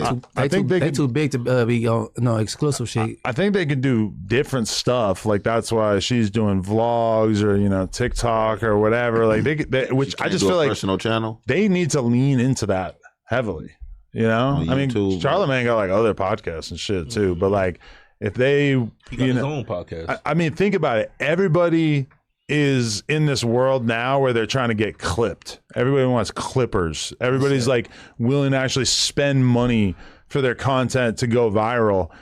And like taking your content and putting it on a platform where you have to pay to see it is the exact opposite of that. It's like you're just walling your shit off. Yeah, but however, actually, like, and this is to play devil's advocate, doesn't it kind of give you more control? Because if they're like just content IDing and clapping any footage that goes up because they have ownership and it's on a completely separate platform, so people can't allow it to go viral, and you're allowed to, and you have 5-minute clips, which is way longer than the average viral clip. It's not as restrictive as it sounds like, really. And you actually have more control, or am I tripping? No, you tripping. You sure? Wait, what the fuck are you trying to say? What I'm saying is, so if you have the full control, because like you're not allowed to, nobody's allowed to just upload a random Breakfast Club clip now, and they have like a strict content ID system in place because it's owned by Netflix, right? I mean, I don't see why you wouldn't be able to like react to their content or whatever, just because like it's still fair use, right? Is it? Doesn't that change the dynamic of I fair use? reacted to the Wallow and Gilly and Wallow thing, and Barstool hit me. They hit me exactly, and that's off For real? YouTube. Yeah, I told you that. Right? And Big, you put a call in for me and got it cleaned up. It was good. Yeah, I mean, in That's kind of my theory, point. So you have but I don't know. I see people making fucking YouTube videos, commentating on fucking comedy specials from Netflix and shit all the time. I do think that like when the content is copyrighted, it's harder for them to, they're able to like easily file claims. But I still feel like with fair use, like you could probably include footage from. But regardless, okay, so even if you're not able to police that to that full extent, you're still allowed to drop. Breakfast Club is allowed to drop 5-minute clips on YouTube. The average viral clip and the clips that people are searching for are way shorter than 5 minutes. And that doesn't sound as restrictive as it might be if they properly like clip they shit and have it like, you know what I mean? Yeah, but it is crazy because it's like the standard clip on YouTube is like 10 minutes. So 5 is kind of funny. Like, I don't feel like I click on a lot of like 4-minute clips on YouTube, you know? But like all the time on Instagram and Twitter, I watch fucking 30-second clips and 1-minute clips. Can't they? Like obviously they can still bring attention to their channel through the shorts thing. I know that doesn't make any money, but it's still like gets a lot of visibility, and there is profitability when it comes to YouTube. Facebook Reels and YouTube, Instagram Reels and TikToks, right? Like, hey, bro, I think people like the longer content because they be on the road. And then if it lasts an hour or 10 minutes, they done made it to their destination, or they be like, oh, they were 5 hours a day. They be at work. It be like down there they shift. So if you took that away from them. And that's why I feel like the Trap Lord Ross shit would do really good. Like if there was something like that, like the documentaries. I mean, I didn't think the I wouldn't be surprised if Netflix, after they onboard a bunch of podcasts, they basically are going to come up with a rev share just like YouTube, and then they're going to start by bringing on like more high quality YouTubers, and then maybe at a certain point, like, because if Netflix continues to embrace the podcasting space and maybe just like the user generated or like YouTuber style content, they could very easily end up with like a YouTube competitor in which they like have a lot of the bigger YouTube channels and everything like that, you know, because that's kind of like the next step down from podcasting, because that's content tends to be shorter. But I wouldn't be surprised if that ends up being something that they pursue, and maybe it's a different section, a different tab on Netflix. Then they give it like a name to kind of like signify that it's more like you know, or like semi-user generated. Well, it's kind of similar to Tubi as well. Like it's like as far as like they give like, okay, this Bro, is and Tubi is so popular. Yeah, and it's because it's free. And not only that, like as far as the type of content they'll give a green light to, it's just it has to meet these standards as far as quality, this many pixels by pixels, etc. Yep. And if you meet that, boom. So yeah, I totally agree. I can see, because all the labels are doing that. Sony Orchard's doing it. Like all the distribution labels are doing the exact same thing. It would make sense that for visual content they would do the same shit. the show. I'm about to read these donos real quick. Shout out to everybody who's watched this members only stream. It's been real. Shout out to Sergio P. He said, real members only, my guy. Oso Rich Mitch said, members only. Shout out to him. Sparks said, gotta keep the alter eagle on standby. That's a fact. Shout out to the and Hefe appreciators out there. Kenneth Clark said, shout out to No Jumper. Money Moolah said, Adam, who's worse, Lucy or Stefan? I'm headed into the second season and I'm glued to the screen. He's talking about that show Tell Me Lies that I recently finished. Dude, the other day I actually watched 2 Call Her Daddy episodes with both of those actors just to further understand their character, and it kind of demystified the whole show a little bit, to be honest. LG Venture said, 22, you did Krip Mac wrong. You knew he was upset prior to calling Tania and didn't remove his rant that could end up putting him back in jail. Listen, I just watched his 20 versus 1. All the shit that he was saying in that phone call is the same shit that he was saying in the 20 versus 1. Krip Mac is just who he is, bro. As far as that, yes, I knew that he didn't like her, but I didn't know that he would end up being enraged on that level. Like, notice in that call that when I call her, he doesn't like protest me calling her. He just kind of like ended up getting so mad because of certain things that she said, I think. So, bro, I didn't know his baby mama dad was from Hoover. See, that's what pissed him off. That really riled him up. Yeah, I guess that's a no-no. We don't mention that to him. But I'm interviewing him tomorrow, and I'm doing a music stream with Krip Mac tomorrow. So everybody tap in. We're going to be listening and responding to your music with Lush, actually. Me, Lush, and Krip Mac. Insane squad. Nightmare blunt rotation. Yeah, we're just going to be passing the blunt around him because he doesn't want to get high. Okay, Fan Bam said, Munchie, the homegirls video is lit.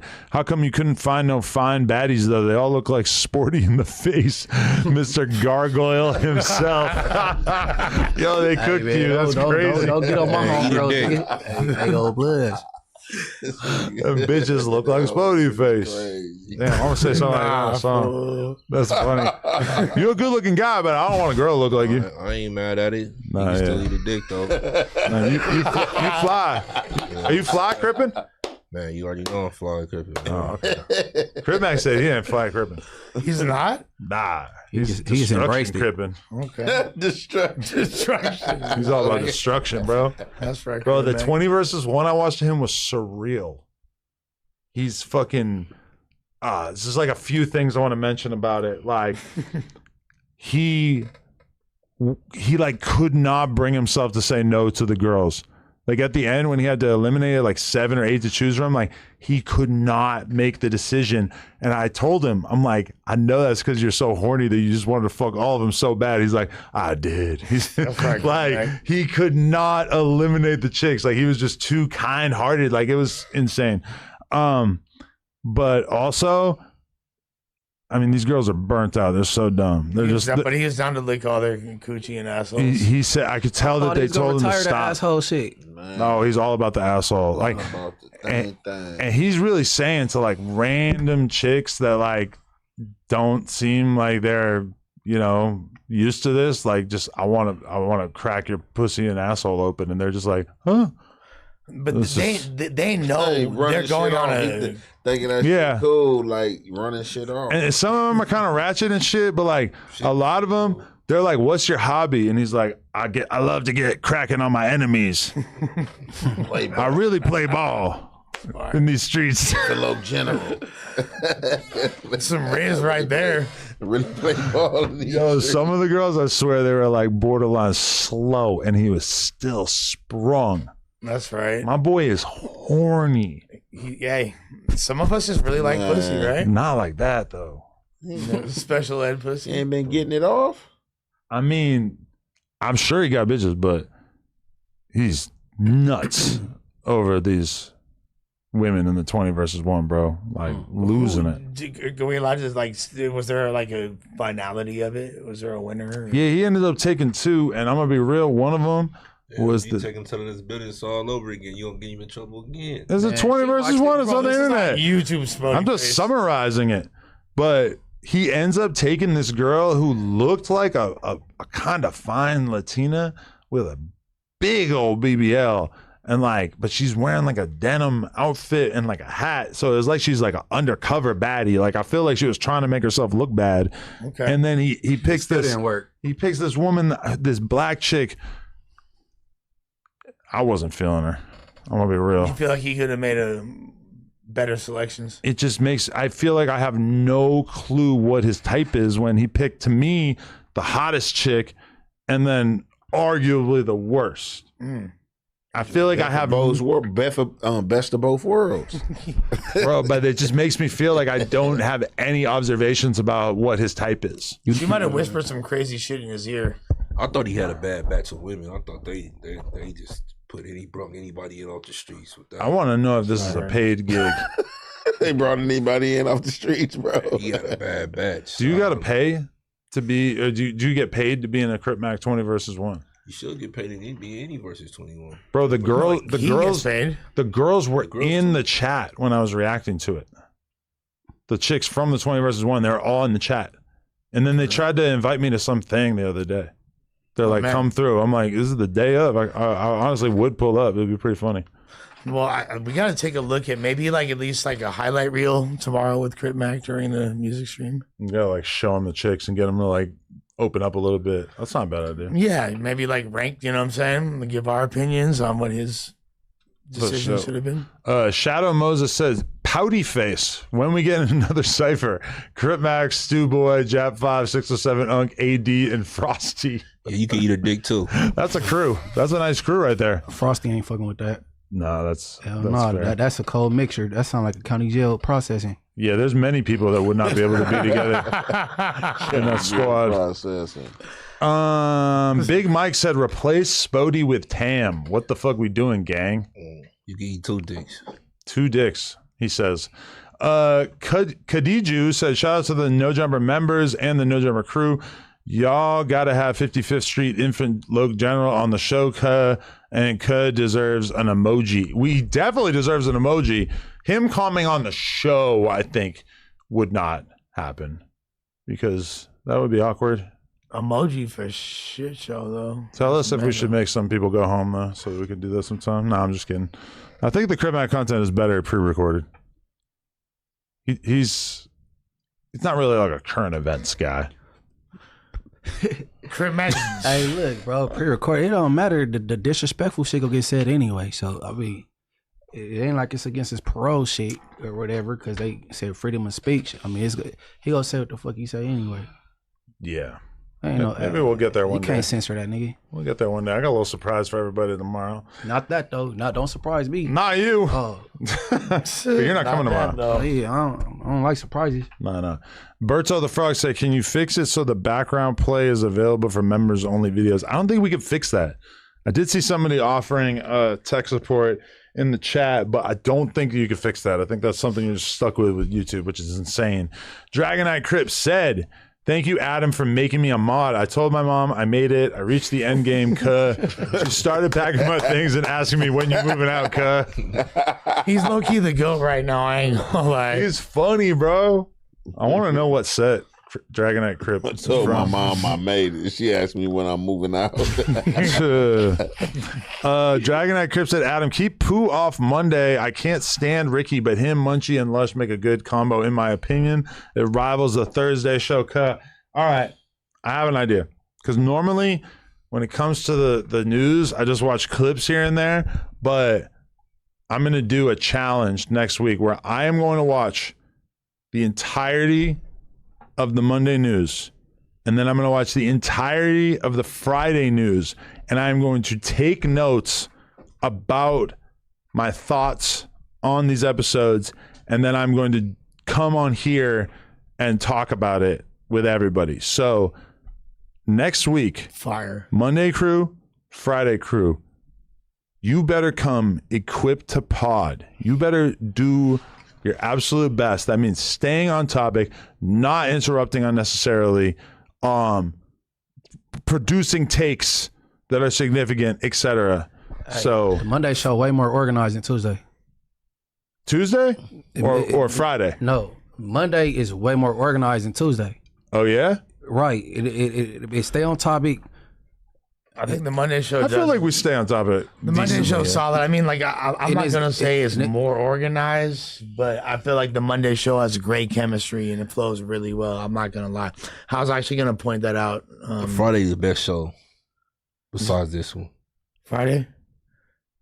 Yeah, they all do. I mean, Friday fire too. Like, I think the Friday the best show now besides Tuesday. But there's a lot of. I think Friday having like 9 people sometimes.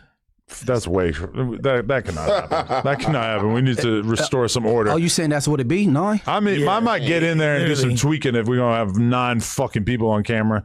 All right, yo, Philip said, can we get a poll on who in Cali is a bigger exposer, Selena Powell or Wack 100? I'm gonna let y'all react to that one.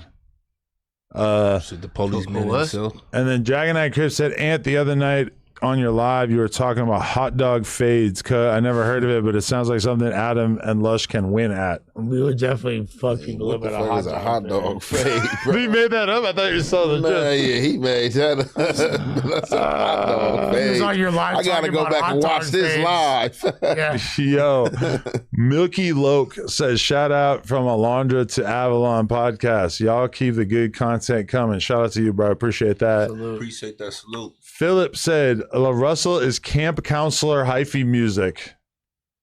I see no lies here. Mr. John Doe said, replace Spody with Dragonite Crip. You can eat a dick too. That's funny. Smack Pack said, shout out Lush. He trying to not be a J-Cat on camera, can smoke or drink, but he's still burnt out. That's real. Hey, Lush, I can't win for that. I can't. And then Smack Pack said, Adam, how you feel about Flakko starting to stream with Z-Rel but won't come back home? And please keep Moose Knuckle away. He got a shaky voice because he had 3 out of 4. Shit, based on the views I've been seeing, Flakko probably ain't going to be doing that pod too much longer because they're struggling to break 10K right now. That shit kind of sad. I'm not going to lie to you. Yikes. Philip said, I watched the P-Nice interview with Wack and 600. You can't convince me 600 was ever outside putting in work. He's like the undercover cop on Paid in Full. He's like, yeah, I don't got a problem with sneakers. I talk to him all the time. We send voice notes. I said, what the fuck? Any Paid in Full reference is a W in my opinion. I don't know. I don't know. He seems like a perfectly fine Crip to me, but I don't know. I'm not an expert on these things. Dragonite Crip said, give the people what they want. Can we get a suspect 607 on Krip Mac, Buzzball, Spody, Tam, Ralphie, and Stew Boy Blue emojis? Yo, Michael, take note. Yeah. I like what? Michael at nojumper.com. Bombard him. Send him notes because he said he can make the emojis. So I think it's MICHAEL at nojumper.com. I actually feel like he's going to appreciate the attention that he's going to get from this. Philip said, Camp Capone is the confession room for the No Jumper reality show. Not the confession room. That is so fucking funny and true. These bitches got me fucked up. Yo. Right? And while we're here, please like the video, even though it is members only currently, or if you're watching this afterward, please like the video. Yo, that is so fucking funny. Shout out to Philip for that one. Quick said, Adam, Dragonite Crip, your mod is banned on the No Jumper Reddit. Can you fix that? Also, make me a mod too. Bruh, tweet at me or DM me on Twitter and send me his profile so I can look into this. I could probably go look at like why he got banned. Maybe he's a custer. Maybe I'll unmod him on here too. Q Dizzle said, Ant, are you willing to put it on your hood that you didn't hear? Or okay, I'm gonna keep just going here. Birdo the Frog, Adam, you should turn members only off for like 30 minutes so we can give subs and then turn back on. Oh my god, that is a great idea. Can we do that just mid pod? I don't want to do that, but that would be interesting. Either way, I think maybe next week we'll do half and half. So half of it will be for members only, like the second half or some shit. Send a super chat for now. Oh, that's hard. Yeah. Oh, sorry. Okay. Germ Smooth. Munchie Ben exposed Wack's fake diaper company. He opens LLCs just to say he owns a business. Adam, you ain't got no more diapers after the first round. Listen, I expressed my skepticism on the podcast. I've not really found anything since then to make me more assured. He did show me paperwork from that day with like a stamp or whatever, or like an email about the diapers. So that did make me think like, shit, he's still out here working on the diapers. I don't know why it would take so long. Did you ask for a second round of diapers, to be fair? I didn't ask, but also I feel like my kid already kind of bougie with the diapers because she already was like used to some like really fire Erewhon ass invisible diaper shit, company, you know? Bro. Barry and shit. An invisible diaper? I don't know. Yeah, that's futuristic. He did give me diapers though. But is that right? She soon after that defaulted to the diaper she already had. She was vocal about this even at that age. For real, she was like, I ain't fucking with these. She was like, no, I want the bluey ones. Damn. Fool. But, you know, that happens. Fam Bam. Wack needs to humble himself. Munchie B and Ant definitely got motion and heavy hitters. He's right about sporting a bum. Right about what? He said a bum with an identity Who crisis. said that? Who said that? Fam Bam. He back in there. This is second dick of the day for you, fam bam. This is second dick of the day you gonna eat today, fam bam. That's the second day. That's the second dick of the day today, fam bam. Hey, what he Spend said? another $5, you gonna eat another dick. Price is right. Yeah, the price is right. You keep eating them. Second dick of the day for fam bam, 3,400. I'm sorry. What the fuck he say? Wack is right. Yeah, I'm laughing way. Yo, I cannot get high on the podcast. I'm laughing way too hard, bro. That shit funny, fool. BMX 1803 said, y'all sound mad gay. I'm pretty sure this is some of the conversations we were having earlier. But takes one to know one, brother. Live Corpse said, suspect is a punk and scared of Draco. Tay third, a punk scared of Rich Trapper. Lush, a sad excuse of a person always on his knees to the co-host. Munchie and a Spony cool AF and real ninjas. So thank you, I guess. Man, I'm having a hard time getting it out because I'm so Shout hot. out to you. You don't get no dicks. Nah, hey, you know he do actually get a dick in two balls. Yeah, you get a dick in two balls with it. Doesn't matter. I respect harsh criticism, so shout out to you for speaking your truth. Shadow Moses said, what's the update on Wack's third-party scam stream? Adam, don't get caught up in a money funneling op. Was that the thing where it was supposed to be like promoting underground artists with like Flakko and Trap Lore? Remember they had like a commercial. He got all kind of bootleg ass shit going on. They had a commercial, huh? They had a commercial. They had a commercial that aired where? Bro, on like Instagram and shit. Bro, I was given belt for saying that I did not want to take part in that venture. He was so mad at me. I'm like, listen. You made a great decision, man. I got a brand to protect here, brother. Yeah, so he wanted you to come in investments? He just wanted me like probably to be in the commercial. Like a mannequin or some shit. To sit there like a mannequin. Yeah, you just want a nigga to sit in like he a model or something. Nigga, that nigga a porn star. The title announcement with all the celebrities on stage. You wanted me in there. Just think, well, Adam to sit next to him. Fuck, come sit right here, Addy. On my lap. Sit on my lap. That sound like a sit on my lap, fool.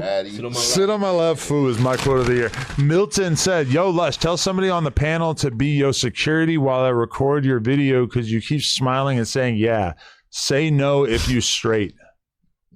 Oh, what the fuck is this guy? You all right? You say no. You all right, cuz? I don't even know what this guy talking about. What up, gangster? I was just like, and then Milton said, matter of fact, yo, Munchie, free video on me. I'm going to be in the Cali in April on business. I come down often. Mill Ticket Productions IG. Fire videos too. DM me. DM the homie. Okay, I already read that one. Hoffology said, is it gay to pay membership to hear a bunch of dudes discuss what's gay or not? I mean, that's really up to you. it's pretty hetero. I think it's fire. I think it's totally normal for a bunch of guys to talk about if something's gay or not. Yeah, we're trying to give y'all some parameters. Yeah, we're trying to get to the truth of it because obviously we're all straight. So why would we not drill down, onto what exactly qualifies as gay or not? Like, you gotta be comfortable in your sexuality. I used to let chicks peg me all the time, and then I started hanging out with Spody Face. I realized that was gay. Yeah, for sure, that's gay. Gay. I didn't know about this. It's extra gay. I started kicking it with Spody Face. He told me don't do that. They told you that shit ain't spotty, huh? He said it was not spotty to get pegged. Lush was over there doing a fucking chair. I was not a part of you these definitely festivities. said you be doing a chair, and that's how they because we actually do they lick it from the back. That's or not the front. pegging. Having a bitch put her fucking nose underneath Yeah, you my go to the balls. rim shop. You was getting the rim job. She was, you feel me? I take you to She the thought she candy was. shop. She thought she was Kurt Rambis. Bitch thought she was Kurt Rambis at the rim shot. You feel me? Are you okay? Niggas getting their groceries ate. You look like you're about to pass out. He's like, you look like Baby Yoda. No, he was Mike, doing his move. Look at Baby Yoda. Half off the chair. I was about to get my ass licked, my man. He's ready to put his leg up. I don't need to put my leg up. That's the whole thing. You can do that chair. Yeah, like The I said, stanky leg.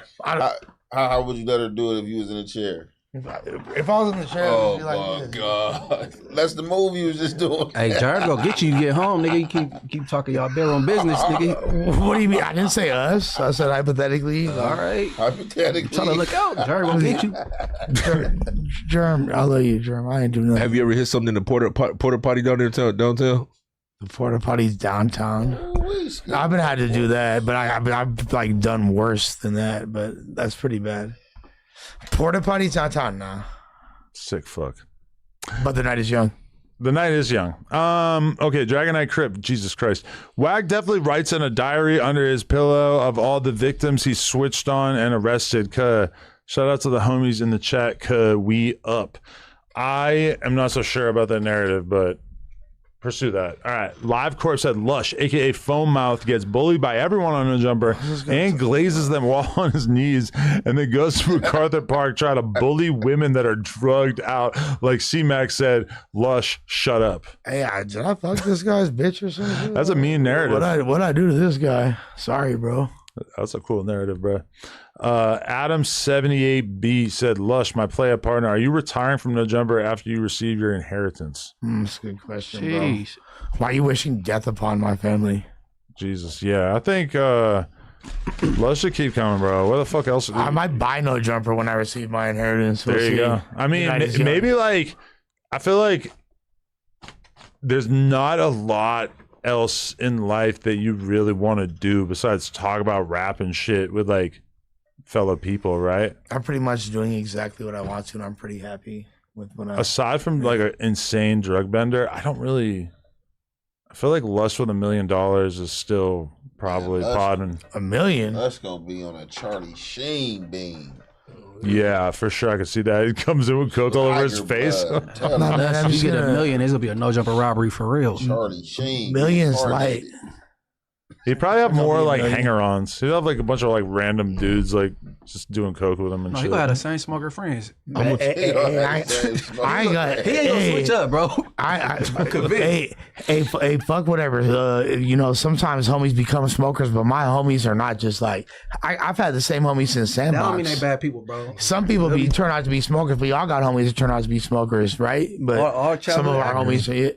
Yeah, pretty much, bro. I'm like, most of my, like, when you see people that I bring around here, we've been friends for 20 years plus. That's gangster. How much would you sell No Jumper for right now? Huh? How much would you sell No Jumper for right now? I don't know, dude. I don't think I would. I can't. What else am I gonna do? Porn. Yeah, you're right. I don't know. Should I tell the doctor to increase the medication of my parents to expedite the process or what? Like, No. yeah, probably not. We're gonna reject your life insurance claim if you do that.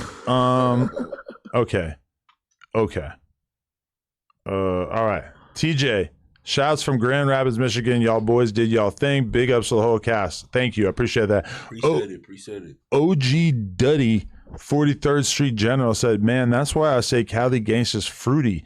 To not say the dude that made him suck him is fruity is crazy. On Crip, that's not gangsta, homie. And that's why you're gonna eat a dick today too. Because you don't have homies who make dudes suck dick. I'll fuck with it. We respect the shooter. D reacts and the filmer. Got to. He putting in all the work. Nigga. We respect the shooter. I respect the one who got shot. You feel me? Respect the shooter. D reacts said, hey Adam, would you do a podcast with Dejan Paul? Would be dope content. His office, of course. I'm not gonna lie, I have allowed my mind to wander to the possibility of podcasting with Dejan still, but I think ultimately I could never justify taking the risk of letting his lion snake ass be around me consistently. I do agree that he's kind of talented, but I also just think he's like the most toxic fucking goofy ever.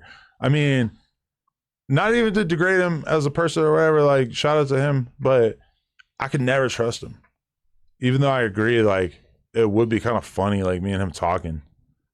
Maybe we should do it over like Discord sometime, but probably not. I don't want to fucking fuel his whatever he's going through. You said you very forgiveful, right? I don't know. I'd probably just not do that. I do agree he is talented. I could also understand not wanting to fuck with him considering what y'all went through. You feel me? Like, are you ready to admit what you and him did when you went there to do the podcast? You and him did. What the? Whoa! You slurp cuh. Yeah, we heard. We did a podcast. You slurp cuh. Hey, bro, I don't even sex play Dejan. You feel me? I just go over there and we talk about rap shit. It's crazy that I have to talk about that. There's one of the only people that's able to even hang with me in a hip hop conversation is Dejan out here. Like most people be drowning in the waters of when it comes to the level of like intricacies we discussing. Man, so that your credibility is shot. You the same person who said Bad Bunny better than a Russell. I don't want to hear that shit about hip hop. What the? That's what you said. No, that's what you said. This literally never was said. However, that's what you said. However, Bad Bunny Bad Bunny and La Russell. Bad Bunny definitely scares away less pussy than La Russell for sure. Not La Russell. So the said earlier, the most popular current artist / most popular reggaeton artist ever versus a rapper who's not even really popular amongst rap fans. That ain't even a comparison. He say he like Bad Bunny more than La Russell. Man, Spody Face, quote your favorite somebody else. I like Black Sabbath more than La Russell. For sure. I like Slayer better than La Russell. That doesn't mean that I'm not like a majority hip hop fan just because I like something else from a different genre, especially something that is considered like the best of that genre. If somebody can rap 2 La Russell bars at this table, I will quit my job at No Jumper right now and never come back. You feel me? And I will rap 2 of his bars. He has rapped 2 bars. I was going home eating the ice cube. You feel me? Like okay, if he's so fucking nice, you ain't got 2 bars. You feel me? Like Spody Face just biffed it. He's trying to get me fired. This guy over here. Somebody got it back there. What you mean, man? You know I was in prison for that his whole run. You know. Yeah, exactly. You know, so was I. I don't remember him, but he got some shit though. I'm just saying. I'm in prison right now, just not listening to La Russell. It's my own personal prison as a person who has almost never listened to La Russell throughout my life. I'm just saying, if he's so raw and it's like such an impactful combo, we should be able to like quote a bar, 1 bar. I just gave you a bar. That's crazy. I don't know how I skipped it. I thought it was another comparison. All right. Black Ox said, so my favorite artists on the West Coast are DW Flame, The Game, and Hefe, and Munchie B. Wow, so this podcast must be very special to you. Whoa. Yeah, no Spody Face. You don't got the stripes yet. I know Munchie may not want to do this because of politics, but and Hefe, have you ever thought about getting on a track with DW Flame? We already on the track together.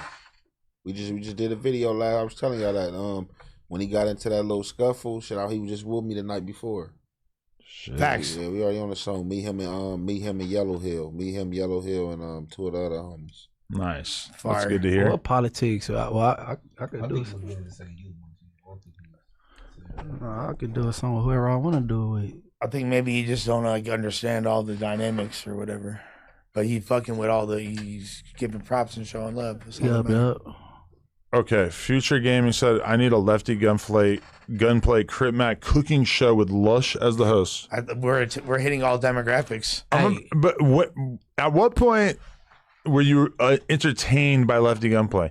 He was funny when he first came out, when he was smoked out, acting crazy. I feel like I have not seen him. He's not funny. He's not entertaining. I just heard a fire ass verse, a fire ass song with Lefty Gunplay on it. Him and Savi Third Crash Out. Yeah, that shit hard. I'm telling you, man. Savi out? No, he dropping from behind the wall. No, that Crash Out with him and Savi, they going back and forth. That shit dope. I will listen to it. I am very open to Lefty Gunplay making good music, even though I have not personally witnessed this yet. Yeah, the funny thing is that very comparison is what originated the Lefty Gunplay No Jumper Friction. Really? Oh yeah. B-Rob said no Mexicans rap again. Oh yeah. Hey, where's he from? Huh? Where he from? Who? South Central. Rob. I don't know, to be honest. Yo. I want to hear his music. Philip said Wack's diaper company was merch. And then Sean Cunningham said, why does Wack have a logical point on why he's ducking the fade with Aunt Hefe on Cam Capone, but didn't have the energy for the funny kid or Ricky? I do not know. That's really his business. And then is this guy saying that Wack wouldn't fight Flock 2 Ball? Because that doesn't make any sense. That's what he's implying. They should not fight. That would be a bad vibe. And Hefe's check said, this really is the coolest podcast, rocking with you all the way from Columbus, Georgia. Shout out to you. Shout out to Daylight Savings. Shout out to Paperboy Newsstand already making a video about something that I said about Krip Mac on this podcast. I just saw that. Shout out to Lush, Bodyface, Munchie B, and Hefe. I have a very dry mouth right now. Pause. I need to go drink water. And I appreciate everybody who tuned into this members only stream. And I really appreciate everybody who watches it tomorrow, Wednesday, when it premieres as well. Let us know if we should do this more often, if it felt more intimate. Pause. I would never get intimate with you. I don't trust you like that. No way. You ain't gonna fleece Johnson me, buddy. We know you the homie that was saying, you the homie that said, hold up, wait. I ain't trying to lose my life. I'm gonna put some Fleece Johnsons in the streets. I don't try to get on his knees and fix it. That's what you trying to do. You know what I almost said earlier?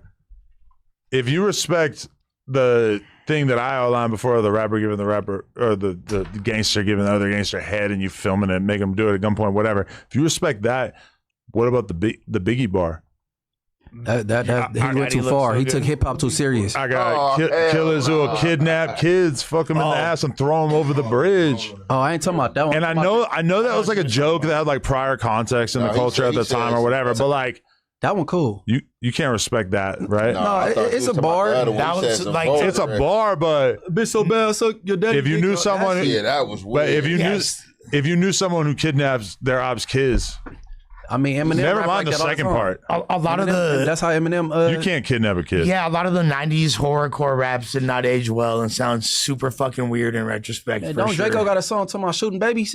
But that's a whole different era. I'm talking about like before that, and then they were being descriptive, like he's talking about. And I think that he was saying that him and his people were so crazy that they would shoot a baby. Not that they, not that they did. But like that's like the level of insanity that they were on. I'm so crazy I'll shoot a baby is essentially the really also to me does not seem like a great thing to say in a rap song, but it's a little different. No, but like Big L was like, Long Live Big L was like, I've been fucking chicks in the ass since I was 6.5. Like they were saying like wild shit, bro. Like that's funny because it's like impossible. Yeah, but it's like pretty. I don't know. I mean, it's still like I'm sure. Like, it seems very unlikely to be true. Just the fact that like these were like this. Imagine Kendrick saying that on a song right now. Like I almost feel like. Of course, that's the point. Yeah. I mean. That would be insane. I don't think J. Cole says it. I guess I had boners when I was like 6 probably, but I'm trying to remember like when I first noticed. It was definitely taking a shit. That's all I remember. Yeah, I'm pretty sure I wasn't like busting yet, but I was for sure like was on pole at that age. Like if I remember correctly. I've heard like I never had a son, but I've heard other parents like talk and joke about their sons getting boners. But never encountered it myself. Yeah, and you know what? You already know, unless you ain't got no kids.